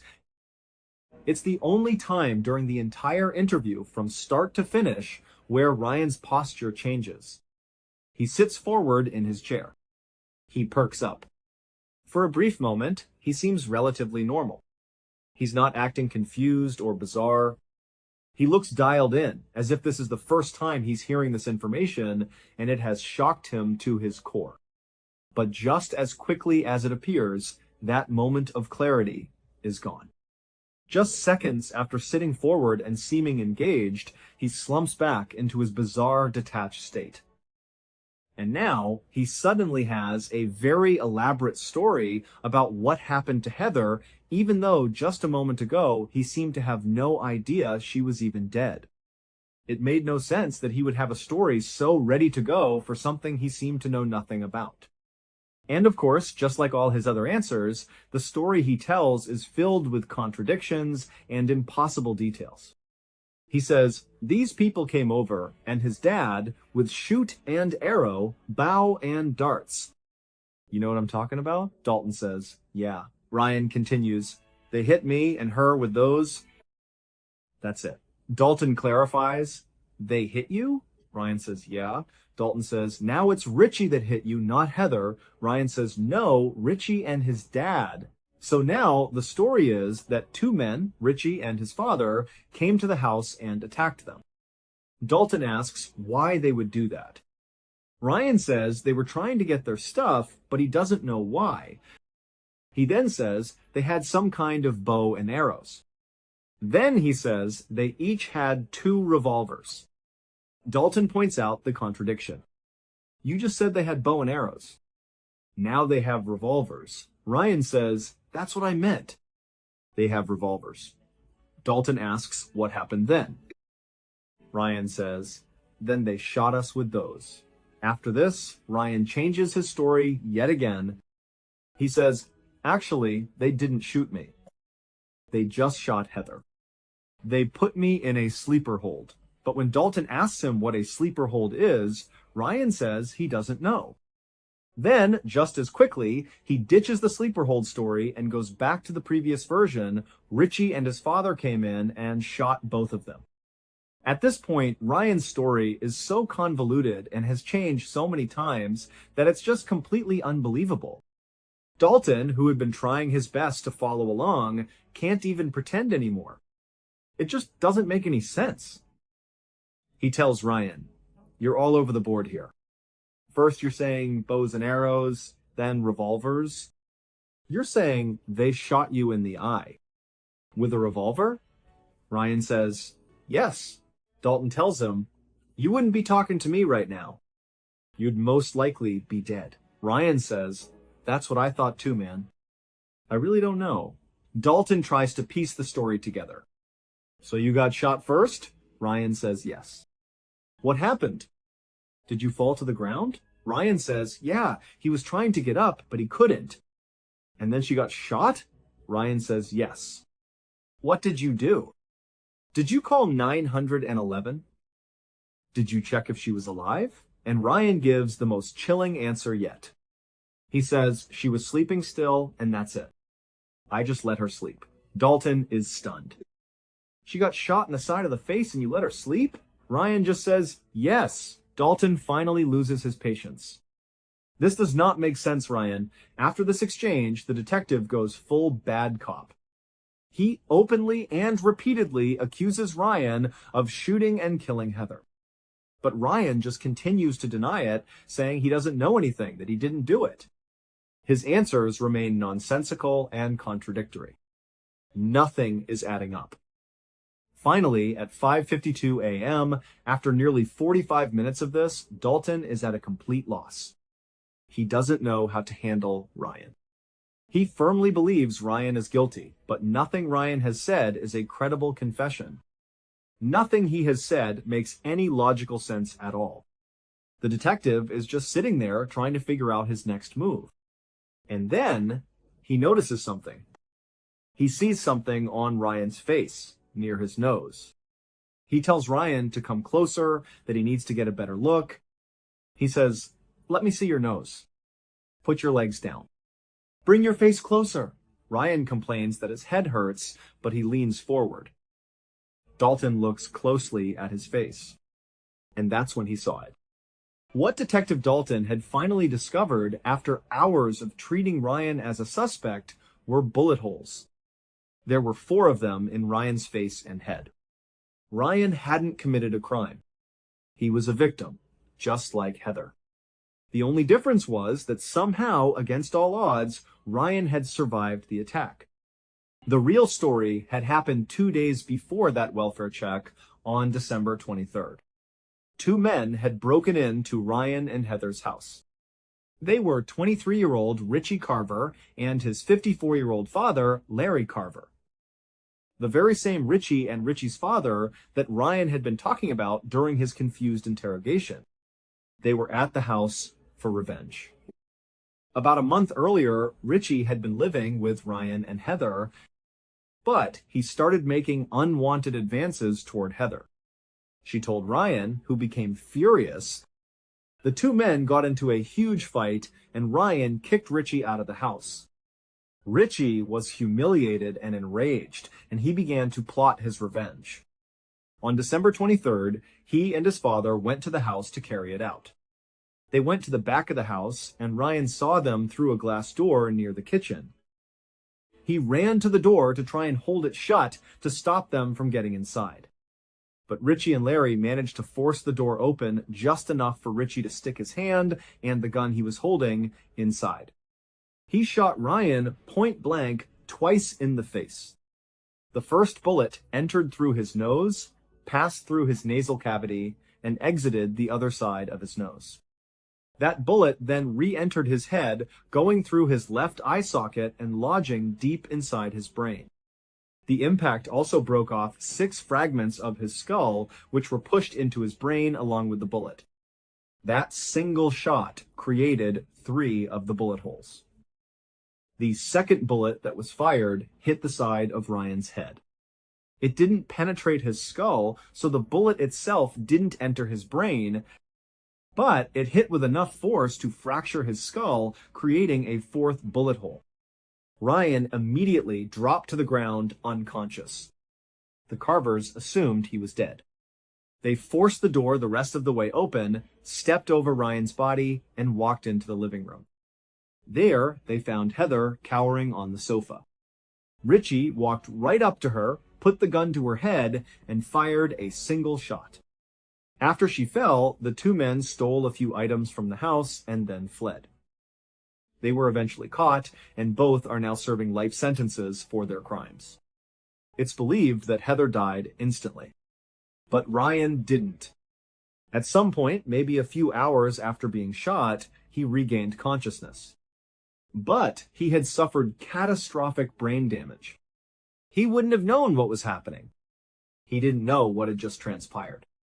He saw his girlfriend, Heather, lying on the couch, and in his damaged mind, he simply thought she was asleep. So he went to his bedroom and fell asleep himself. The next morning, December 24th, he woke up. He still had no idea what was going on. He spent the entire day just wandering around his house, confused and in pain, while his girlfriend lay dead on the couch in the other room. After a full day of this mindless confusion, he went back to bed. He woke up on Christmas Day, December 25th, and spent another full day in the same state, just wandering around the house, believing Heather was simply in a deep sleep. And then, the welfare check was called in. When the police arrived and saw Ryan's bruised face and strange behavior, they jumped to the most obvious conclusion that he had killed Heather. And this assumption dictated every action they took from that moment on. If they had considered for a second that he might also be a victim, they would have sought immediate medical attention for the very visible wound on his face. But they didn't. They saw the bruise as evidence of her fighting back before he killed her. So they gave him no medical care at all. Instead, he was put in the back of that police car, where he sat for 6 hours with no medical intervention. And during every single one of those hours, the bleeding and swelling inside his head were causing more and more irreversible brain damage. The clock had been ticking from the moment they found him, and for hours they let it tick away. After the long wait, he was taken to the police station. And, again, no one gave him any medical care. He was put straight into an interrogation room where he was questioned for nearly 2 more hours, even though he had 4 bullet holes on his face that no one seemed to notice or take seriously. Every second that passed, his brain was being further destroyed. And then finally, at the end of that torturous interrogation, Detective Dalton, probably thinking to himself that something was seriously wrong with this guy, stepped back from trying to get a confession. He looked at him not as a killer, but as a person. And that's when he finally saw the holes in his face and realized a terrible, terrible mistake had been made. He immediately called for an ambulance. When the fire department paramedics arrived in the interrogation room, you could hear the disbelief in their voices as the situation was explained to them. One of them said to the other, "You're not going to believe this one." They noted the possible entrance and exit wounds and that Ryan was acting like he had a serious head injury, which, of course, made perfect sense. Ryan was rushed to the hospital for emergency surgery. The surgeons were able to save his life, but it came at a devastating cost. They had to remove a large portion of his brain to relieve the pressure, and they also had to remove his left eye. Some reports say both of his eyes were removed. Regardless, after the surgery, Ryan was no longer the same person. The brain damage was so extensive that he could no longer live independently.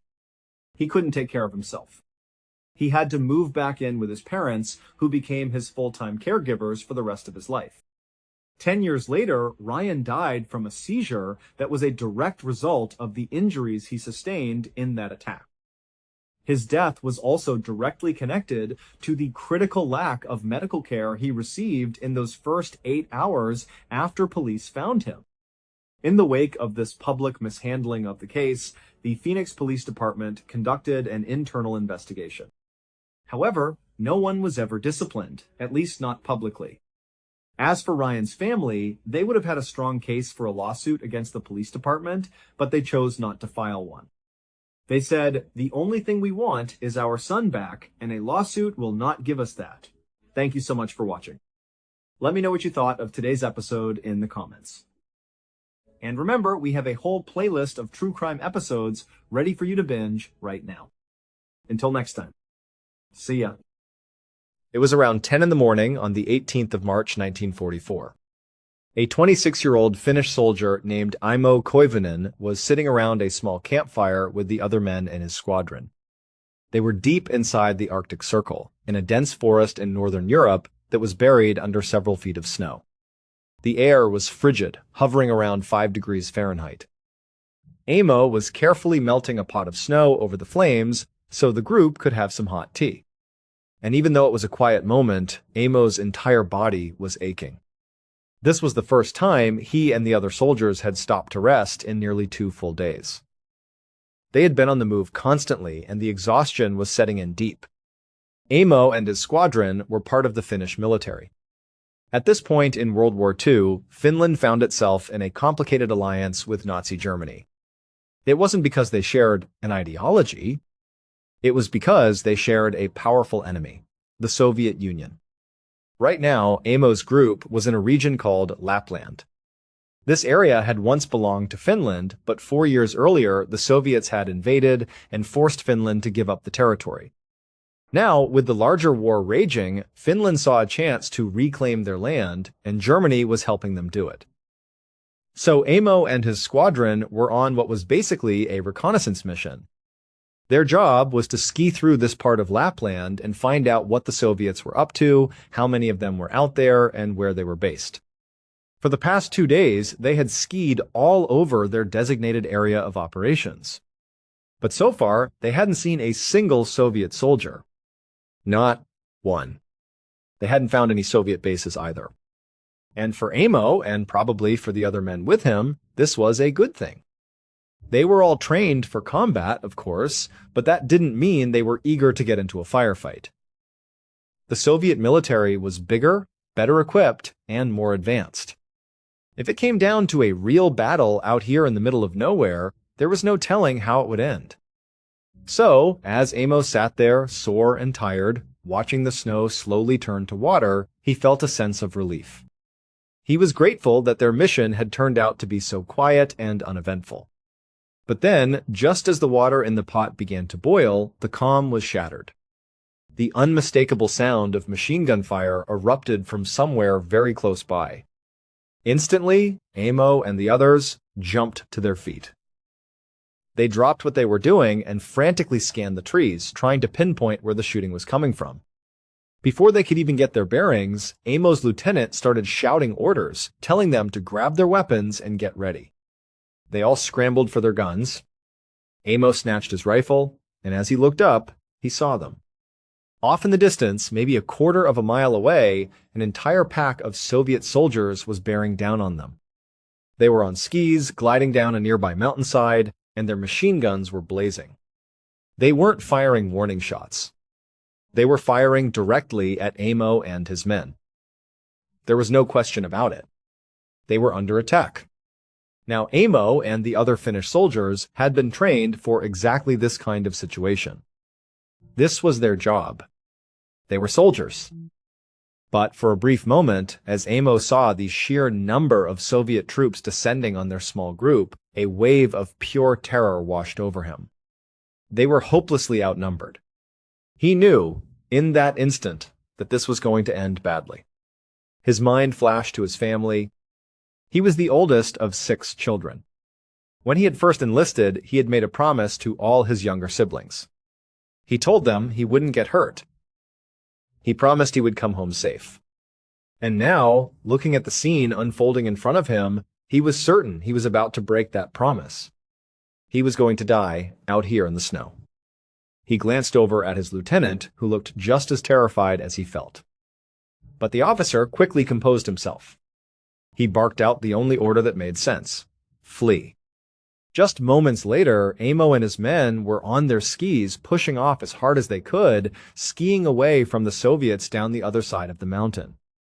It was a desperate race for survival. As Amo skied, he could hear the distinct sound of bullets whizzing past his head. He heard them thudding into the trees all around him. He just kept thinking, at any second, one of those bullets is going to find me, or one of my friends. There was nothing they could do but just go. Go as fast and as far as they possibly could. Amo was a strong skier, and he found himself at the front of their fleeing formation. He was leading the pack. This meant it was his job to cut the first tracks through the deep, fresh snow, making it a little easier for the soldiers behind him to follow. but it was incredibly draining work. He was expending a huge amount of energy plowing a path while being shot at. As much as he wanted to stay in the lead and help his teammates, his body was starting to fail him. The initial adrenaline rush you get in a combat situation is unbelievably intense, but it can also lead to a massive crash. It was like his body had burned through all its fuel at once. He had this huge burst of energy, and now he felt like he was collapsing even as the danger was getting closer. His body just couldn't go any faster. He felt himself slowing down. His teammates started zipping past him. They couldn't stop for him. They couldn't even slow down. The bullets were flying. Their only hope was to keep moving. Amo knew that if he couldn't keep up, he was dead. But his muscles were screaming. He was slowing down more and more. The sound of the gunfire was getting louder, closer. He thought about his siblings again, about how devastated they would be when they got the news that he had been killed. Slower and slower he went. The last of his teammates passed him, disappearing down the mountain into a white abyss. And then he was alone. Finally, he lost control of his skis completely. He veered off to the side, started tumbling down the mountain, and smashed hard into a tree. Everything went black. When Amo woke up, it was light outside. He had no idea how much time had passed. He also had no idea how he was still alive. Did the Soviets just miss him? Did they decide not to finish him off? What happened to his teammates? He had so many questions. But alongside the confusion, he felt something else, something very distinct. He had this immense sense of alertness. He was hyper-alert, more aware than he had ever been in his entire life. It was as if his senses were dialed up to 10. He could hear every rustle of the wind, see every detail in the snow around him. He felt totally, completely aware of his surroundings. With this newfound hypervigilance, he started to take stock of his situation. The first thing he noticed was that he was alone. The Soviets were gone. He wasn't a prisoner. His comrades were also nowhere to be seen. He was completely alone in the wilderness of the Arctic Circle. But then he saw his skis lying nearby. He still had his boots on. Most of his equipment was scattered around him, but it was there. He even found his compass, which he had been holding in his hand. He still had a way to navigate, and he still had his rifle. He thought to himself, okay, the situation is bad, but I have the tools I need to survive for a while. And then he realized something truly amazing. Despite having crashed and smashed into a tree, he didn't feel any pain. He checked his body over. He didn't seem to have any injuries at all. It felt like a miracle. The worst thing that had happened was that he was lost and abandoned. But it could have been so much worse. Amo eventually pushed himself up to his feet. He looked off into the distance, and there, maybe 6 or 7 miles away, he saw a plume of smoke rising from a mountain. He recognized that mountain immediately. It was the designated rendezvous point for his squadron, the place they were supposed to go if they ever got separated. Hope surged through him. He looked at the smoke, a clear sign of life, and thought, that's them. Those are my teammates. They made it to the rendezvous point. All I have to do is get to that mountain. So, Amo gathered his backpack, picked up his gun, and put on his skis. He started skiing towards the distant mountain. For a long time, he just kept his eyes locked on that column of smoke, making sure he was heading in the right direction. As he got closer, he became more and more certain. In addition to the smoke, he could now make out what looked like small lean-to tents on the mountainside. That was a telltale sign. That's how Finnish soldiers set up their camps. This was it. He was going to be saved. He just had to get there. And he felt this incredible surge of energy. Maybe it was the relief of knowing he was close to being rescued, but it felt like nothing could make him tired. Finally, Amo got close enough to the campsite that he could actually see faces. He could see the other soldiers. And they were his comrades. They were Finnish soldiers. They had made it to the rendezvous point, just as he had hoped. They hadn't seen him yet. So here he was, full of energy, barreling towards them on his skis. He started calling out. He figured they would be shocked to see anyone just emerge from the wilderness, let alone him, Amo, who they must have assumed was dead by now. He also didn't want them to mistake him for a Soviet soldier and open fire. So he shouted their names, trying to get their attention. At some point, one of the men on the mountain turned and saw him. But his reaction was not what Amo expected. The soldier looked shocked. Then he grabbed his weapon and started shooting at him. Before Amo could process what was happening, all the other soldiers, all of his comrades, were opening fire on him too. He couldn't believe it. He was yelling, "It's me! It's Imo!" But they kept shooting. He was already skiing so fast that the only thing he could do was continue his momentum. He skied right through the middle of their camp down the other side of the mountain, just trying to get away. Bullets were whizzing past his head again. Miraculously, none of them hit him. He was thinking, they think I'm a Soviet. How can they not recognize me? He had barreled right past them. After he was a good distance away from the campsite, he stopped and yelled back, "Guys, it's me!" "What are you doing?" But they were still yelling and shooting in his direction. He had no choice but to keep skiing away from them, away from the safety he thought he had found. He went on for hours, just skiing and skiing. The whole time his mind was racing. What had just happened? Even if they thought he was an enemy at first, wouldn't they have realized their mistake as he skied right through their camp? He was wearing the same uniform. He had the same weapon. Some of them must have recognized his face. It made no sense. And he was also wondering, how do I have so much energy? How am I able to do this? He had been skiing for hours and hours, had been shot at twice, had crashed into a tree. It all felt completely surreal.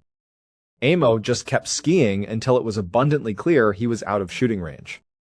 He couldn't hear any more gunfire. He was safe again, but still deeply confused.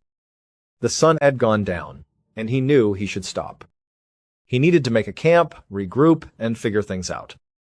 But as he stood there in the dark, he had a strange realization. He hadn't eaten anything. He hadn't had a drop of water. He had basically been skiing at a full sprint for almost the entire day. He'd had multiple near-death experiences. But he felt great. He felt like he had more energy than he'd ever had in his life. He was baffled. Is this what a true survival situation does to you? Does your body just go into some kind of overdrive? He couldn't understand it. He stood there, literally telling himself, you need to stop. Even though you feel like you could go on forever, you need to stop. You need a fire. You need food and water. You need to rest. It felt like he was forcing himself to do these things. He had no natural urge to do them. It was like his body had forgotten the basic human needs. So, he did it. He stopped. He built a fire. He made some food. He wasn't hungry at all, but he forced himself to eat. He drank some water. Then he told himself, okay, now I'll rest. And in the morning, I'll figure out what to do next. He lay down in the snow to go to sleep.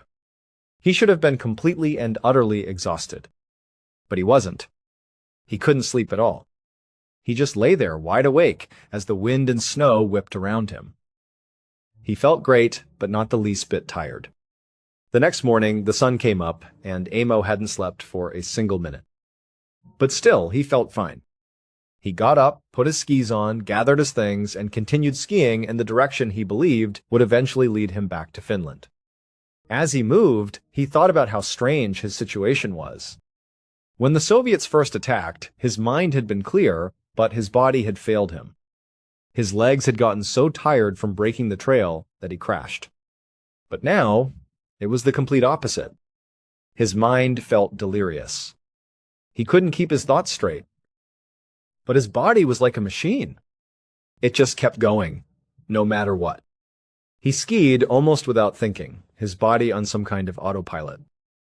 He skied for hours and hours, just pushing forward in one direction. The whole time, he didn't see another person. He was truly out in the middle of the Arctic Circle. No more Soviets, no more teammates. Just him and the endless snow. He didn't even know if he was going in the right direction, but he had to do something. He just had to keep going. That night, as he was still skiing in a straight line, not stopping, he saw something unbelievable. Up ahead, there was a person. It was the first person he had seen since the ambush at the campsite. And what was even more unbelievable was that he recognized the person. It was one of his teammates, a man named Matty. They had been together when the Soviets first attacked. Amo was flooded with relief. Matty must have gotten separated too. It was a miracle that they had found each other. Amo skied right up to Matty, waving him down. He was so happy to see a friendly face. Matty looked over at him, and thankfully, he didn't shoot. Instead, he put a finger to his lips, telling Amo to be quiet. He then beckoned him over. When Amo got next to him, he had a million questions. What do we do now? Where are we going? But Matty just told him again to be quiet, and then he gestured for them to lie down on the ground. Amo didn't understand what was going on, but he trusted Matty. He wasn't being shot at, which was a good sign. So, the two of them just lay down together in the snow. And for the first time in what felt like a very long time, Amo felt tired. He closed his eyes, and he drifted off to sleep almost immediately. When Amo woke up again, he was not lying in the snow with Matty. He was standing up on his skis, moving down a mountain at a steady pace, as if he were on a mission. Matty was nowhere to be found. And on top of that, Amo realized he didn't have his backpack anymore. And he didn't have his gun. He had no idea how long he'd been skiing for or where he was going. It was as if he had magically gone from being passed out in the snow to being in the middle of skiing. At this point, Amo knew something was seriously wrong with his mind. He told himself, I must be hallucinating. How else could I have been with Matty 1 second and now I'm here? It just didn't add up. As he continued to ski mindlessly along, he started to accept his fate. He thought, this is what dying feels like. You lose your mind before your body gives out. His mind was all over the place, but his body was still going at full tilt, full of that unexplainable energy. He knew that at some point that energy was going to run out, and then he would just die. That's what was going to happen. Amo's only hope was that between now and then, maybe, just maybe, someone would find him and save him. He knew it was a long shot, but it was all he had left. And so he skied on. No weapon, no backpack, no supplies. He was operating on no sleep, and he was just skiing. For days and days, he didn't stop. He couldn't believe his body was holding up. His mind was gone, but he just kept going. He didn't run into anyone. But then one day, days later, as he was skiing along, something appeared in front of him, almost like a mirage. It was a building. He couldn't tell if it was a military outpost or a civilian building. He didn't know if it was Finnish or German or Soviet. But even in his fractured mental state, he knew he had to make a choice. He could try to get to that building and hope that whoever was inside would help him. Even if they killed him, it was a better option than what he was doing now, which was just an endless ski towards his own death. So Amo started skiing faster and faster towards the building with a kind of reckless abandon. He was fully committed. This was either his rescue or his end. As he got closer, he saw that it was a military installation. And unbelievably, it was a German military installation. At this point in the war, the Finns were allied with the Germans. This was a safe place. He was so relieved he could have cried. He couldn't believe he might actually survive this. He kicked off his skis and started running towards the front door of the building. But before he could get there, he stepped on something. There was a loud bang.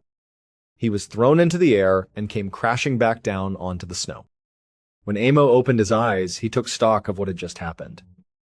He still didn't feel any pain, but when he looked down, he saw that his foot was a bloody mess. There were literally bones poking out of his ankle. He had clearly stepped on a landmine. But Amo was determined to get into that building. He pulled himself up, channeling that unbelievable endurance he'd been feeling for days. He stood up on his one good foot and started hobbling his way towards the door. He finally made it to the front of the German military base. He reached out, grabbed the doorknob, and was just about to open it when there was another loud bang. He was thrown into the air again. He had stepped on a second landmine. He came smashing down, but he still didn't die. He still felt no pain. But when he looked down at his legs, he saw that his other leg, the one that had been uninjured just a minute ago, was now also mangled. Now he couldn't even stand. He was completely incapacitated. And to make matters worse, as he looked more closely at the building, he realized it was abandoned. There was no one here. This wasn't going to save him. He was trapped. At this point, Amo just gave up. He said to himself, "You know what? It's over. I'm going to die." He crawled over to a nearby ditch and let himself roll into it. And he just waited to die. He knew it was over. But for days, he didn't die. He just lay there in the ditch, wanting it to be over. What else could he do? Who was going to save him now? He just watched the sun come up and go down over and over again. He lost track of how many days he was lying there, bleeding profusely from his grievous injuries. He hadn't eaten.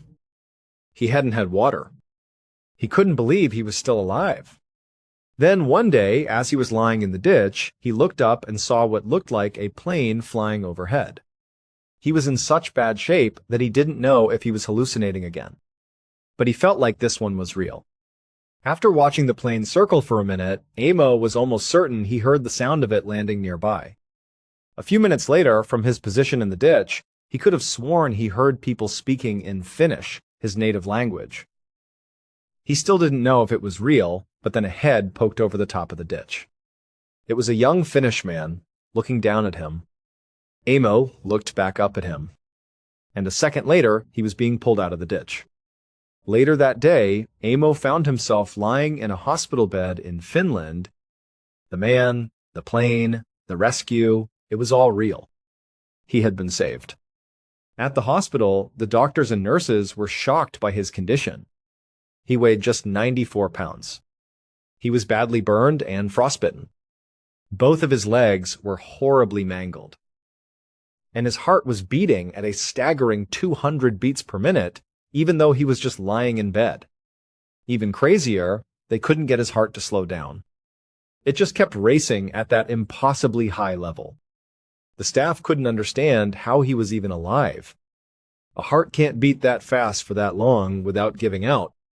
But after they spoke to Amo and he recounted the whole unbelievable ordeal, they learned one specific detail that explained everything.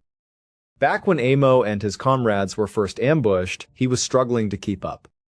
He was exhausted and falling behind, and he was terrified of being captured or killed by the Soviets. So, in a moment of desperation, before he crashed, he tried something. He pulled out a special military ration he had been issued.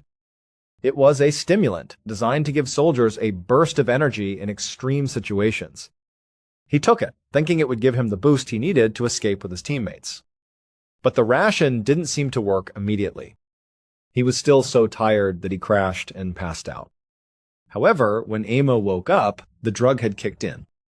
That's why he felt so hyper-alert, why he had so much energy. It's what allowed him to ski for days without food, water, or sleep.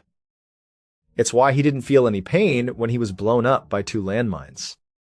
It's why his body refused to die, even as he lay bleeding in a ditch for a week. These rations had done their job. They had given him more than enough energy to survive for 2 crazy weeks in the wild. The military ration was a drug called Pervitin. And the thing about Pervitin is that it's just pure methamphetamine. In essence, Amo Koivunen survived in the wild for 2 weeks because he was on a meth-fueled rampage. He was completely high the entire time, and it saved his life. But Pervitin has 2 very distinct downsides. 1, it's incredibly addictive. And 2, it causes extremely intense and vivid hallucinations. So, it's very likely that Amo never actually came across his own battalion, and they never opened fire on him. He probably never met his teammate Maddie out in the wilderness. We're not even sure if the German military installation he saw was real. It's very likely that all of it was just a product of his mind, a powerful hallucination brought on by the drug. The landmines, however, those were very real. Somewhat unbelievably, Amo would go on to make a full recovery. He got married, he had 9 children, and he lived to the age of 71. And as grateful as he was to the drug that saved his life, he never took Pervitin again. Thank you so much for watching. Let me know what you thought of today's episode in the comments. And remember, we have a whole playlist of true crime episodes ready for you to binge right now. Until next time, see ya.